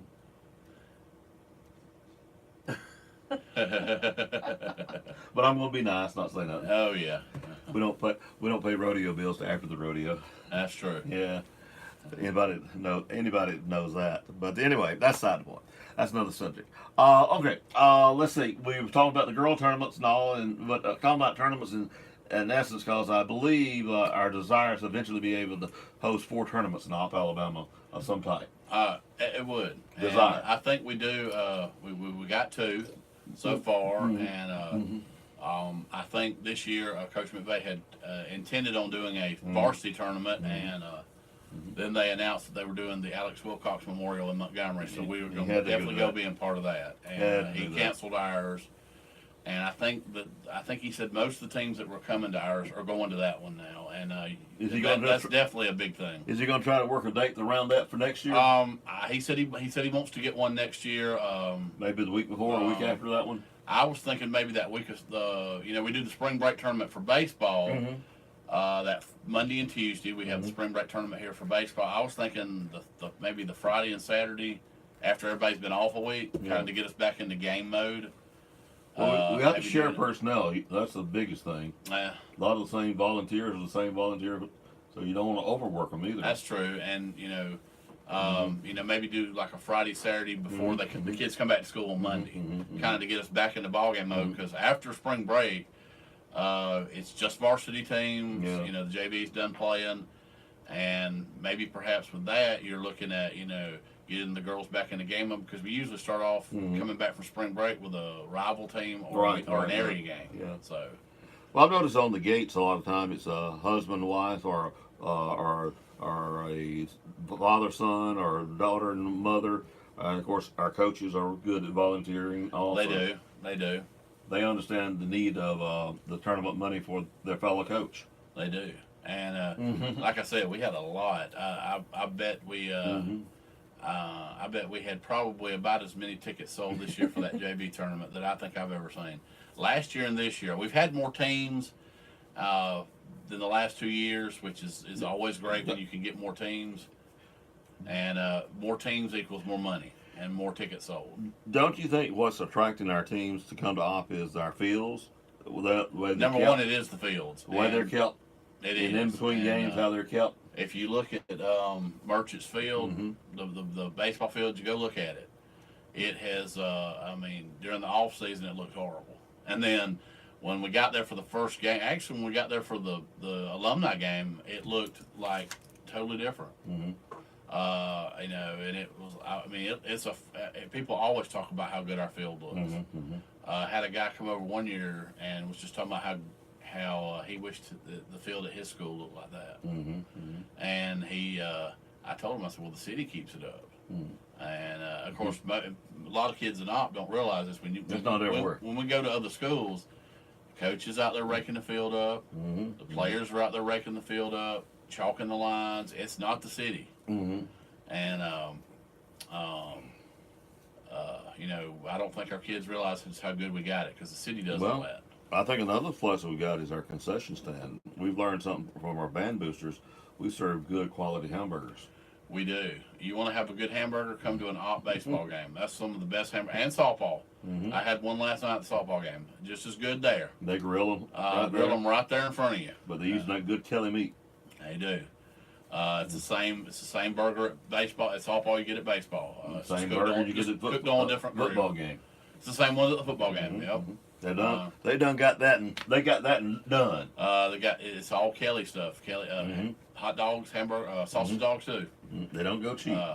They don't, and I love and charge a reasonable price. It's not too bad, and you can get a little combo, like $5 or $6. You can get a hamburger, fries, and a drink. And that's competitive with a snack bar. It is public snack bar. It is. So. It's just it's just the same as going and getting it at McDonald's or something. But I tell you, the thing I like is nothing like a hamburger and some cheese fries. That's what I have tended to gotten now at games. Cheese fries, huh? Yes, cheese fries and lots of cheese. Oh yeah, little fries. Lots of nacho cheese. And I even tried this last year. We do chicken now at the chicken fingers at the. I think I convinced them to add a new item. Like chicken sandwiches. Yeah, we had not been doing that. It's, not just hamburger. I said. Chicken sandwiches. Meat on the put a couple of chicken strips on it. I actually did it last year at one game, and it had not only chicken sandwiches, but it had nacho cheese on it. That's what you want. I love the cheese. There's nothing like having cheese on cheese. I like cheese on cheese, don't you? I do. Yeah. Cheese is good, and cheese makes anything good. But I do believe our fields and our concession stands. Our only negative, and we do have a lot. We don't have centralized parking. Sometimes you have to walk a little bit, but on these other fields you go to, it's the same situation. It is, and there's a lot of places where you have to walk a little bit, and I know the parking, especially at the baseball field, is all the parking lot up there was built for the Little League field and the Babe Ruth field. Yeah. Not necessarily. For people that don't know, it's been 20 years or more. It's been more than 20 years, but Merchants here was a practice field, a very poor practice field. Yeah, that field looked horrible, but it was only used for practice. And people that played Little League when I did, Babe Ruth, they remember.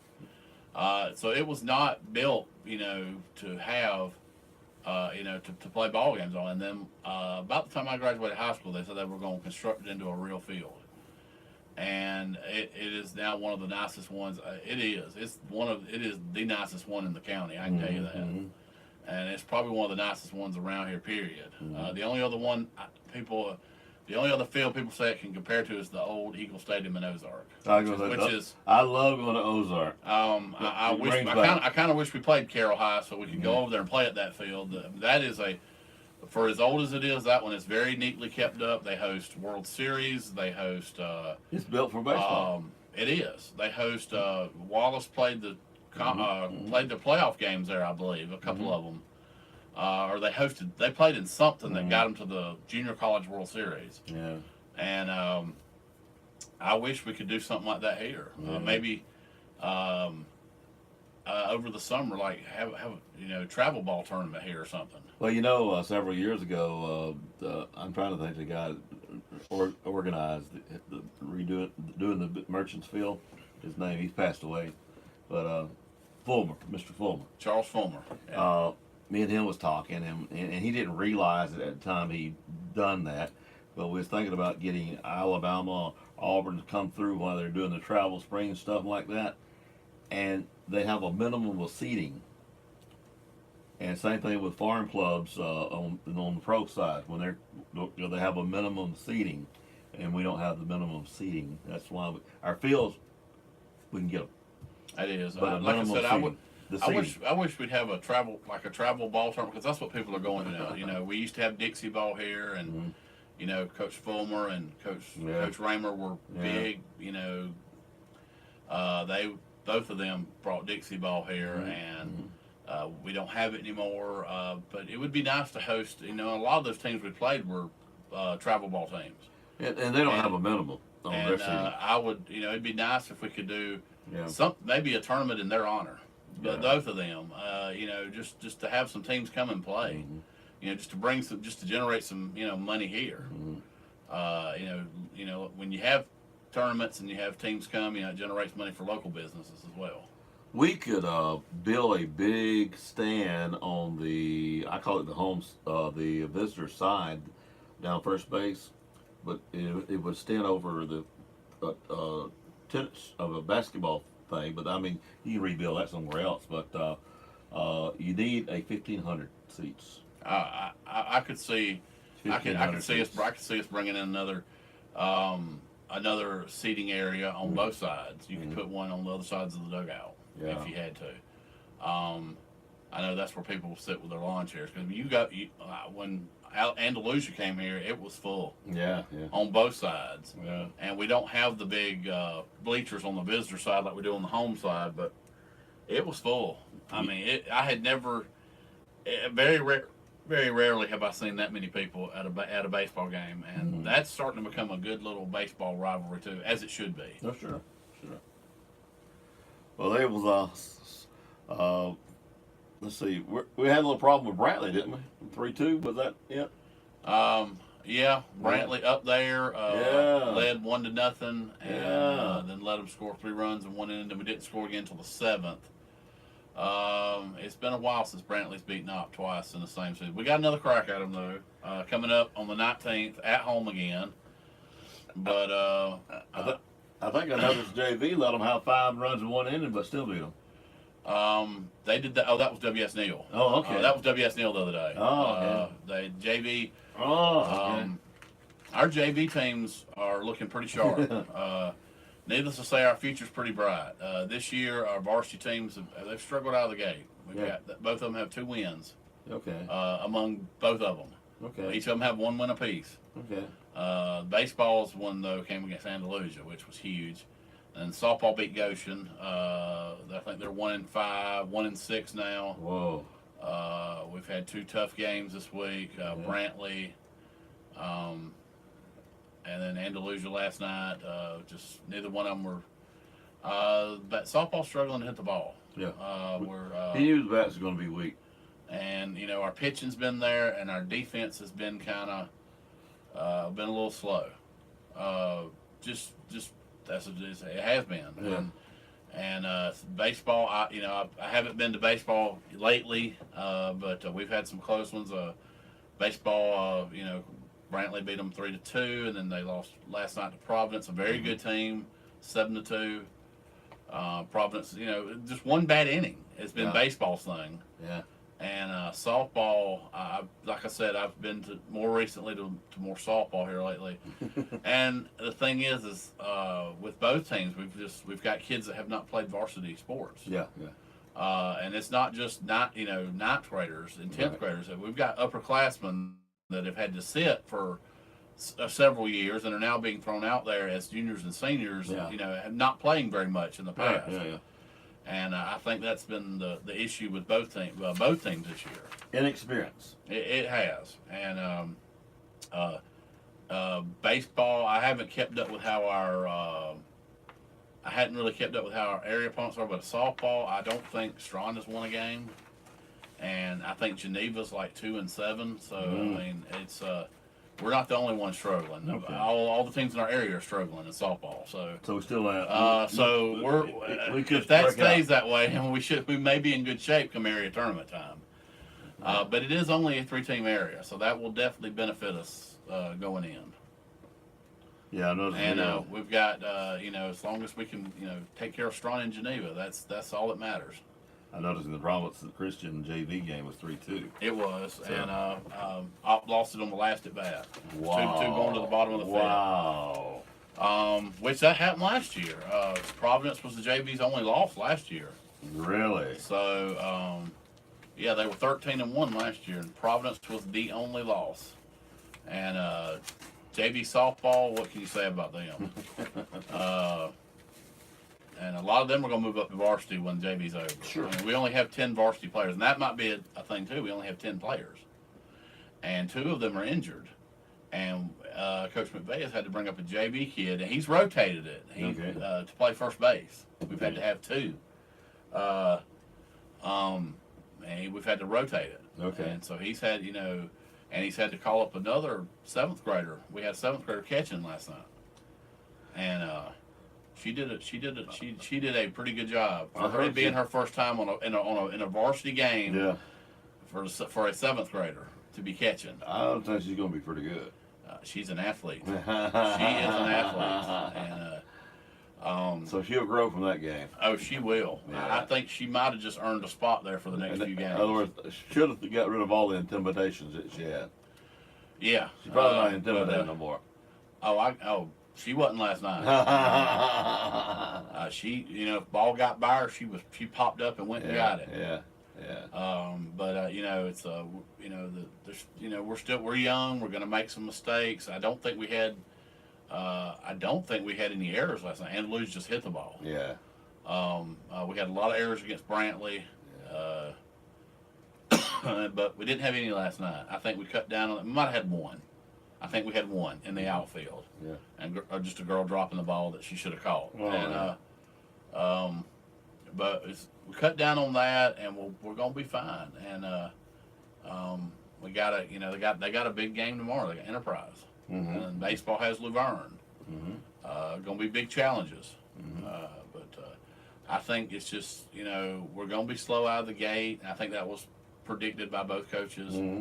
That they schedule tough. So you can't compare how good we are based on our record. Because you look at who just look at who softball's played. Brantley, Andaluz, Enterprise. They ain't been pushy, have they? No pushover game. Exactly. Yeah. So makes a difference, I tell you. And it will when we get to area play. Playing that tough schedule does help. Oh yeah. And when it comes to the right time, it does. And when you beat the teams you're supposed to beat, it will make a difference. Now, I didn't go ahead. Well, I'm going to finish it up now. The games that we'll be broadcasting after we finish the big week next week after the 7 games in 1 week. After we finish that week, we'll pick back up on the 4th of April. Yeah, Not April. going to do any spring break games? No. Okay, all right. We'll probably have them all streaming. Well, and they move around. It makes it tough for radio. Really, we might when we get the schedule. We play in the last game. I think they're like at 8 o'clock at night. No, we don't want to do it. Yeah, we've got the last game. We've got the last game on the first day, and we got the last 2 games on the second day. I do know that. Okay. We won't do it. We won't do it. On the 4th of April, we will have Slocum game here, and then we go on the road to Slocum on the next day, the 5th, a doubleheader possibly there, as always. And then we pick up Strawn on the 9th, and that's away the first game. Then we come home for 2 games there. And I think Coach already said the Strawn coach wants to play both of them no matter what. I think, I'm not sure if it was Strawn or Slocum. We have not been playing Strawn in both of them. Okay. Well, then maybe I think it's Slocum. We'll play both regardless. Win or lose. Probably Geneva too. But like I said, it's agreed upon with the coaches what they do ahead of time. And then we should be able to pick up the girls on as they play Charles Henderson on the 16th at home. Then we'll pick up the big one here at Strawn on the 18th. Those are both varsity. That's a 4:30 game too on that Strawn. And then we want to get into a Wicksburg game. Wicksburg, that'll be the last home game. Yep, on April the 22nd. It should not interfere, I'll double check, with the playoffs. These last 3 girl games, the boys' playoffs should not interfere at all. So those, and that'll be a big test for our girls. We'll see where we've come when we play Wicksburg. Wicksburg is we know where we're at, pretty decent 3A team. And okay. I always said we should play them in every sport. This is roughly a 20-game broadcast schedule, and why we say roughly because them if not doubleheaders. I believe 2 out of 3 will be doubleheaders. Yeah, I think so. But it's up to the coaches on that. And it is, and I think we have. Last year we won them all. We swept Geneva, we swept Slocum, so we didn't play the 3rd game. Right. And I think we'll just play it if there's a split. Strawn is they don't want to play it unless they have to either. We did split with them, but we already had the area 1. So, okay. They beat us here, and then we went over there and put I believe 21 runs on them over there. I remember that. I do remember that. So it was nice. I enjoyed it. I wonder why. Just going. I mean, because we played. Like I said, we played a bad game here. Yep. I think we had 4 or 5 errors, and it was still only a 2 or 3 run game. Yep. And I believe the boys got a little bit upset with themselves. They got even. And they got even times 10. Because I mean, we went over there and showed no mercy. It was a good one. We broadcast that one. We liked it very much. I think it's always good. It's always good to be, and Jack liked it too. And I think the kids yesterday, I can say this about the girls yesterday, the JV. Yeah. In our tournament, Andalusia put us out. Put them out. They got the runner-up trophy. And I kind of reminded them of it yesterday. And when they walked by, I was setting up. And I said, "Girls, remember who put you out of your tournament. Remember who got a trophy or a plaque. And remember, y'all didn't get nothing because of Andalusia." And we went out there and beat them 10-0. Had a pitch perfect game. 5 innings. They only played 4. They play a time, JV. Oh, okay. So we batted 3 times. Andalusia batted 4 times. Okay. Girl faced 12 batters, minimum 12 batters, struck out 11. 11 out of 12. And had our girl hit a grand slam. Yeah. 7th grader. First time up. The bat. I understand. No, it was her second. I think she had gotten a base hit the first time. Okay. Hit a grand slam. It was only 2-0, and that opened the door for an 8-run inning. And she's already got 3 home runs this year, so she is already the all-time leader for a JV team. We had nobody hit more than 2, and the previous record holder, one was outside the park, one was inside the park. And she's got an inside the park. She had an inside the park one against Brantley, and she didn't even realize that. I said, "Yeah, that." She's like, "That counts." I said, "That counts. It counts as a home run. Yeah, you get 4 bases. Whether you hit it over or whether you you got 4 bases. As long as you tag all 4 bases without the ball stopping, that's a home run." And she did. She nailed it yesterday, and grand slam. And we've had 2 JV players hit grand slam. We had a JV player on boys too. Yeah. Grand slam at Brantley. I doubt that's ever happened either. So like I said, our JV teams, our varsity teams are struggling. Just give them some time. It's early. No cause for real panic until we get to the games that do matter. And remember, we're get to those. These are the young people that part of the young football team too. It is. And the kids are they're like, as I've said, I've noticed both baseball and softball. A lot of them are playing varsity for the first time, and not just young players, upperclassmen being thrown out there, and playing. And our coaches don't schedule easy, and you'll see that come playoff time or come area time. It's going to be that'll be the difference in us and some of these other schools. Yeah. That that don't schedule quite as tough, and then they don't know what to do. Once they they don't know what to do once they're hit with a tough game, and they don't know how to handle it. So.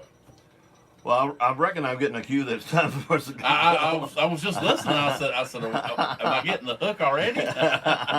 So we'll pick back up next week about the same time. All right. But we'll see each other Monday, won't we? We sure will. Okay. I don't know where that comes from. Are we going to do baseball or softball Monday? Softball's a doubleheader. Both of them are at home. Baseball has Greenville. I think softball has New Brockton. But it's a doubleheader. I thought we might want to do it. It's a doubleheader of whatever we're doing, I think. Yeah, baseball's one game. There's where it's coming from. It done went on its limit. Had a gun at limit. It will be Monday, March 12th. Yeah. March the 12th will be girls, Geneva, JV, and varsity. Oh, that's Tuesday. Monday's the 11th. Monday the 11th. The Monday will be Greenville home varsity. Softball's 2 games on the 11th. And are harassing him with investigation. New Brockton? The president's former personal lawyer makes a return to I thought we might do it. Hill It's 2 games. Michael Cohen back in front of the House Intelligence Committee for a second day of closed-door testimony expected to focus on Russian interference in the 2016 election. This, a day after new questions. I thought 2 days back-to-back would get both in a hurry while I was thinking there. That's what I was thinking. From the Trump administration. Let me run you a copy of this off, too. The X is the one I'm talking about. Of a pardon after the FBI raided Cohen's home and office last April. I mean, it doesn't matter. Whatever you want to do. I figure softball 2 games. Border Protection says more than 76,000 migrants crossed the U.S.-Mexico border last month. According to CBP Commissioner Kevin Michelinen, the system is well beyond capacity and remains at the breaking point. Homeland Security Secretary Nielsen may be asked about that. He testified today before the I don't House think it's going to Homeland affect Security anything. I Committee. think they've taken a couple turns. We never know what a day may bring. A painful reminder of that as Jack Crisp mourns the death of his 6-year-old nephew. Little A.J. Hernandez, one of the youngest victims of the tornadoes, devastated the small town of Beauregard, Alabama last week. Oh, I love you, man. I love you. And I wish I got one more just little hug or something, man. Because he was here just the day before. It all happened. And, of course, never mind. Not even expecting what's to come. The Twisters flattened Beauregard, claiming at least 23 lives in the process. President Trump will visit the disaster area on Friday. On Wall Street, Dow futures down 35 points. More on these stories at townhall.com. Congratulations and happy birthday to our birthday party winner for the day, Nancy Kersey. Happy birthday, Nancy. Hope you have a great birthday today. And be sure you swing by the radio station during the lobby hours. In the morning, 6 until 10, or in the afternoons, 2 until 5, and grab that coupon to get your free birthday cake from your friends at the Sweet Shop inside the Farmers IGA in Lamar Plaza, and your friends right here at your community radio station, WOPP. Know someone with a drinking or drug problem? Learn how to get sober after we share these stories. I was 35 with 2 beautiful children when my life and addiction started to spiral out of control. After my divorce, I went into a depression cycle and started drinking more often and using prescription drugs. After my second DWI and arrest, my ex-husband threatened to take our children away from me. I was 17 when I became addicted to heroin and meth. I thought I could quit on my own, but I couldn't. It hit me when I was arrested. Get sober now Your private insurance may cover costs and we'll get you here. It's simple. Just call Elite Rehab Placement right now. Please, don't wait. Your life matters to us. 800-819-8313. 800-819-8313. 800-819-8313. That's 800-819-8313. Away game just 8-5.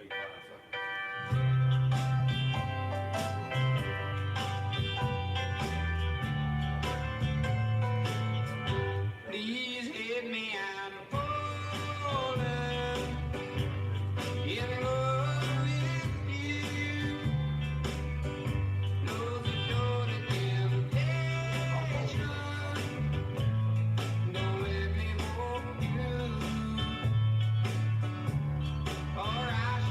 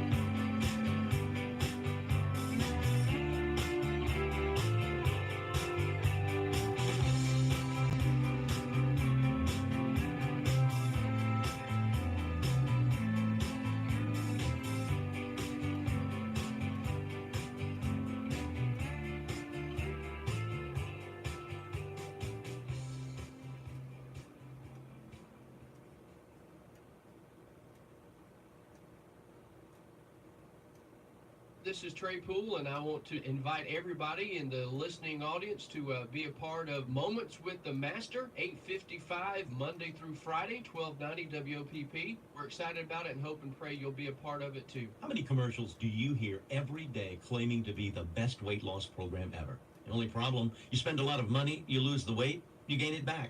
Plus, when all it takes is adding protein to your diet. Protein gives you what you need and reduces hunger. NutriPro is pure protein. It's not the newest fad. It's not the latest weight loss program, but it helps to stop those daily cravings safely.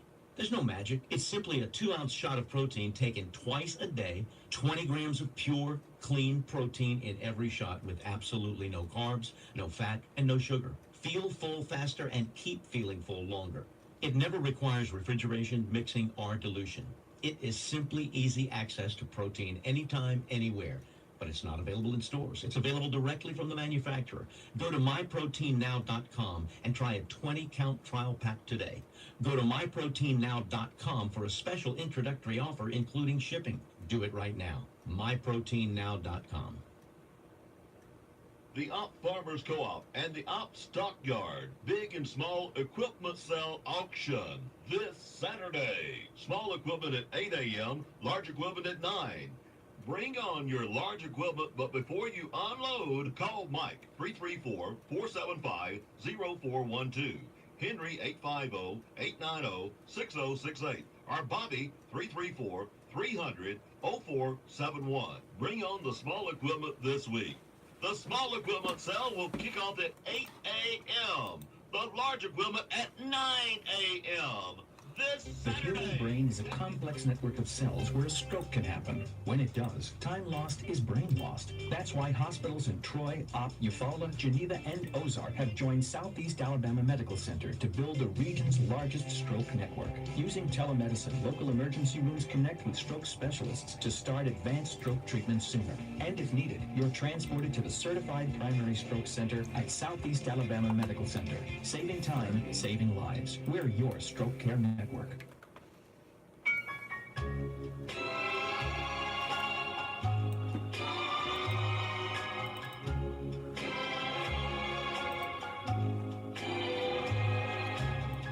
The sun comes up and brings the dawn, as usual.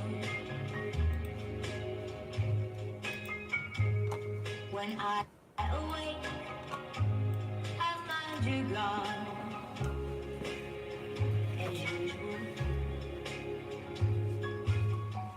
But I can't find a way to let this crazy heart of mine forget. I pretend you're still beside me, as usual.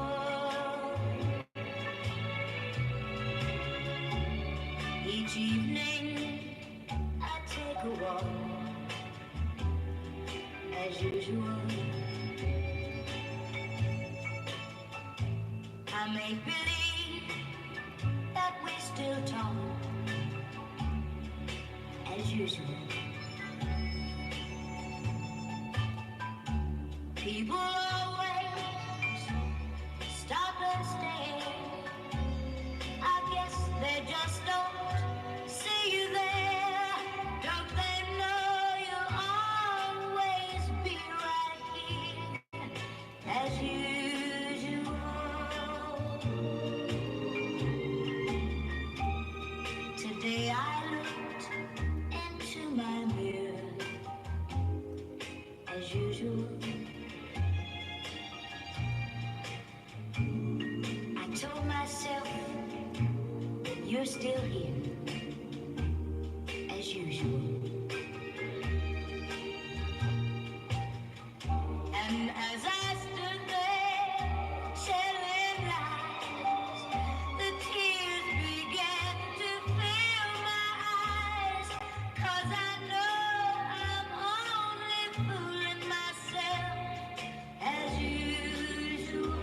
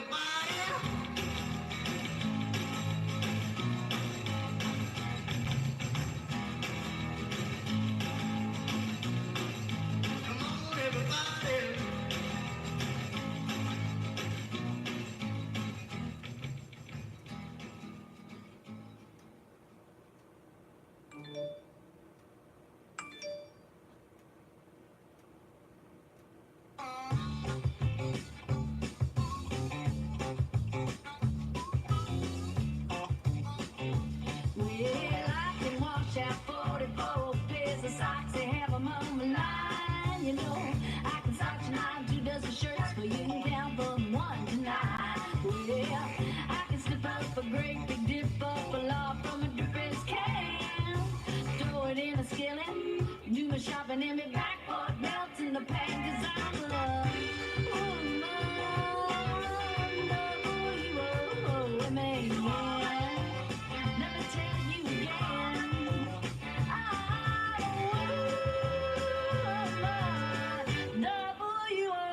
woman, woman, yeah. Well, I can rub and scrub till this house shines just like a dime. Feed the baby, grease the comb out of my nose at the same time. You know I can get all dressed up, go out and swing to 5 a.m. and then jump in bed at 5, rock to 6, and start all over again. 'Cause I'm a woman, yeah. Let me tell you again, I'm a woman,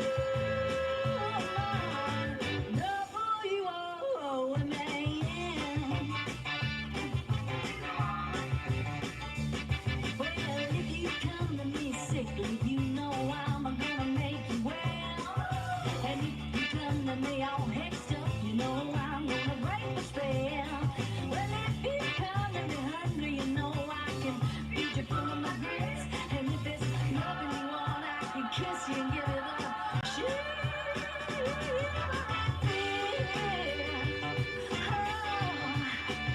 I wanna do it again. Just let me do it again. I'm a woman, W-O-M-A-N.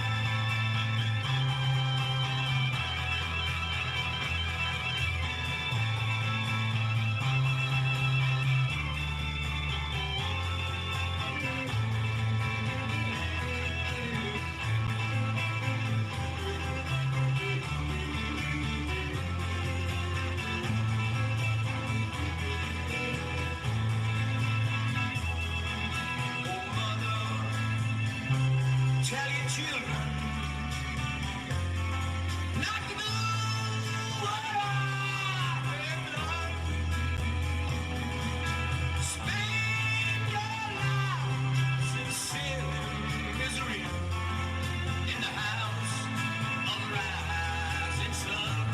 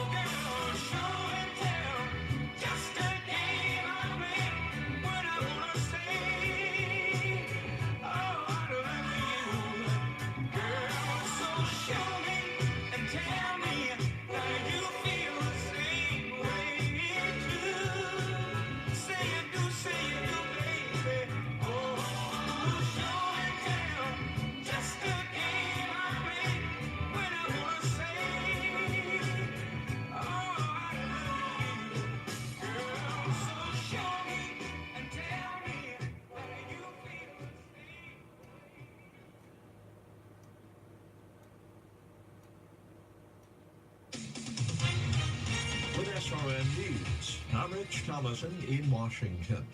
President Trump denounces as a political hoax the House Democrats' wide-ranging Russia probe. The president says Democrats are still upset with the outcome of the 2016 election. They are harassing him with investigations. The president's former personal lawyer is making a return trip to Capitol Hill today. Michael Cohen back before the House Intelligence Committee for the second day of closed-door testimony, expected to focus on Russian interference in the 2016 election. U.S. Customs and Border Protection says that more than 76,000 migrants crossed the U.S.-Mexico border last month. According to the CBP commissioner, the system is well beyond capacity. He says that it remains at a breaking point. On Wall Street this morning, stocks are opening mixed. The Dow is up about a dozen points, the S&P off a fraction. More details at srnnews.com.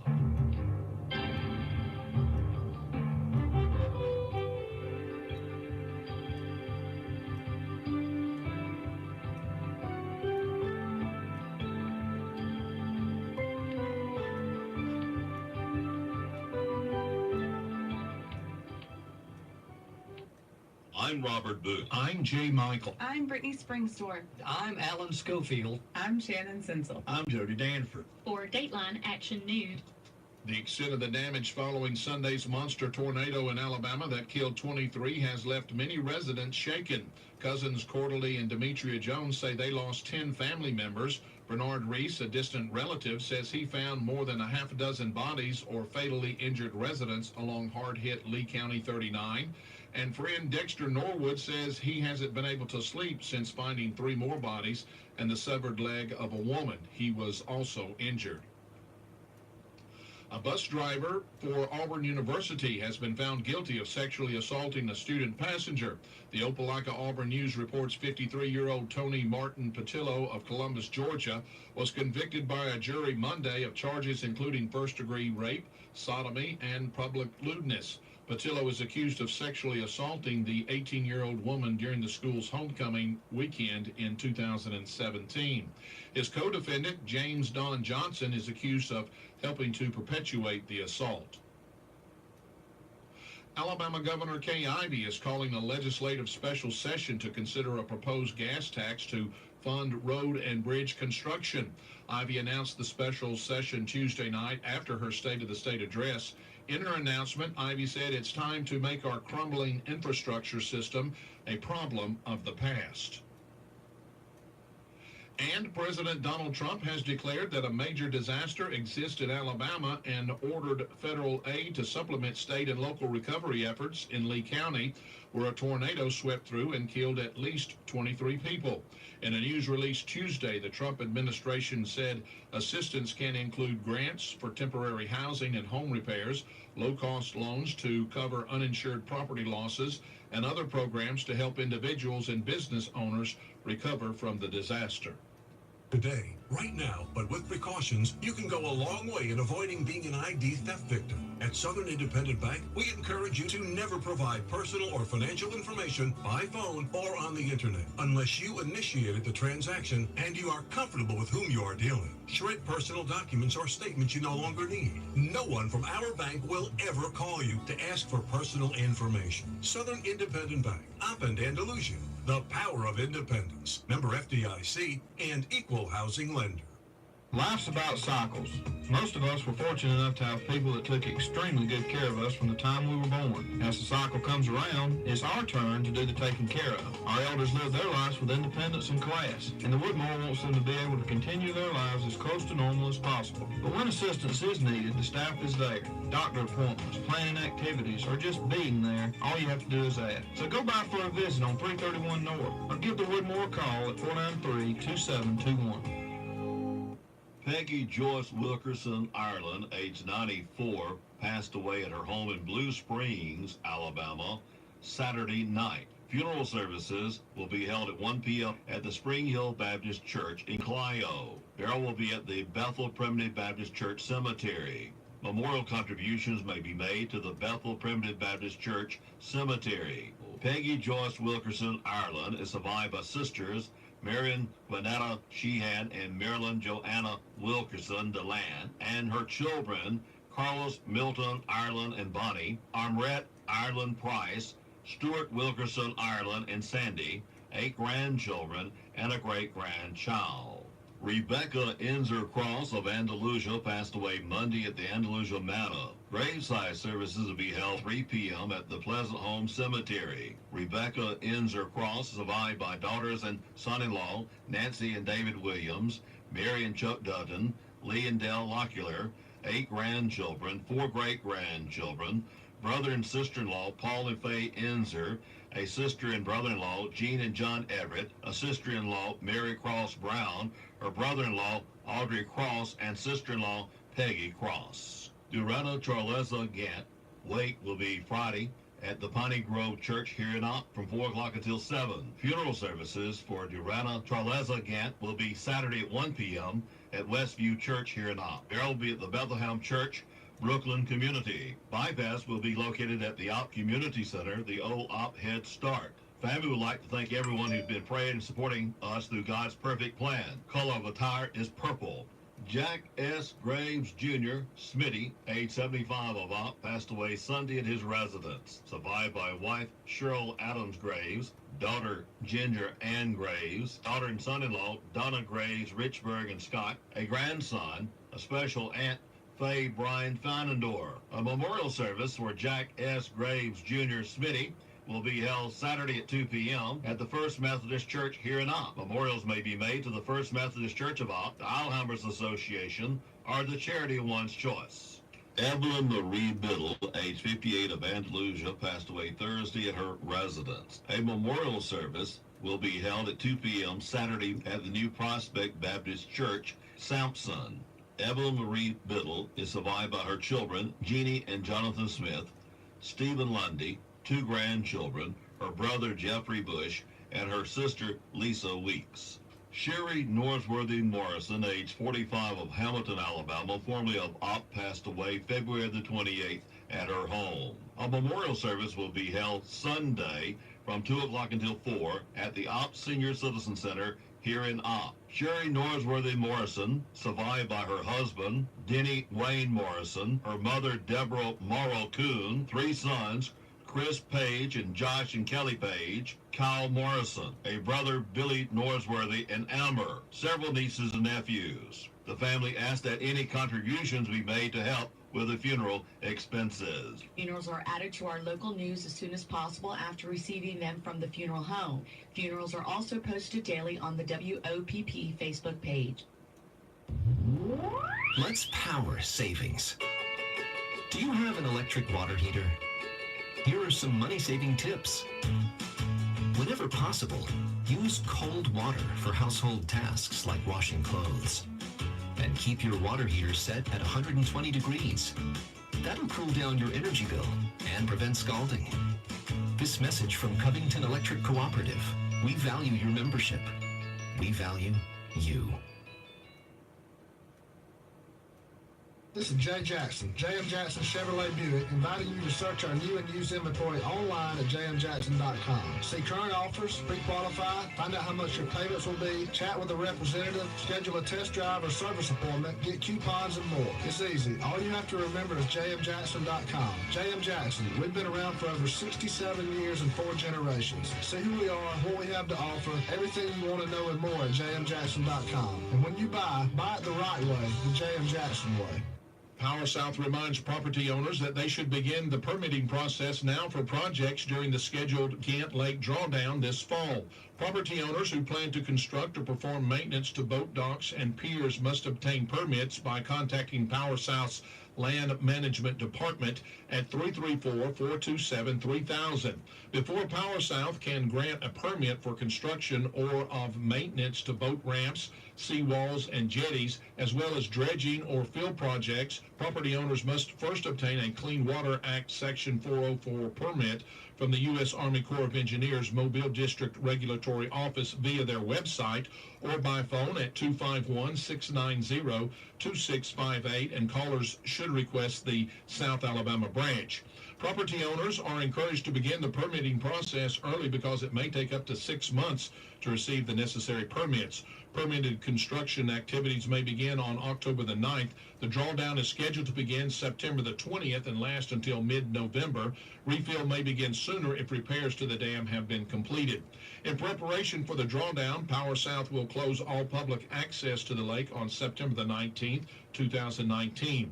Anyone who needs to remove boats from the lake is encouraged to do so prior to this date. You're invited. Come catch the vision for Downtown Op. The Downtown Redevelopment Authority is hosting a meeting Monday, 6 p.m. at the Op Depot to discuss ideas for revitalizing our downtown. Downtown business and property owners and interested community members are encouraged to attend. We look forward to seeing you there.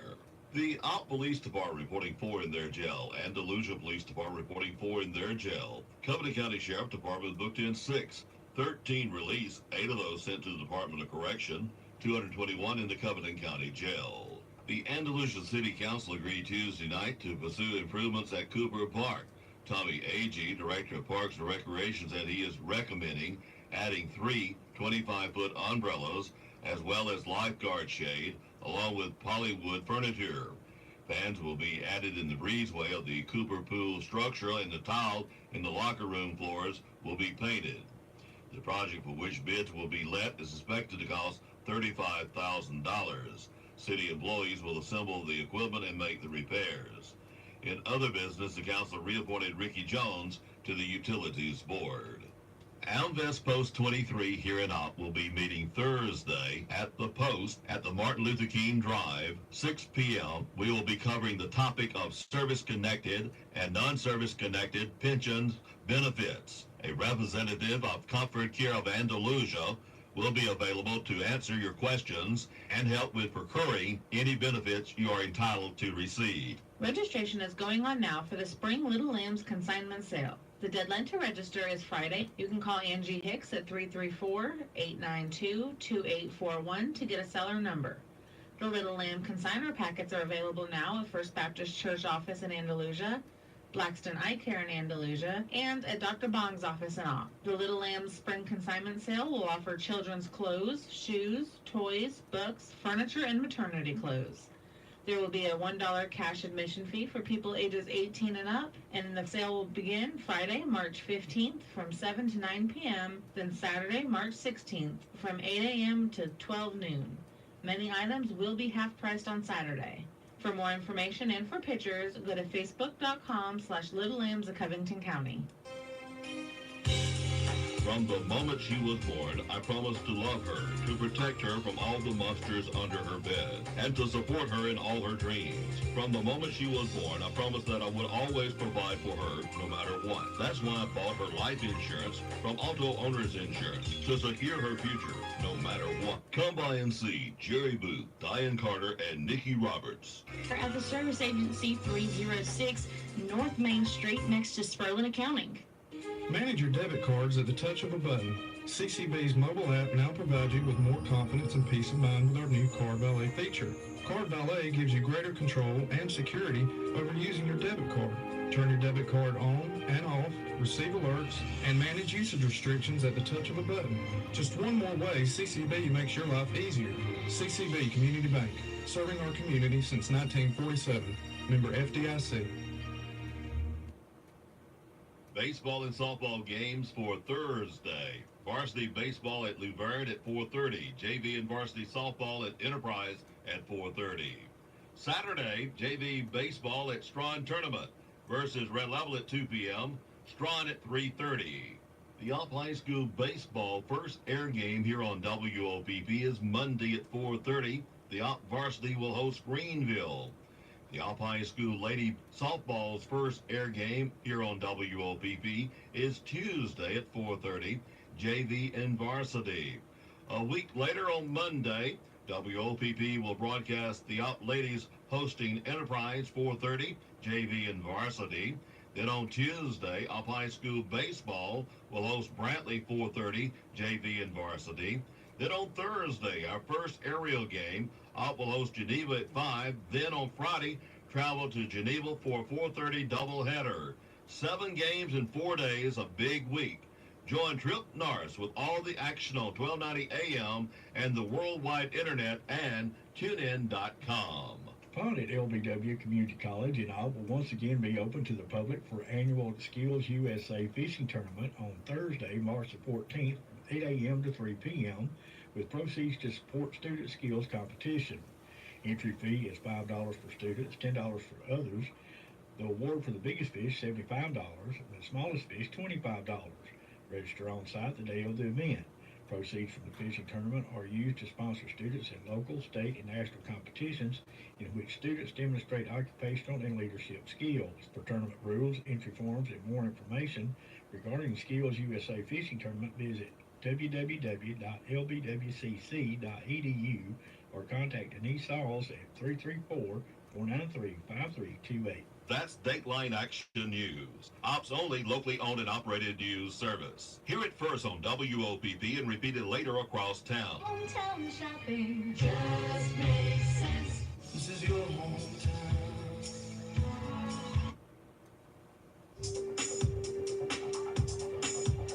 Covington Aerial Transit System, better known as CATS, operates a public transportation system throughout the Covington County area. Available to all residents of Covington County. Operates on a demand response basis. Call 24 hours in advance for reservations, Monday through Friday. Office hours 8 a.m. until 5 p.m. Our telephone number for CATS is 428-2667. Are you tired of calling your pharmacy and hearing this? To refill a prescription, press 1. To hear pharmacy hours and information, press 3. To speak to the pharmacy, press 0. Then hang up your phone and give us a call at 493-4517. TNC Pharmacy, your hometown pharmacy, where you will talk directly to our friendly pharmacy staff members without having to remember which number to press. We will gladly transfer your prescriptions from your current pharmacy to our pharmacy. Your insurance copay will be the same, and if you pay cash, we offer competitive cash prices. So skip the hassle and give us a call at TNC Pharmacy, 101 Parish Avenue, Opp, Alabama. Here's your Winnipeg, LA weather. I'm Ron Tanner. For this Wednesday morning, we'll have sunny skies. Our high 54 today. Overnight, it'll be clear and cold with a low of 30. On a sunny, warmer Thursday, our high 65. The partly cloudy, milder conditions Thursday night with a low of 45. We'll wrap up the week Friday with a partly sunny, warmer day with a high of 71. For the weekend, there's a chance for showers. We get an afternoon thunderstorm on Saturday. Humidity mostly cloudy. Our high 75. The wind gusts to 25 miles an hour. Sunday, look for a 5 and 10 chance for showers and thunderstorms. Humidity mostly cloudy with a high of 78. That's the latest lower Alabama weather here on WOPP.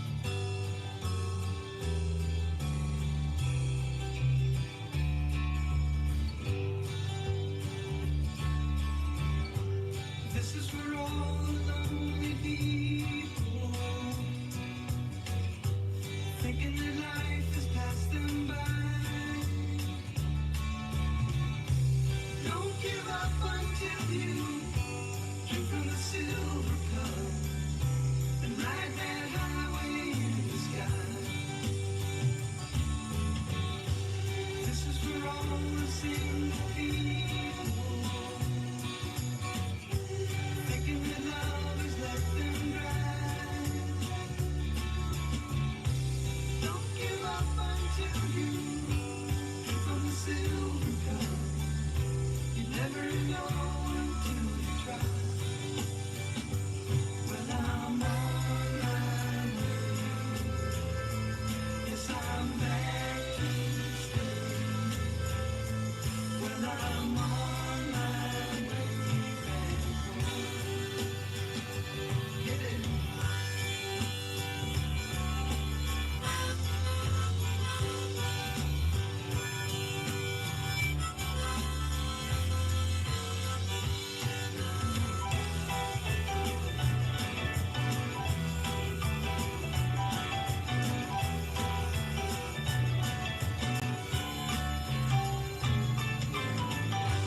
This is for all the lonely people thinking that life is past them by. Don't give up until you drink from the silver cup.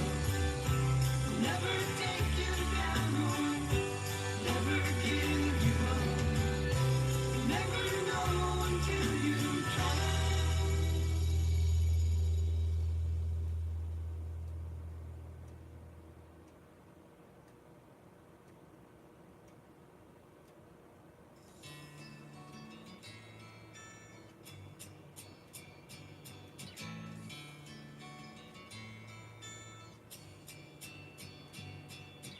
Once I had a heart cold as ice.